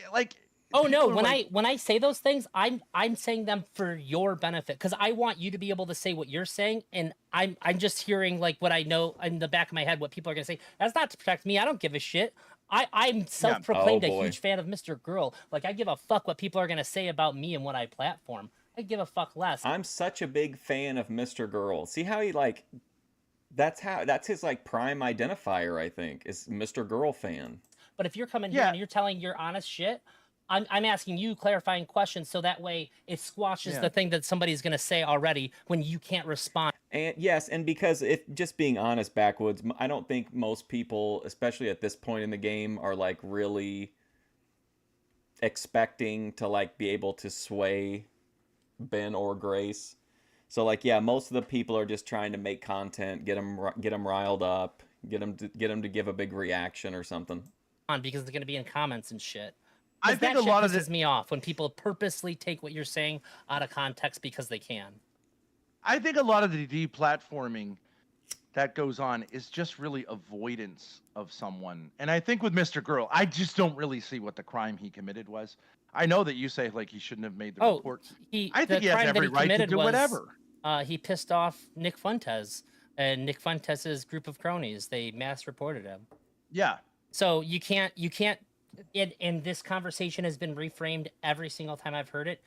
He wanted Destiny to make up his mind on whether Nick was a Nazi or not, because he'd call him a Nazi on Twitter, but then when he had conversations, he's not really a Nazi, you guys. He's like, no, just pick one. But everybody always talks about he keep on saying, well, he kept wanting Destiny to call Nick Fuentes a Nazi. No, he wanted him to either call him a Nazi or not call him a Nazi. That's it. He said, I don't want you to play both sides in acting like, because this guy, I think it's fair to say that if anybody is a Nazi, that can still be called one unironically, Nick Fuentes has to fit that fucking bill. Or we can just say, we're just not going to call anybody a Nazi anymore. If you're calling for like people to like actually like exterminate Jews or like advocate for an ethno state and say we don't want Jews in it, then fine. The word Nazi literally has no meaning whatsoever.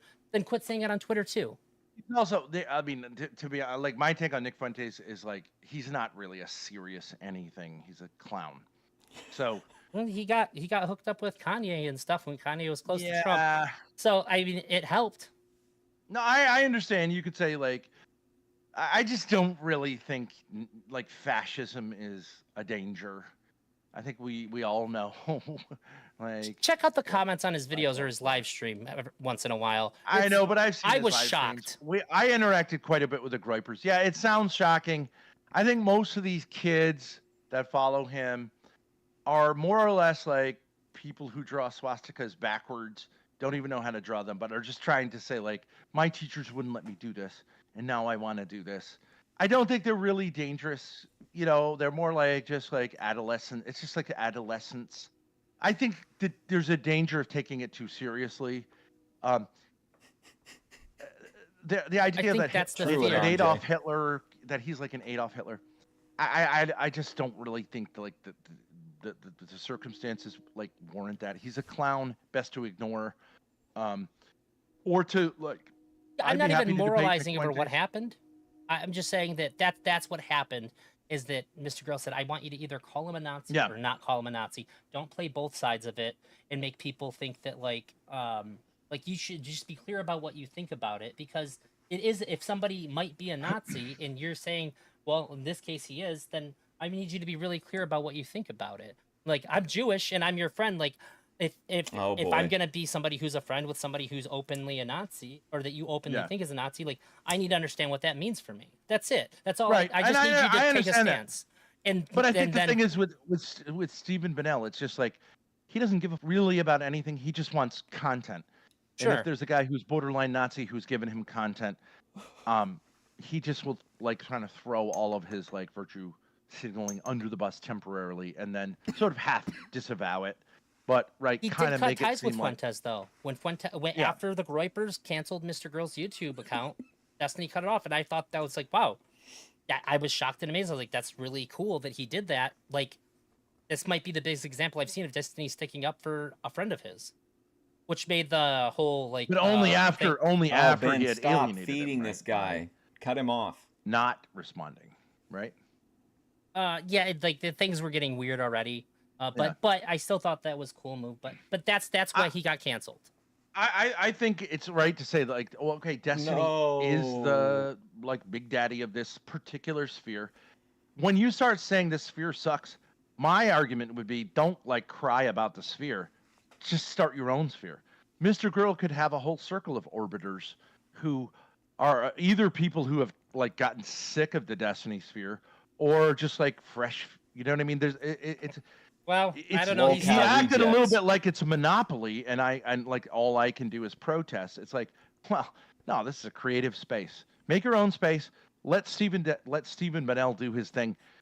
Like no one's gonna be. The thing about it is like, you're actually telling everyone what they already know, but maybe it makes a few people go, actually, I've never really thought about how like ugly this system is. Okay, but it might not be worth 4 years of your life or 4 months of your life and like 100. How many people are going to read an article this long? But whatever. Yeah, I don't think I think it sucks that he did it, but I respect that he did it. Nobody shoots themselves in the foot to do what they think is right like that. So to me, there's an element. I would love to talk about it sometime, but there's an element. I would maybe with Smith. Oh or my something. I think there's lord! an element of self-destructiveness. This is a yap Sure. session and a At work half. there that I don't get it. I don't get because like to me, if someone pisses you off, what you want to do is like, it's the old like the best revenge is winning, or like just Sure. like living a happy life. If I rage quit, I'm sorry. I don't like the conversation shifting toward Elder Drazi's interests. And that if you get caught in the trap of going nose to nose with someone, when you don't have to, it's hard to come out looking like a winner and not looking, especially if you're the sort of weaker half, right? You know what I mean? It's very easy for people to say, I look, just admire doing the right thing by your own definition. Even if I think that you're dumb or wrong or stupid, like you shouldn't do that. Especially if I too am saying like, no, don't do that. That's bad. But you're like, I got to do what I think is right. I respect that on its face. Yeah. A lot of times, I don't know if I can always do it at that cost.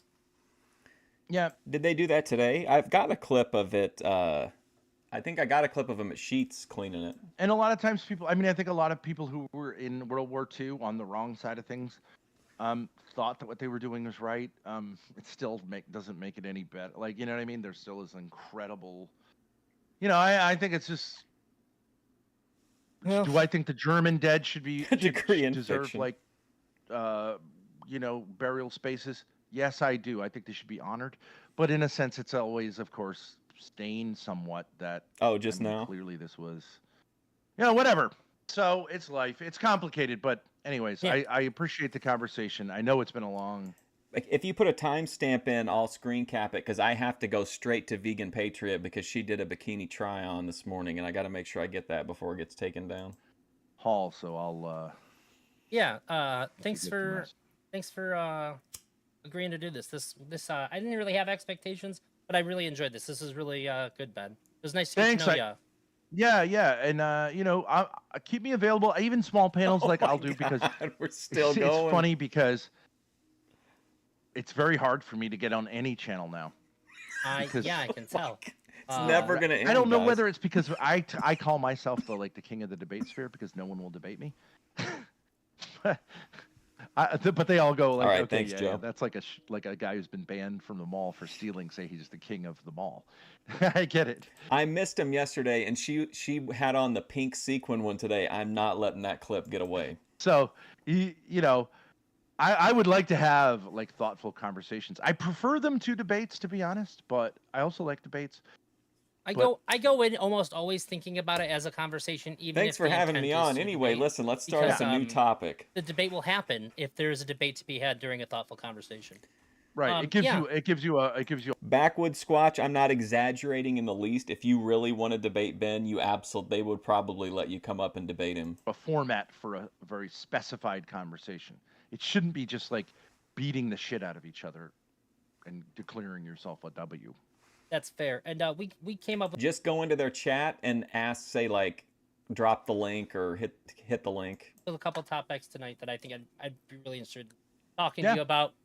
It might get a bit debatey. I just didn't want to detract from the interview. Sure. Yeah, this is probably my longest stream I've ever had. I appreciate you. And have a good night, Ben. All right, thanks, buddy. Take care, Jeff. Thanks, buddy. You too. Bye. All right, well, I'm not watching a single second of Elder Drazi solo content. 6.5 hours we got it, though. I'm not going to give him the pleasure of this last 30 seconds of just Elder Drazi. Yeah, they were telling him, Ben, like, wrap it up, Ben, bring it home.